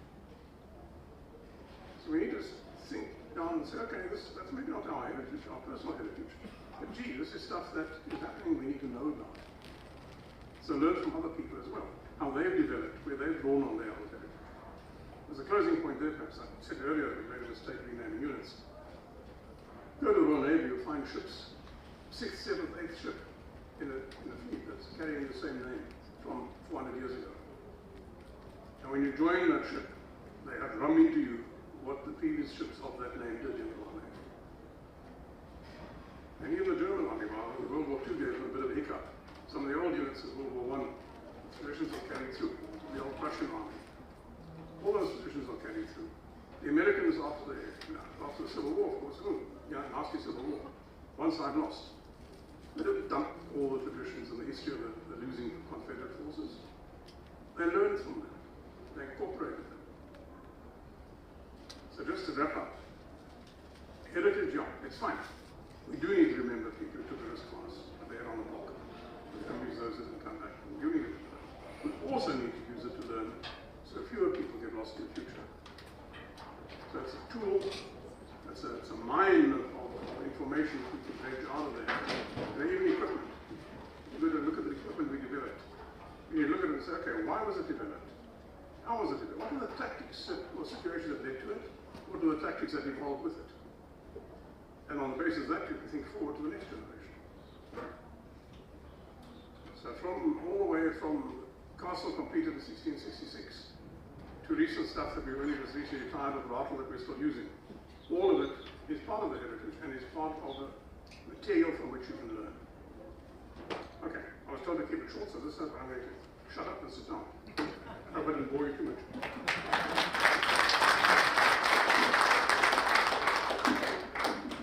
Thank you, Mr. Hartman. It's my pleasure now to invite Naval Captain Graham Flint to come forward to deliver your speech.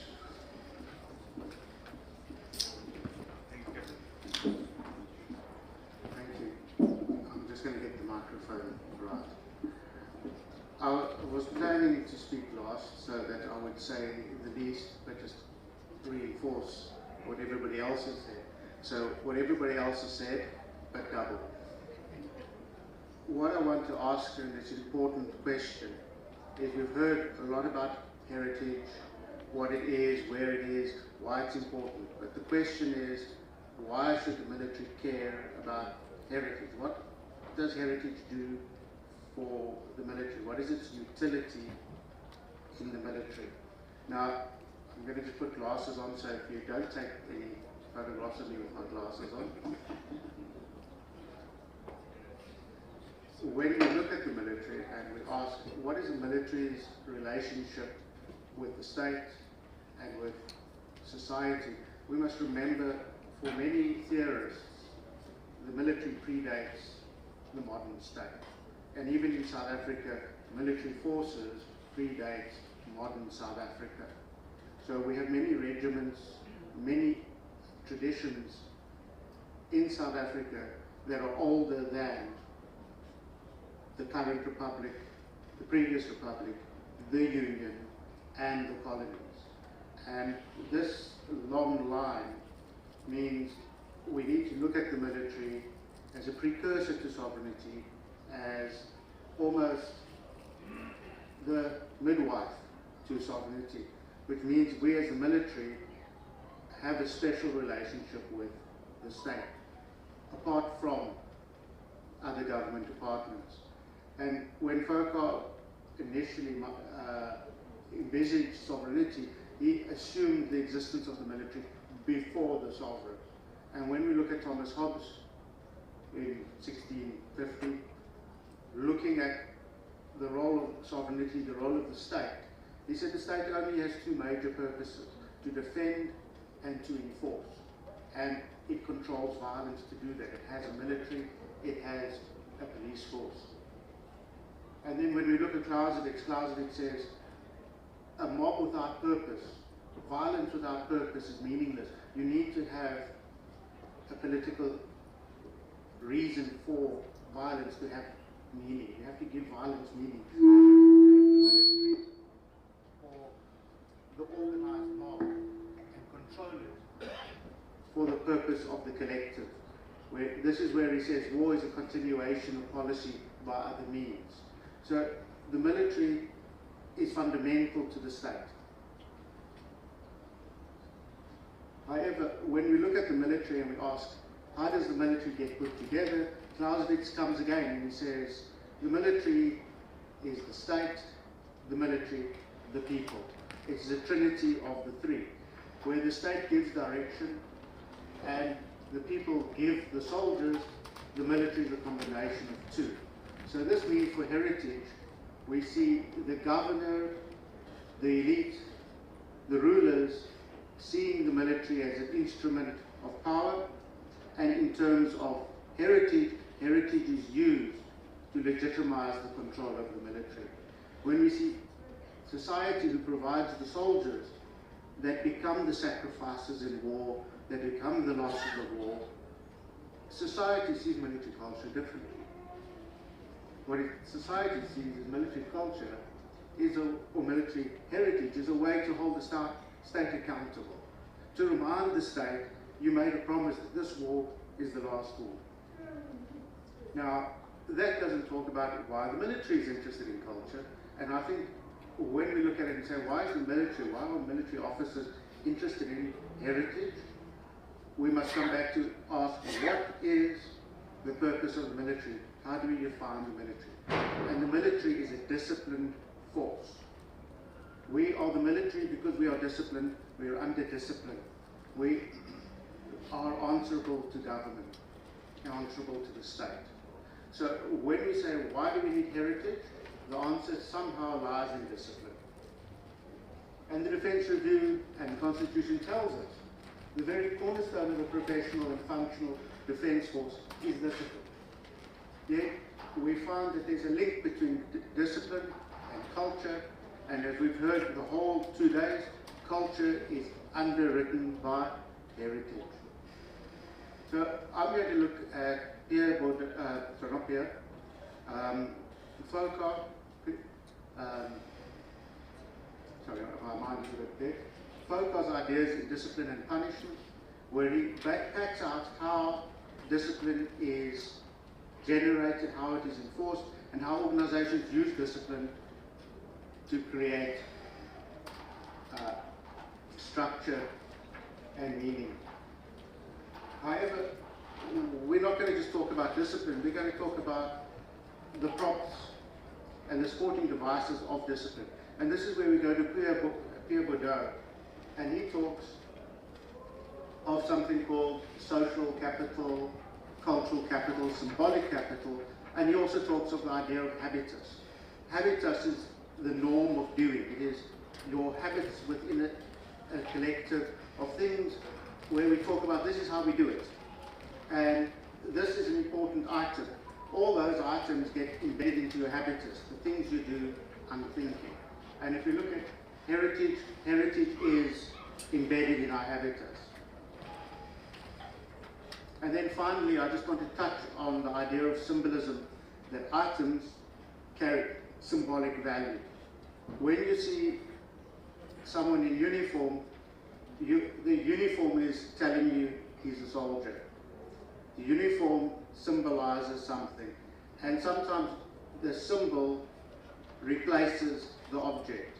So when you see a stop sign, the sign is just a sign, but the instruction to stop becomes the meaning of the sign. So semiotics says that we sometimes confuse signal with object, and we'll deal with that a little bit.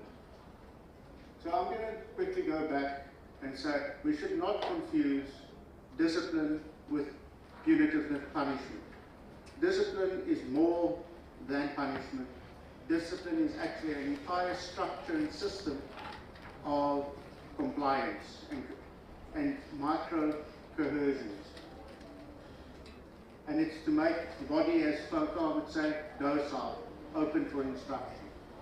And there are 4 acts of discipline which Foucault proposes. And I'm sure those who are in the military and have been through military courses will see, as we go through these acts of discipline, you will see it structured in your careers. The first act of discipline is active distribution. The second, the control of activities. The third, the organization of duties. And the last, the compositions of forces. And as the titles of these suggest, the first 2 really deal with creating the docile body, and the second 2 focuses on how that body is then organized towards purpose. The act of distribution is to distribute the unruly society into space. So you have sites of discipline, like the castle, like a training camp, like a military unit, like the parade outside. These are obviously sites where military training occurs, where military behavior occurs, military activities occur. The second issue of this is we then separate the soldier from society, not only in this physicality and in this architecture, but also psychologically by dressing him in a uniform.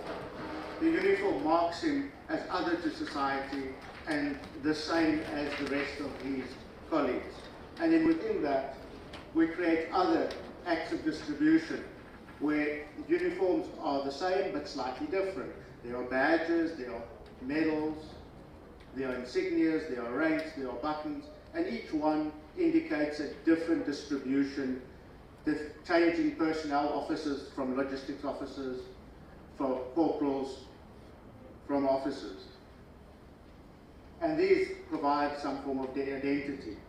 And in the same breath, you see the whole idea of social and symbolic capital coming in, where now meaning is allocated to each of these differences, each of these samenesses. So now, even the smallest deviation from normal dress symbolizes something and gives the person wearing that deviation some form of capital, some form of privilege. Then when we move to the control of activities, we see that just as space has been partitioned up, time can also be partitioned up. And this is where we get the timetable. The waking up in the morning with a bugle call or pipe, breakfast, parade, roll call. After roll call, stand easy, lunch, defaulters parade, sunset parade. Each block of time demarked by a ritual, each block of time allocated to an activity, creating more efficiencies within the behavior. And the same way the body is coached, where we drill. We have parades. We teach the soldier how to walk efficiently in terms of marching. We teach him how to play compliments efficiently in terms of saluting. The body is shaped and disciplined to do set tasks almost unthinking. These become part of heritage at the micro level.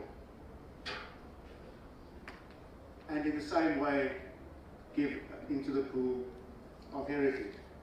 The third act of organization is where these activities are now synchronized and sequenced, either to run concurrently or consecutively. You start off as a recruit, you specialize, you get promoted. And I see I'm being pushed here. Okay. So what happens now is we are able to build a hierarchy into the society where your qualifications, your valor, your efficiency in the office give you symbols in terms of medals, qualification badges, unit badges, to indicate to others that you are efficient, you are compliant to the military culture. That then seeps into the psyche of the soldier and it becomes his way of life. And then the final act is act of composition. Once we have these units rewarded with battle honors, proven in battle, moved around, given experiences, we now compose forces to task. This is where we now brigade forces into peacekeeping missions, into functions and seminars like this, and we're then able, as an organization, to profit from the discipline inherent in the system. And then obviously, military heritage, the artifacts, and the rituals that play an integral part of this discipline becomes an indispensable part of creating unit cohesion and military discipline without coercion or punitive action. The system essentially polices itself. And when we look at the aspect there, we can see that in many cases, those who wear the badges police the badges. And someone who has parabat wings will call out those who don't have parabat wings. Someone with a medal will call out those who don't.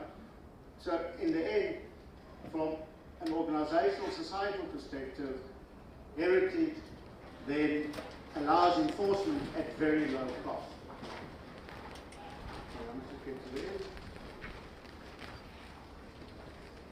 So when we conclude, we can say, and as I have explained, military heritage is the bedrock of discipline. And if we want to see our level of discipline and our ability to fulfill our constitutional obligations, we just have to look at how we treat our heritage artifacts and respect our heritage practices. Thank you very much.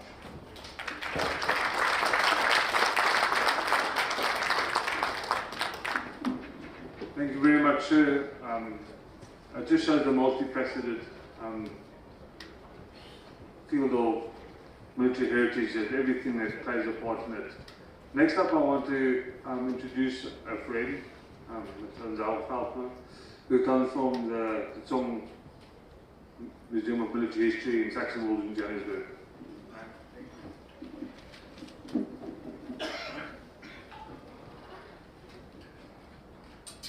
Hello everybody, I hope you can hear me well.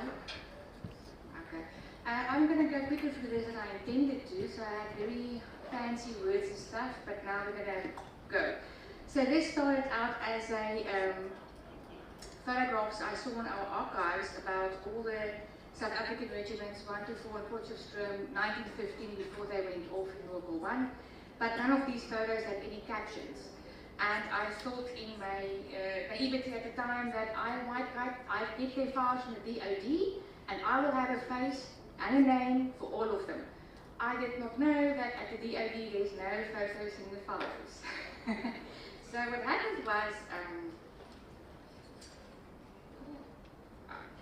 I had the attestation forms and that's it. And from the attestation forms, I extrapolated and I reconstructed their military careers from colonial encounters into the trenches of France.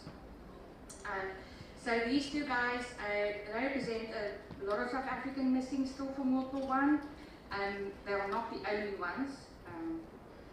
Oh goodness.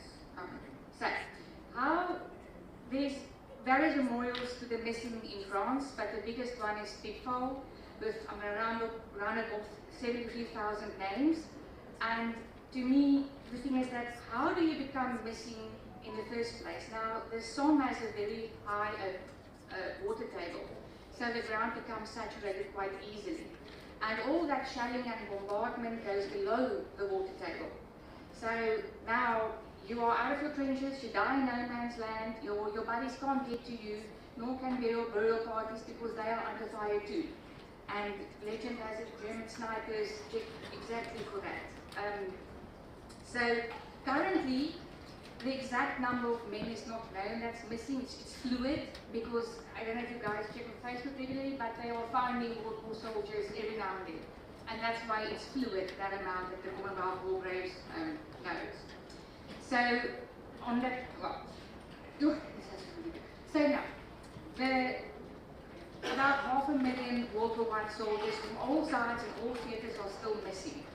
So there's one project that happened, the Females project, from the Lost Battalions of the British and the Australians, and they actually found the mass graves of these guys were buried in by the Germans. However, the Germans were kind enough to give their dog tags to the Red Cross, so these guys have no ID. However, the mud on the Somme preserves archaeologically very well because it's loam and it's not acid. So these guys still, you can see the nails on their boots. And that's the last cemetery they will build for World War I fallen. So, but based on their identification rate, they did about 20 soldiers a year, and then 500,000 soldiers will take us 25,000 years to identify. And with 3,600 missing South Africans, about 175 years. That's how long it will take us to try and ID and find these guys. So what I did was, I decided to create the guys. He was a sharpshooter, born in Ireland, came here, 18 years old, joined the Cape Mounted Rifles. He partook in various colonial conflicts. One was the Matabele War of 1893, was along the Civil Road, and the British South African Company. Thereafter, he resumed normal border duties, and then the Rinderpest epidemic of 1896 broke out, and he was sent off to Langeberg Rebellion, and after that the Anglo-Boer War broke out, but he did not partake. He was back in Ireland, and I saw him on the 91 census. When exactly he came back, I don't know, but I do know he got married in 1905. Then First World War came, he joined the South African Irish, and he was part of General Botha's Northern Forces in the German Southwest Africa campaign. And after that, he enlisted for Bailey sharpshooters, and he went off to France. There you can see on the left is his house. It's still standing in Yeovil. And then his no certificate. And this is a photo of the sharpshooters. Also no caption. There was a guy, I think it's William Envy, he wrote a book. And if anyone here can get hold of him, I'll be very glad because I can't. So the portrait photo I got from his descendants on my family search. They were kind enough to say I might use it. And then I matched him actually sitting there in the middle. So I did put the name to the photo for one. This guy, he was also born in England. He came here, he joined Natal Police. He actually did partake in the Anglo-Boer War, and he was part of Belenzo's, Beuenkorp, Acton Holmes actions. And then after this, he went to the Utrecht Police for a bit, and then he joined the Loxton Horse. They were a very small unit, but they were known as the Looting Corps, because they were allowed to keep all their plunder, which was mainly cattle, but they did not receive any pay. He did not stay here long. He went to Steineker's Horse as a special squadron, and they mainly tried to catch General Beyers, which they never achieved because then the war was over. He went back to Natal Police, and then when the war broke out, he tested to 3rd South African Infantry. But the thing is that he had to buy his discharge from the police at the time, forfeiting his pension rights and all his years of service. So I'm going to skip this one. Sorry for time. So because I don't have guitar, I had to use all the trench maps, because what I wanted to know was these guys' last known locations. Now I know it's practically impossible because there's a million scenarios of how and where they went missing. But the sharpshooters were not with the South African regiments. They were dealt into the 4 British units. First Lancashires, Northamptonshires, the 2nd Royal Sergeants, and the 2nd Royal King Rifles. So I used all 4 war diaries and plotted what they did. So where they overlapped was the Byzantine, the Big Woods, And being a sniper, I would think that could have been his last position. No, it's not a fact, it's just me. If you just give it a try. Then going on to Darwell Wood, as we all know, about 3,000 went in and 147 came out. This was brutal, but our man in the third side were on the south end of South Street, and there in the corner, I think he was one of those that got stuck there. And that could have been where he is still there.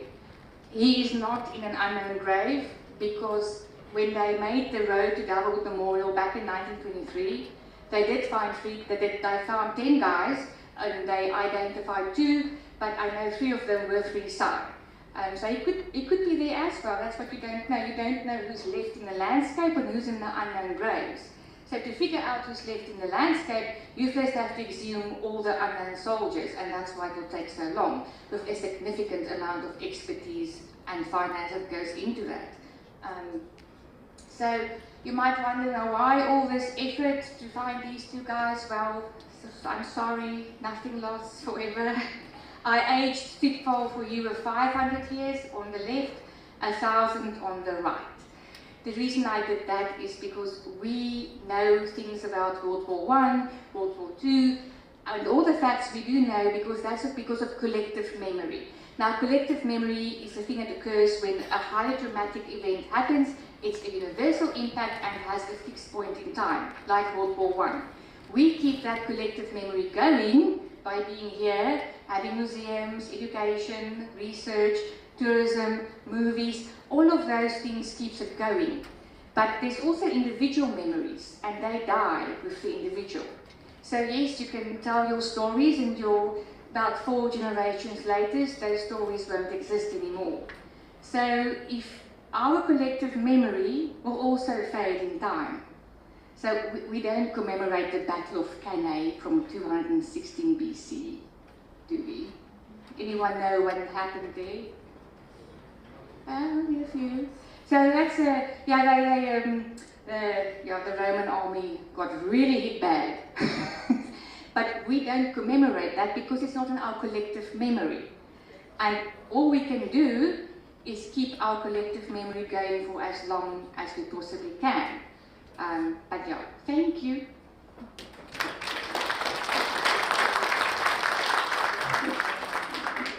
Thank you, Anjal.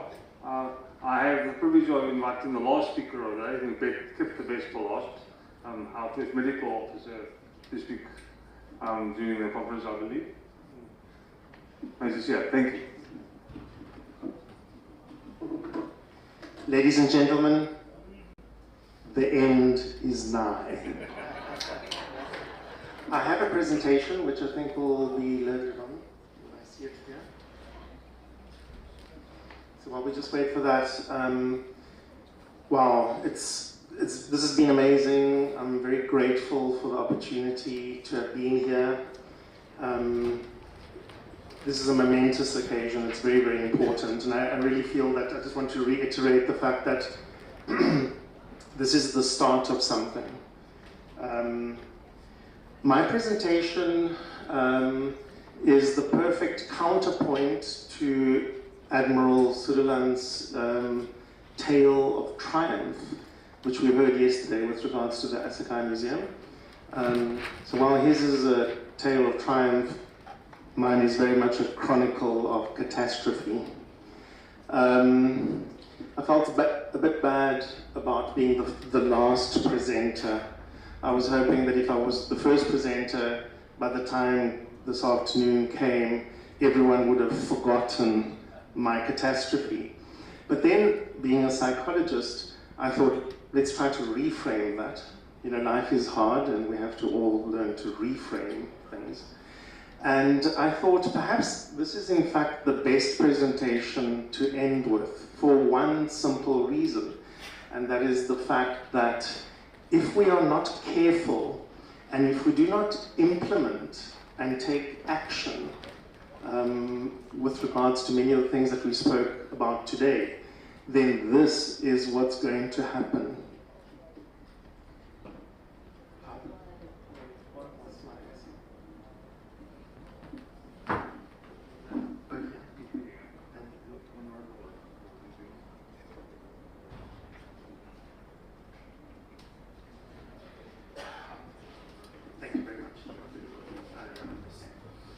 Okay, so I think everyone here knows that the arms of service are obliged through legislation to preserve their heritage. SAMS, the South African Military Service, never got that memo. So Two Military Hospital in 2002 saw this as a wonderful opportunity. We thought, you know what, we are going to be the ones that open the first South African Military Health Service museum in the country. So I was appointed as the museum project leader, and immediately what I started to do was gather a group of colleagues. So bear in mind that everyone who was part of the team were professionals, medical and paramedical professionals from the hospital that shared an interest in military history, medical history. We managed to get 12 volunteers, and we created some portfolios. We were kind of fumbling in the dark. We started off doing what we all do. We had lots and lots of meetings. But very soon we realized that we were very motivated, but we didn't really know what we were doing. So the obvious thing to do at that point is to reach out. So we started talking to the other military museums in Cape Town, the Army at the Castle, the Navy Museum in Somerset, and the Air Force Museum in Acerplant, and we were blown away by the generosity and the kindness and support that was immediately offered to us. But the learning curve was indeed steep, but we were not going to let this get us down. After we met with the military museums, we decided to make the circle bigger, and we started going to all museums in the Western Cape that we thought we might be able to learn something from. So we met incredible people. People volunteered assistance, support, and mentorship. Then we immediately started collecting. We started to do fundraising in our own way. We got a sub-account with the Regimental Fund, and we started advertising by simply putting posters up in the hospital so that patients and members could see that this new project was operational. Within a very short period of time, things started coming in, and you've been seeing some of the images of some of the artifacts that we started to collect. Very nice item over there is a First World War field medic's water bottle, very rare item. And of course now, once you've got a whole lot of stuff, you need to preserve it. So we had to get a storeroom. Very quickly, the storeroom became too small, and we had to ask for a larger storage space, which we got. The hospital management was very supportive at this stage with regards to this project. We started cataloguing and bubble wrapping and packing into boxes. At this stage, no venue for the museum actually existed, so we were just a museum project, but without a home. Eventually, a freestanding building was secured in about 2010 for the museum, but we never quite got there. You'll see why now. Right, then came the disturbance. This one, supposedly a benign one. In 2014, Two Military Hospital was refurbished by the Department of Public Works, because the building belongs to them. And as a result of that, basically most of the hospital was packed up and put into storage. The museum was put into storage. It ended up in a shipping container, and it was put, as per our specifications, in a climate-controlled environment, because the collection is fragile. So it goes into long-term storage. So we were assured that the collection would be safe. The refurbishment started in 2014, and it was supposed to last 3 years, and eventually it was completed in 2019. You do the maths, we went slightly over time. But what were the implications of that? Throughout this time, we were confident that our collection is safe. In 2020, after we had moved back into the hospital, we were hit by COVID. So for a further 18 months, the collection was not uppermost on our minds. Only after COVID did real attempts start to now find the collection. Eventually, in early 2022, the container had been found. It wasn't stored according to our specifications. It ended up in the middle of a field on Wynberg military camp. For 7 years, it stood under heat, humidity. We were horrified when we opened it and discovered that the ceiling of the container, which is made of metal, had rusted through and water had percolated into the inside. And the images that you are now seeing is what's left of our collection. So we estimate that we lost about between 70 and 80% of our collection. The molds, the rust, everything was reduced to a damp, wet brittleness. We had to throw away an enormous amount of things. One of the things that broke was the morale of the museum project team. And it's literally taken us 2 or 3 years to recover from this blow. We felt responsible for this loss. We felt that we had made some kind of mistake and that we should have done better. But I do want to say now that it took about 1.5 years to get over the depression. And we've now started collecting again. So our back is not broken. We are going to continue. And of course now the question is, how can we do better? And I think that a lot of the things that were spoken about in the last 2 days really speak to what it is that we need to do better. The first thing that comes to mind is, if only we had a directorate of heritage affairs within the DoD to whom we could go for expert support and mentorship. The access to funds is hugely problematic because even the building that was identified for our museum needed massive overhaul before it could become a suitable building for the museum. So we still don't have money for that. Yeah, I think I'm going to end there. I don't know whether I'm over my 10 minutes, but I think that that's good enough, ladies and gentlemen. Thank you very much.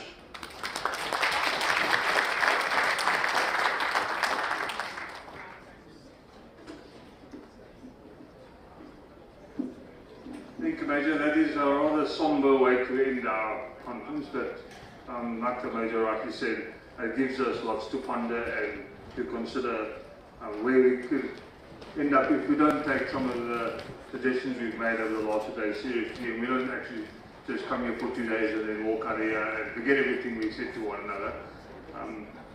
But I'm confident and believe that the lessons and the suggestions we've made have been taken to heart by all present, and that we can really build on from this. I'm going to ask my co-moderator to come and forward and then just wrap up the session, and then he will then also do the question and answers of the entire morning. Thank you, Dr. Thomas.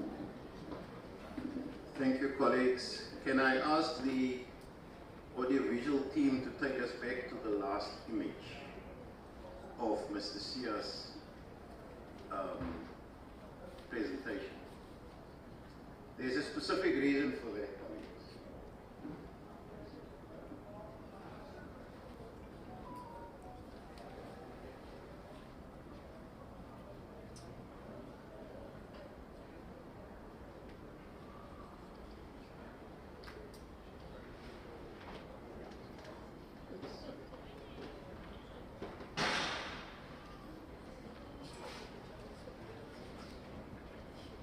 Ladies and gentlemen, while our colleague over there you are. Ladies and gentlemen, colleagues, before I give you the summary, this is you. The image that we see is not decaying textile. It is you and your legacy in 5, 10 years' time. This is how we will remember you. In an overgrown graveyard with a tombstone pushed down and vandalized. In an old uniform sold in a charity shop with no identity. If we continue to ignore. The boxes that precede this picture are not boxes of cartoon or cartons. It is lives packed in those boxes. It might as well be any of us sitting in this room today. We can rightly call that the museum apocalypse. This is each of us, colleagues. If we continue to handle our military heritage in a cavalier fashion, because in those uniforms there were human bodies, the same body that Graham Plint spoke about so eloquently, the same uniform that discipline, that contain all your badges and your emblems and your embedded signals and your customs. When we look at those uniforms, it is actually pointing a finger at us and saying, in asking of us, is this how we want to be remembered? As a piece of decaying textile, full of molds, swept away by stormwater in a container? Where are the pride, the national identity, the social cohesion that we want? When you have listened to Ms. Veldsman about the missing of the song, it might as well the dead and the missing in Bangui, in Central Africa, in Goma, in any other place in the world, colleagues. My fellow moderator JP Sherman yesterday called the first pioneers of South African peacekeeping by name. He called them by name. Is this the legacy that we want to leave?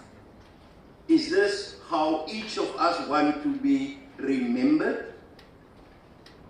If we don't do so, if we do not become the learning organization promoted by Mr. Heitman, where we learn from our military heritage artifacts, if we fail to become a learning organization that look inward, that understand the context in which we operate, then surely the museum apocalypse is our just reward. And I'm pleading to your colleagues and listening to the different speakers as they wind their way through the many challenges. Chief Log, as our leader, has taken on a massive, nationally important task with this conference. We have listened to the contestations, and it's good that we contest. It's good that we pull the boundaries and ask the questions. There's a danger in questions for the sake of questions, as so aptly demonstrated by Mr. Sia. while we're bigger about who is right and who is wrong, and who should bring the money to the table and craft the policies and involve civil society, our legacy is decaying in front of our eyes. It's a clarion call, colleagues. It's a clarion call from people that deal every day with my and your legacy. So taking a step back a little further and listening to Mr. Olivier's suggestions of unlocking the hidden monies. What good is the DOD heritage portfolio of land holdings if it doesn't work to help protect the leadership and the ordinary soldiers' legacy and contribution? We should become more innovative. We should become, in the words of Mr. Heitman, we should become a learning organization as the Defense Force. Because otherwise, it's gonna become the responsibility of organizations such as the Canon Society to measure the remains, to pick up the pieces, to restore what is left,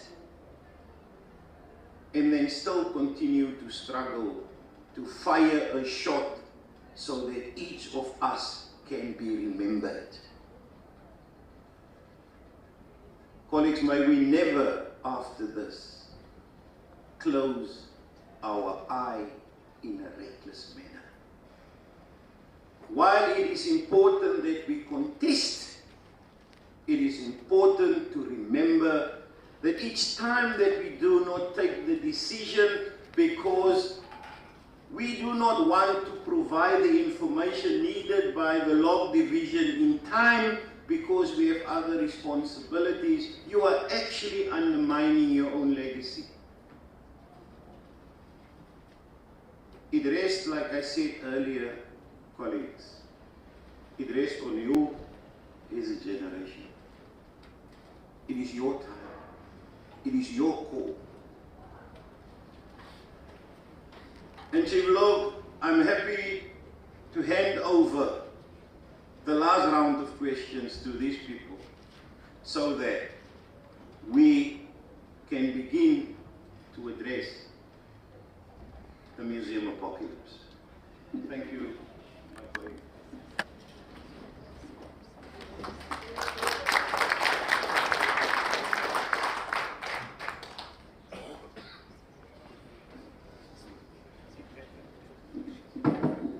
Now, if you have ears, if you have eyes, you will have listened, you will have heard, and I'm sure you are seeing the passion is palpable. You can't miss it. Now, we promised earlier on that we're going to ask questions. We're going to allow everybody, all the panelists, wherever they are, all the questions are not only for these guys here, for the previous panelists as well. Do we have roving mics in place? Can we just check on the roving mics? All right, please place yourselves strategically. Now, unfortunately, I'm not going to do it like my other colleagues who are very generous. So I will take one person on this side, one question on this side, at appropriate point, regardless of the number of questions of hands in the air, then we'll draw the line. And it's not personal. It's because we know that there are people who are traveling this afternoon, so we have to also cater for their needs. All right, I see a hand over there. And soldiers used to move quicker, much quicker, with speed, with energy, with zeal. All right, so we're going to do that gentleman and the neighbor there right behind. All right, go ahead, sir. Afternoon, Prof. Venter for Mr. Heitman. With regards to South Africa's legacy, army legacy, it seems that the majority leans towards mobility warfare. Would it not be appropriate to designate Bloemfontein as the home to South African mobile warfare, with the one side being located there, SA Army Corps, and the 44 Parachute Battalion? Can we designate Bloemfontein as the home of mobility?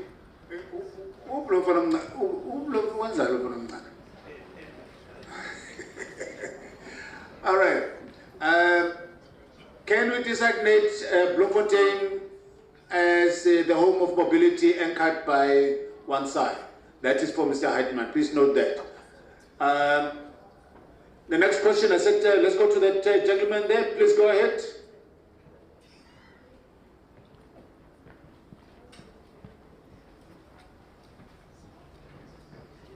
All right, once we're done with it, we're going to move over to this side now. All right, no preambles, no nothing, just go straight to the question, please. Mr. Ackman, you spoke about war strategies. Are you aware of the name Basil February, or his nom de guerre, Paul Peterson, as he was known? Basil Peterson was a final year medical student who had to have a permit to study at UCT. Question, please. Question. Let's get to the question, sir. The question was that I know I've been speaking too much, so they will try and shut off the mic. But let me say this to you. Sure. Two very important points that I want to make. Basil Peterson was revered by the then Silo Scouts of Rhodesia, who was Africa's most efficient specialist forces. And he, man alone, singly, using their own weapons, took out a patrol, and they could never overcome it, and they came to South Africa post-1994 looking for the family of Basil Peterson, because this was a strategy that they could not understand, and they wanted to revere this man that became an unsung hero. More than that, the name Jumbo, all of the soldiers here that was in border patrol, you will know the name Jumbo. When the name Jumbo was whispered that Jumbo was in the bush, sorry, sir. not one SADF would go into the bush.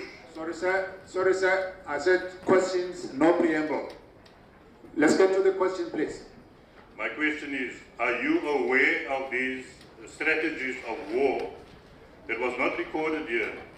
It is psychological warfare that was fought at the highest level that turned our struggle for emancipation on its head. And my last question, or my last comment was that the Jericho Wall, everybody knows the Jericho Wall. If the military will accept the Jericho Wall strategy, where round and round and round and round they went around the wall of Jericho, all in the same direction, all in unison, singing praises and worship, and the wall didn't explode, it imploded.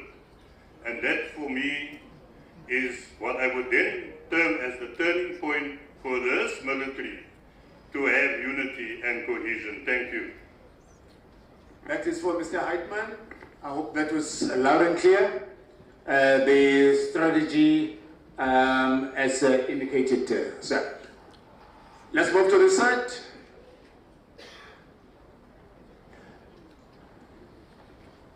We're going to take two questions on this side and then start with answers. By the way, remember, the questions are directed at everybody unless you want to point it out to the specific person, as has been the case with Mr. Heitman. Go ahead, sir. Question. Thank you. I'm Lieutenant Colonel Jeffrey, the Regional Environmental Manager. Not a question, but an appeal.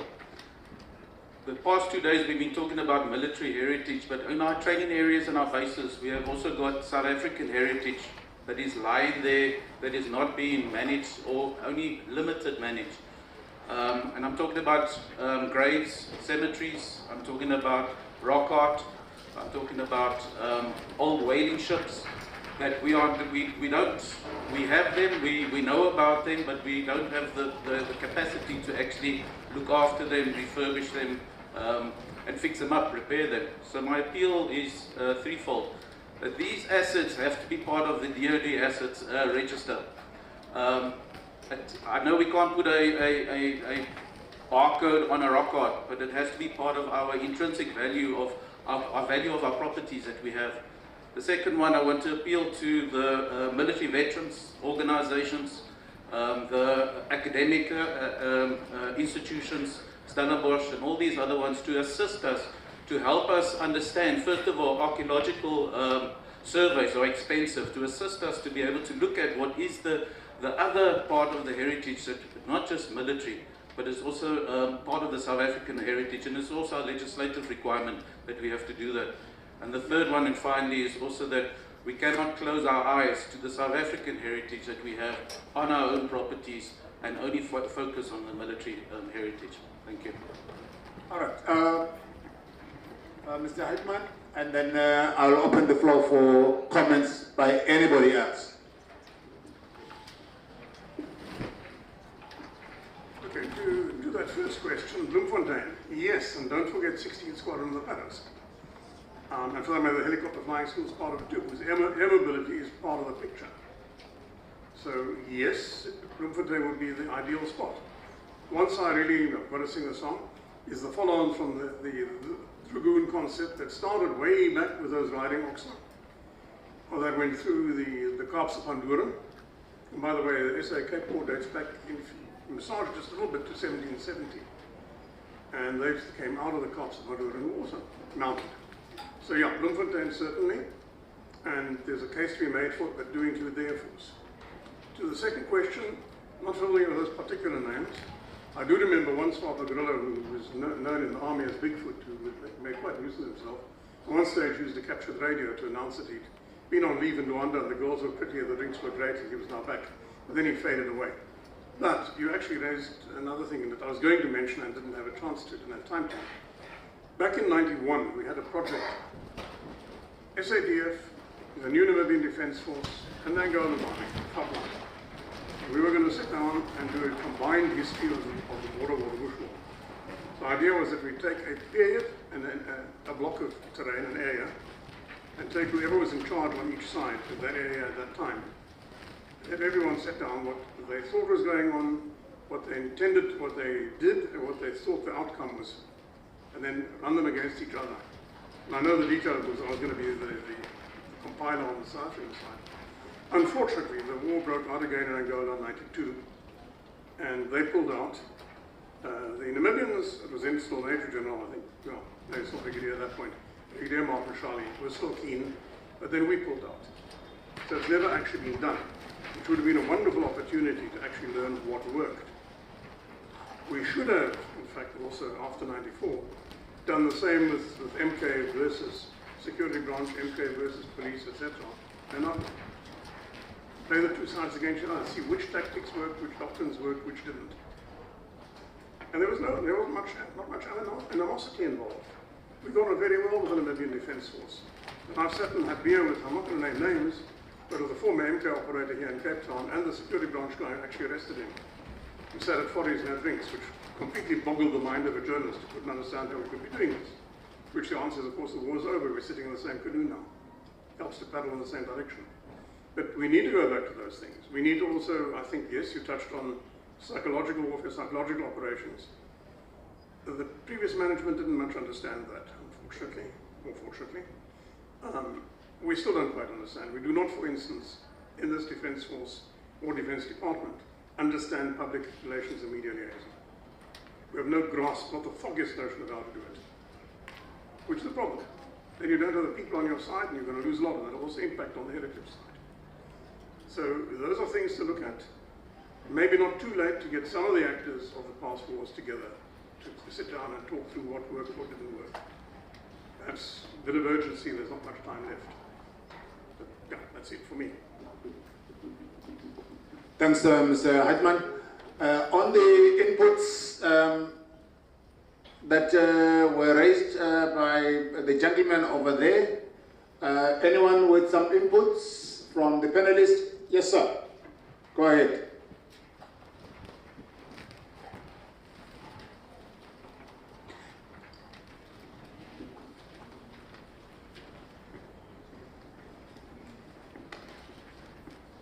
Briefly. Thank you very much. Helmut Heitman, you asked who was the corporal of the native military corps captured in North Africa who became a Batman to Joachim Massey, the ME-109 pilot. It was Matthew Matthias Letulu. So something I very much wanted to cover but could not for the purposes of time. I will be very, very brief about. This question that I can put to everybody is triggered by a poster in the Kamisa Museum, is who do you think you are? It's a popular British Broadcasting Corporation program. I grew up in a high school that had one of those panels on the wall that said Pro Patria, old boys who had died in service of this country during their national service and even before. And there have been questions about who is commemorated and who is not commemorated, Mr. Schiffers. And I wanted to say that the Army Reserve has made a concerted effort in the last since 2019 to rename units of the Army Reserve to better represent marginalized histories of this country. And there is a regiment in Durban called King Shaka Regiment. There is an artillery of the infantry, an artillery regiment, King Cetshwayo Artillery Regiment. Here in Cape Town, Nelson Mandela Artillery Regiment, Bambata Rifles. The list goes on and on and on. And one that I want to dwell about, because Helmut Heitman mentioned the Native Military Corps, is Job Maseko. And it was also alluded to the feat of valor by Job Maseko sabotaging a German supply vessel in Tobruk Harbor, where Job Maseko was held as a prisoner of war. And in the book project for the Chief of the Army, the Heritage of the South African Army, in the archive we were able to extract an affidavit submitted by Job Maseko after he returned to South African lines after escaping from Tobruk in a air raid.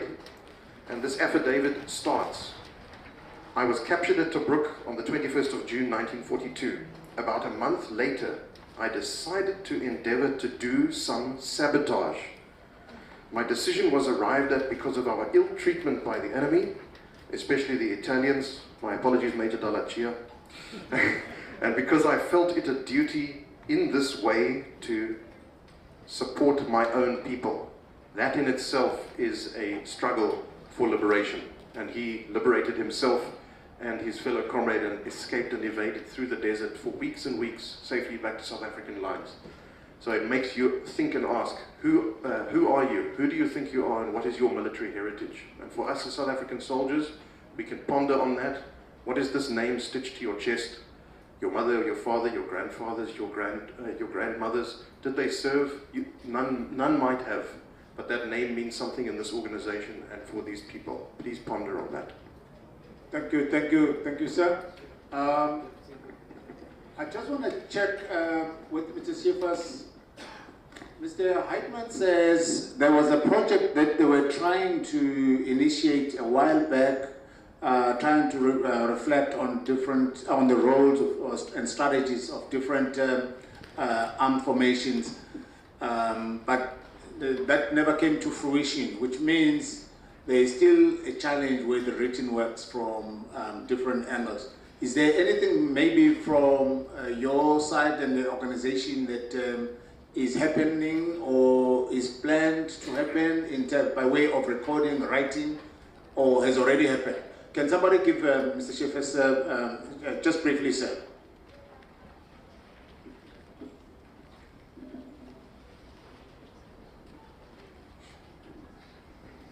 I have the privilege of sharing with you and introducing to you probably the most elusive at the time, but now the most present in our time, a living heritage, 91 years old. The very jumbo that I was just mentioning, that the border soldiers were always afraid of, they would not go into the bush when Jumbo was in the bush. Now, Mr. Eichmann, he mentioned Bigfoot. Mr. Eichmann, Bigfoot was in the then SWAPO Namibian army, and Bigfoot very well is in his present form today here as Jumbo. He's sitting here amongst us, he's a living heritage. We must celebrate him. We must not ignore him.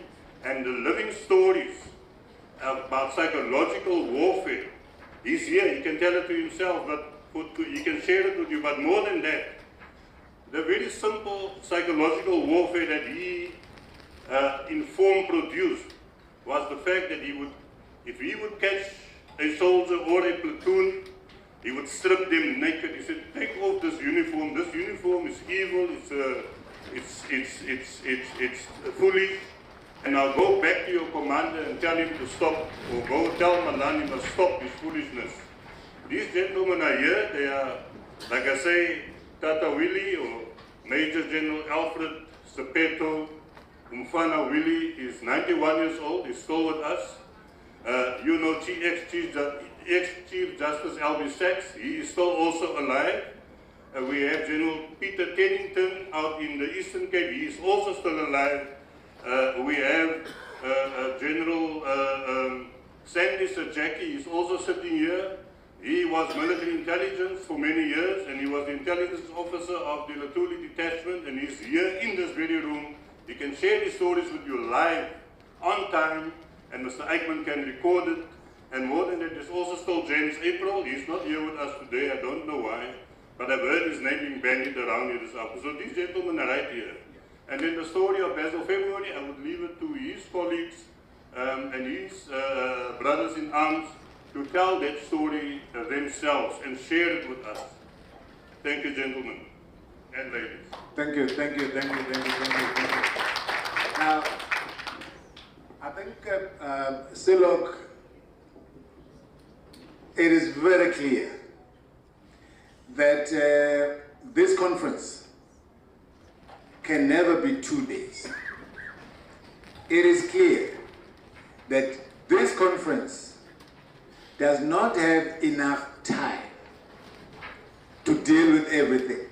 In fact, a week is not enough, a month is not enough.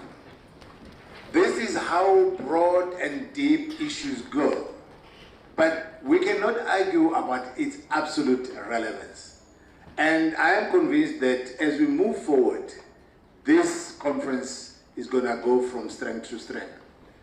We would like, with the permission of CILOC, to always have these around the same time for purposes of planning.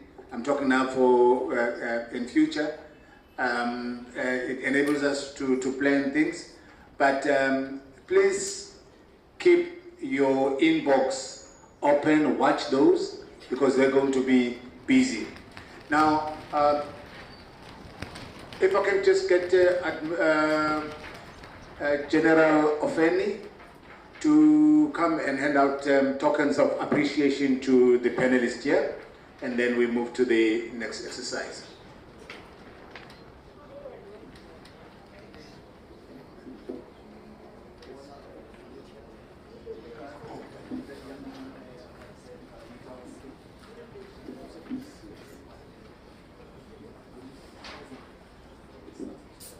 Yeah, the gentleman who wanted information on environmental issues and so on, Ms.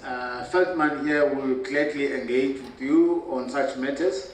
So if you can just link up with her. All right, colleagues, please step forward. I think they did a splendid job. Do you agree?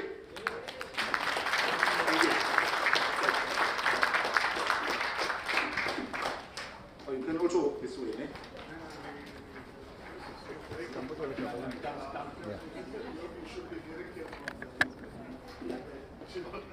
Let's go this way. We must make sure that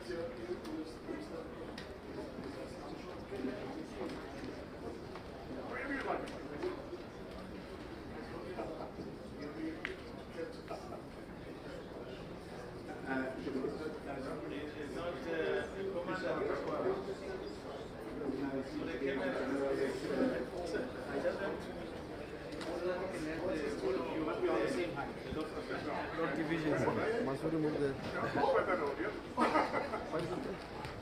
Getting there, but getting there.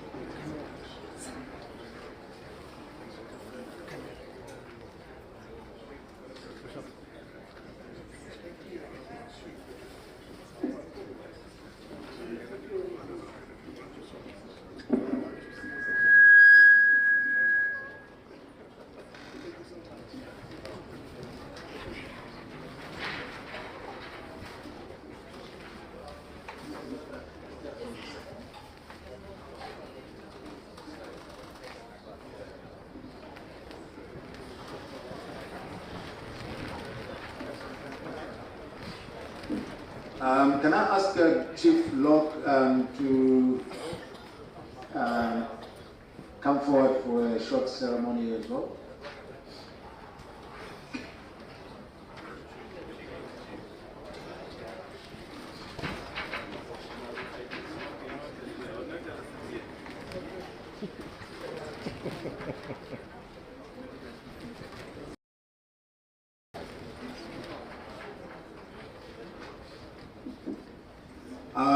Can I ask the military ombud to step forward, please? Thank you.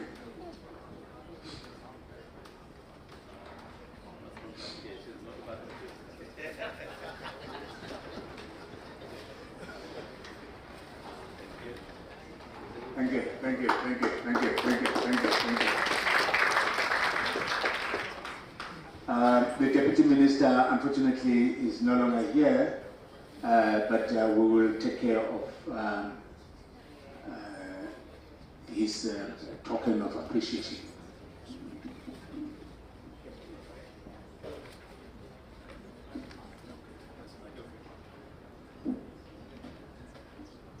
Now, this brings us to the last item.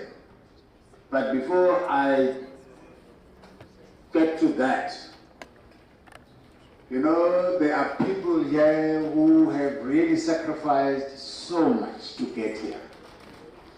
There are people here who have done so much to make this a reality. On stage, inside, outside, behind the scenes, everywhere, that we need to thank. And that very important responsibility I would like to leave with Admiral Dr. Ubu, retired.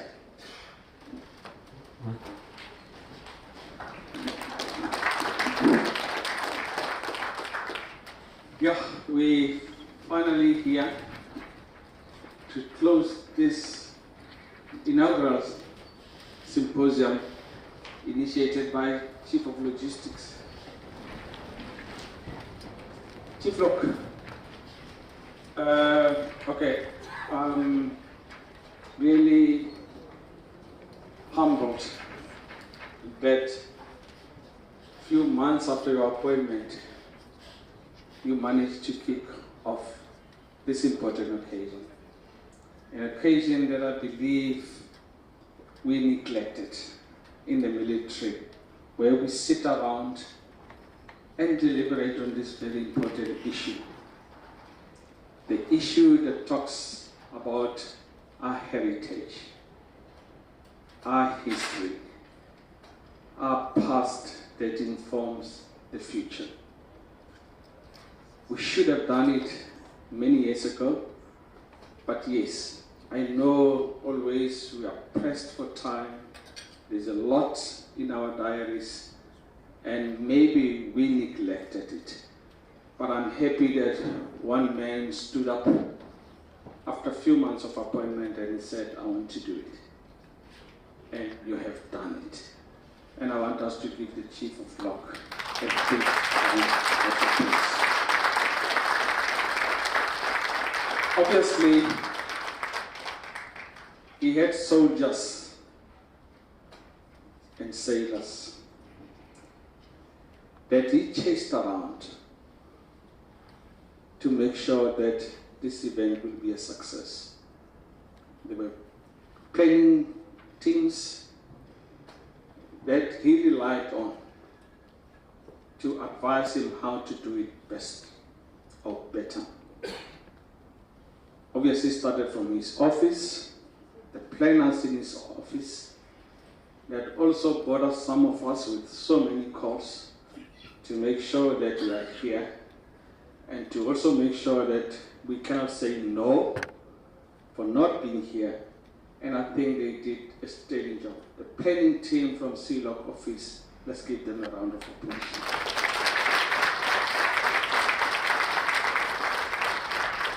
From the Military Academy, Dr. Kanyile, and the Military Academy, I think you also did a sterling job because you were advising him and working with him, taking his concepts and make sure that you put it to fruition. And without yourselves and the Military Academy, obviously would have been challenged to have a successful symposium like this one. So I want to thank SIMIS under the leadership of Dr. Kanyile and the rest of the team from the Military Academy that I know, they also worked so hard to really make sure that they're supporting him. And with that support, we are where we are today. Unfortunately, Chief HR is not here. I know the Academy falls under Chief HR, but I also want to thank him to have allowed his team through the training command to supporting you. We work as a team in the military, and all those people have been key to making sure that we have been successful. Obviously, I cannot forget the chief and the rest of the military command, because obviously I understanding the process. If they did not want you to have this type of occasion, it would have been difficult for you to get it through. And I want to thank the Military Command Council to have also supported you and even come here to also kickstart the day with you yesterday. Colleagues, I also want to apologize on their behalf. There were sessions today in Parliament. They were presenting the annual report. So we must not go back thinking that the Military Command did not take this occasion seriously, especially today, because they were sitting in Parliament. You saw during lunch they were coming back and just coming into one or two things and they went back. But I also want to appreciate them that they really make sure that they support Chief of Logistics to make this thing a success. Milchombat, today I'll call him my brother. I'll call him my brother today. He's always supporting us. Every activity that we do in the military ombudsman is always with us. He's been here for 2 days with us. And Jamasondo, you know, I've never said it once. I've been saying every time I get an opportunity, I always remind you of the support that you're giving to us. And thanks for continuing to supporting us like that.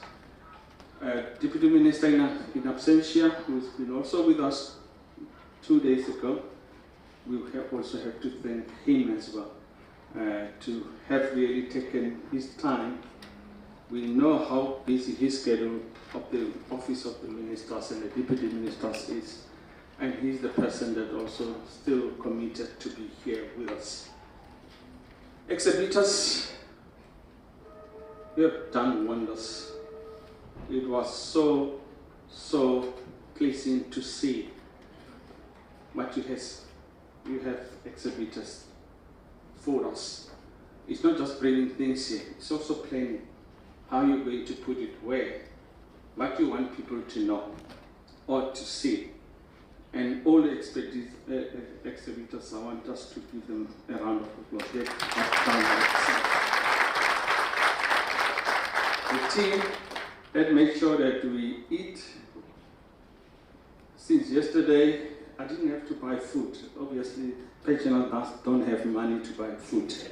So at least we made sure that we eat here so that when we get to the hotels, we don't have to go and buy, because that 100 rands of spending on food for some of us that are on pension can make us become destitute. So we decided to eat enough here so that when we go back, we sleep. And I think General Radman and Smith will attest to that issue. I think we were fed well and we're happy about it. Everyone that really have committed your 2 days to be here with us. The delegates, speakers, the moderators, we have to appreciate it. Honestly speaking, every one of you that is here today and yesterday, if you did not make it, would not have been as successful as we would have wanted to be in making sure that we came here, deliberated on very important issues, understanding that we are now building for the future. If you didn't know your contribution, I want to remind you or inform you that you have outdone yourselves, all of you. Can you all stand up and just do this on your shoulder to thank yourself to have been here? Stand up. Just do it for yourself. I like it. You all did wonders, colleagues. We sat here, you may sit. We deliberated on the past that informs the future. We wanted the future generation to know our history, our heritage. This was a start to do that. But we also accept that there has been the past that has been preserved. That past that has been preserved is taking us somewhere as well. That's why we could sit here and critically discuss our heritage. Talk about what we have preserved, what we did not preserve. Talk about the museums. And I'm really happy that this conference has made us to be able to take stock. And we now know when we go back, what is that we need to do. Professor Snyder, you touched me on that issue of the last slide. I still see it even now. Yes, indeed, it's a pain to understand that we were there, or we want to be there, or we will be there. I want to challenge ourselves to deny ourselves to be there. That challenge that has been presented to us by Professor Snyder, we must refute it and we must say we're not going to be there. We're all here to make sure that we're not going to be there. Sealock has got the energy to drive us, because this is his process, to drive us to make sure that we're not going to be there. And I trust him that he will be able to guide us throughout the process to make sure that we're not going to be there. See, look, today it was an emotional day. It was an emotional day in the sense that in the morning we had to look for somebody that was presenting here yesterday. He's spoken to us about religion, he's spoken to us about the church, he's spoken to us about religion. He even reminded us that we will forget what we want to forget. Now, being a little bit older than you, see, look, I'm instructing you now that that gentleman called Dr. Guma must be remembered in one way or the other in your future sessions. I don't want us to forget that we lost him during this period. When he came here already not that well, because we could see him yesterday that he was not well. But he accepted your invitation to come here and be with us and share his knowledge and expertise with us. We need to remember him in one or the other. The only thing that I'm not going to do to you is to advise how. The how is yours. I don't want to go into the operational issues and the policy issues. We've been hearing all these issues, so I'm mindful of my space in terms of how I can say these things. So operational issues, particularly all the other issues in terms of plan, I think it's yours. But I will be happy in future if I can realize that we have really remembered him in one way or the other. I don't want to waste more time. For those that I did not single out, I tried to be as broad as possible. I might have missed one or two. The media people, you have done well. I've taken note. IT specialists, you have done well. We respect you also, because we needed to document all these other issues. If I did not mention what the role that one of you has played, just forgive me, because I'm already a retired member, so I'm allowed to forget. So it was not planned. With that, I want to conclude and wish all of you safe travel back home. And we will probably meet again once we get other invitations for future symposium like those. Thank you very much, and God bless. Travel safely. Thank you, Silok, once more. We appreciate you. I thank you.